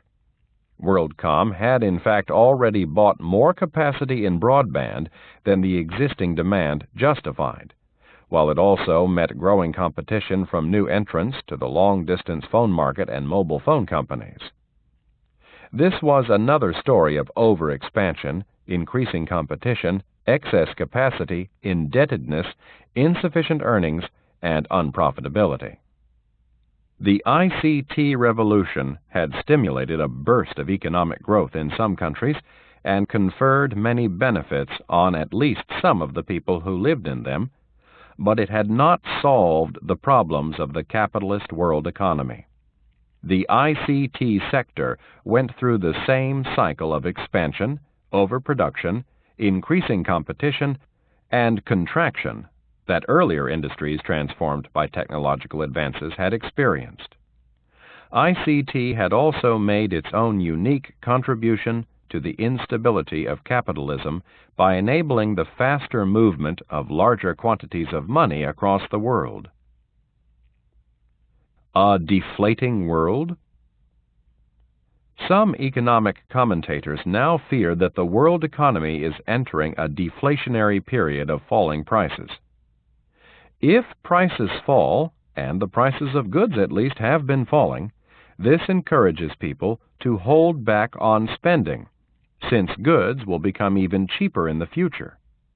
It can similarly encourage businesses to hold back on the purchase of new machinery. If consumers and businesses spend less, the chronic problem of overproduction becomes worse. Profits fall, investment declines, and unemployment rises. People then have even less to spend, or are increasingly reluctant to do so because of growing insecurity. Such vicious circles could lead to a cumulative decline of economic activity. A deflationary spiral of this kind has been observed in Japan. Soaring prices after decades of growth created a bubble that burst in the early 1990s. Since then, domestic demand has been falling, prices have dropped, and unemployment has risen. As people became increasingly fearful about the future, they saved more and consumed less, while falling prices gave consumers an incentive to delay purchases. Attempts by the government to stimulate demand by reducing interest rates or increased public expenditure have failed so far to do so. Japan initially appeared to be a special case because the Japanese have historically saved a high proportion of their income, while the relative absence of a welfare state increased their rainy day reliance on savings. There is clearly a vicious circle here, since lower spending results in higher unemployment, which generates more insecurity, which leads to more saving, and so on. However, Germany, too, has recently been traveling down a deflationary path, even though a particular form of state welfare is well developed there. It has been argued that Germany is also a special case, either because of the costs of its reunification or the rigidities of its labor market. If two large and rather different economies are caught in deflationary circles, that does nonetheless suggest that this may be a more general problem. In which case, why have such circles not developed in Britain? Consumer spending has apparently defied gravity by continuing to increase. Expenditure on services, where prices have continued to rise, has been particularly important in maintaining employment in the labor-intensive service sector. The expansion of credit has played a key part in this growing consumption.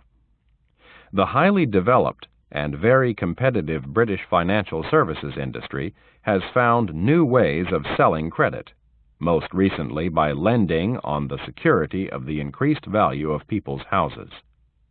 The problem of overproduction has been temporarily solved by a debt-fueled overconsumption. Debts cannot, however, expand indefinitely. People's willingness to borrow and spend can be changed suddenly if their circumstances change, and in Britain, their circumstances are indeed clearly changing, with higher taxation, higher university fees, and worsening pension prospects. Increasing debt can only sustain demand for a time, and there is the risk of a very sudden and large contraction when people cut their spending because they can no longer afford to borrow and have high repayments to make. The bursting of the ICT and related stock market bubbles made these problems that much worse. As the bubbles inflated, new products, high earnings in the financial services industry, and the euphoria of increasing personal capital stimulated spending. Then, the bursting of the bubble resulted in the contraction of employment and earnings in the communications industry and financial services. It also resulted in many people losing a large chunk of their savings and expecting smaller pensions, because pension funds have made big losses. A similar sequence may follow if the bubble in house prices also bursts. All this may be expected to shift people's priorities from spending to saving. Furthermore, governments with expenditure plans based on the increasing tax revenues generated by growth have now to reduce spending or increase tax rates or borrow more, all of which will have consequences that reduce consumer demand. Declining consumption would further widen the gap between production and consumption, and result in the problem of overproduction, underconsumption, becoming progressively worse.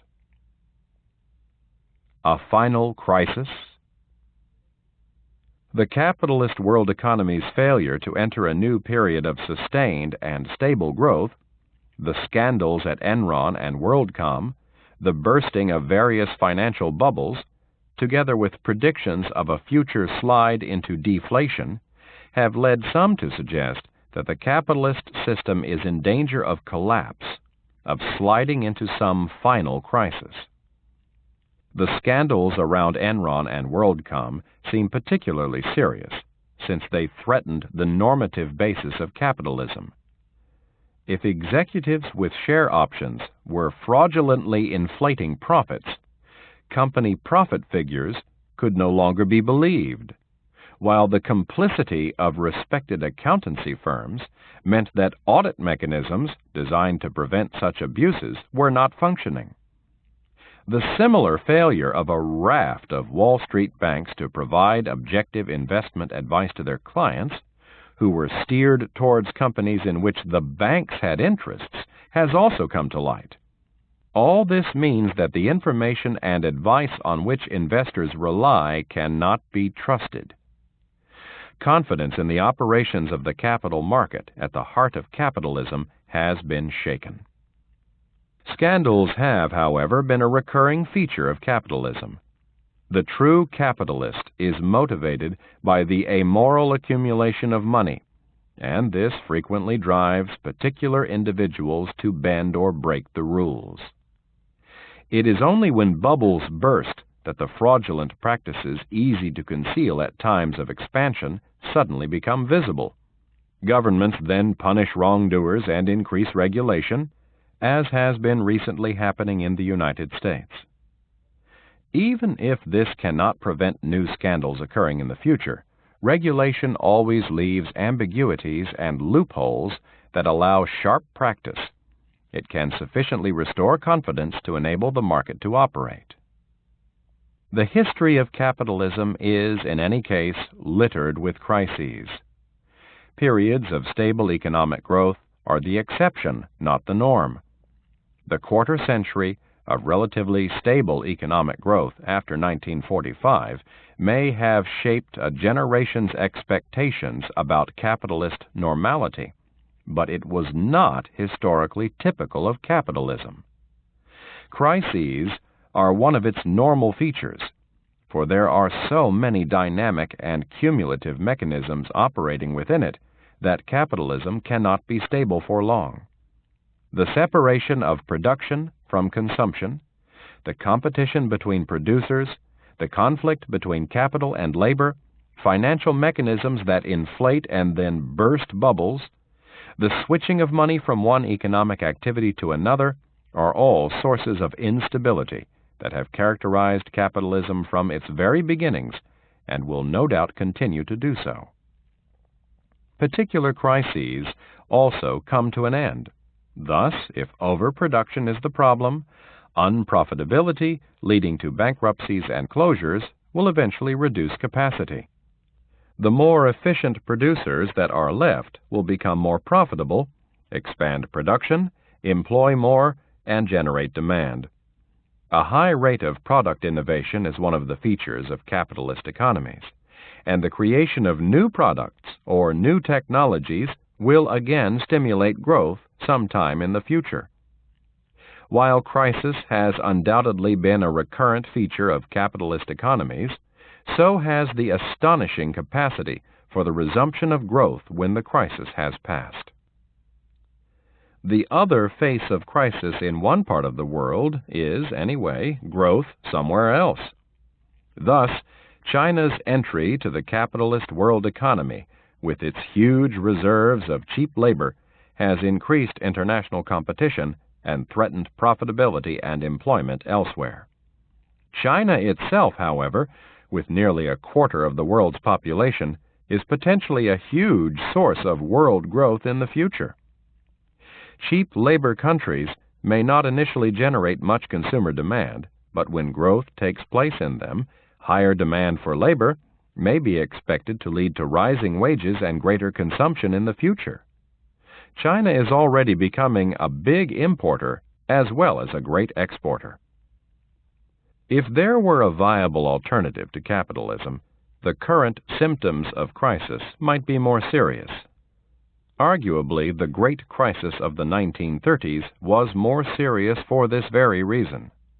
At that time, the Soviet Union was industrializing on the basis of a non-capitalist state socialist economic system, while strong socialist movements in capitalist industrial societies were still gathering strength and seeking to engineer a shift to such a system. With the collapse of the state socialist economies at the end of the 1980s and the decline of socialist movements, this alternative has gone. That is not to say that the opposition to capitalism has disappeared. Anti-capitalist movements still exist and have made their presence felt in various ways, notably by organizing large demonstrations to coincide with international economic meetings, as at the Battle of Seattle in 1999 and the Battle of Genoa in 2001. Their weakness is, however, that although they attract considerable support, they do not present a viable alternative to capitalism in the way that socialism once, for a time at least, did. Nor is this to say that alternatives have disappeared from the capitalist world economy. As Chapter 4 showed, there are distinctive national variants, and these have not been forced by globalization into some common mold. The economic dominance of the United States has admittedly resulted in the imposition of a free market version of capitalism on economically weak countries, particularly those seeking to borrow from U.S.-dominated international organizations. Well-established capitalist economies have, however, maintained their political and institutional distinctiveness and continue to provide alternative models.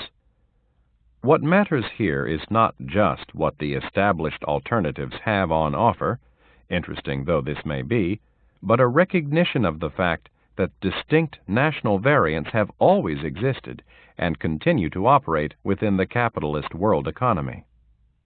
The search for an alternative to capitalism is fruitless in a world where capitalism has become utterly dominant, and no final crisis is in sight, or, short of some ecological catastrophe, even really conceivable. The socialist alternative has lost its credibility, while contemporary anti-capitalist movements seem to lead nowhere because of their failure to provide a credible and constructive alternative that is compatible with existing patterns of production and consumption. Those who wish to reform the world should focus on the potential for change within capitalism. There are different capitalisms, and capitalism has gone through many transformations. Reform does, however, require an engagement with capitalism and cannot be accomplished by movements that stand outside it and merely demonstrate against it. This has been an Audible Inc. production of Capitalism, a very short introduction. Read by Nick Sullivan. Executive producer, Maria Olson. Producer, Mike Charzik. Production coordinator, Kat Lambrix. Music by Michael Whalen. Copyright 2004 by James Fulcher. Production copyright 2009 by Audible Inc.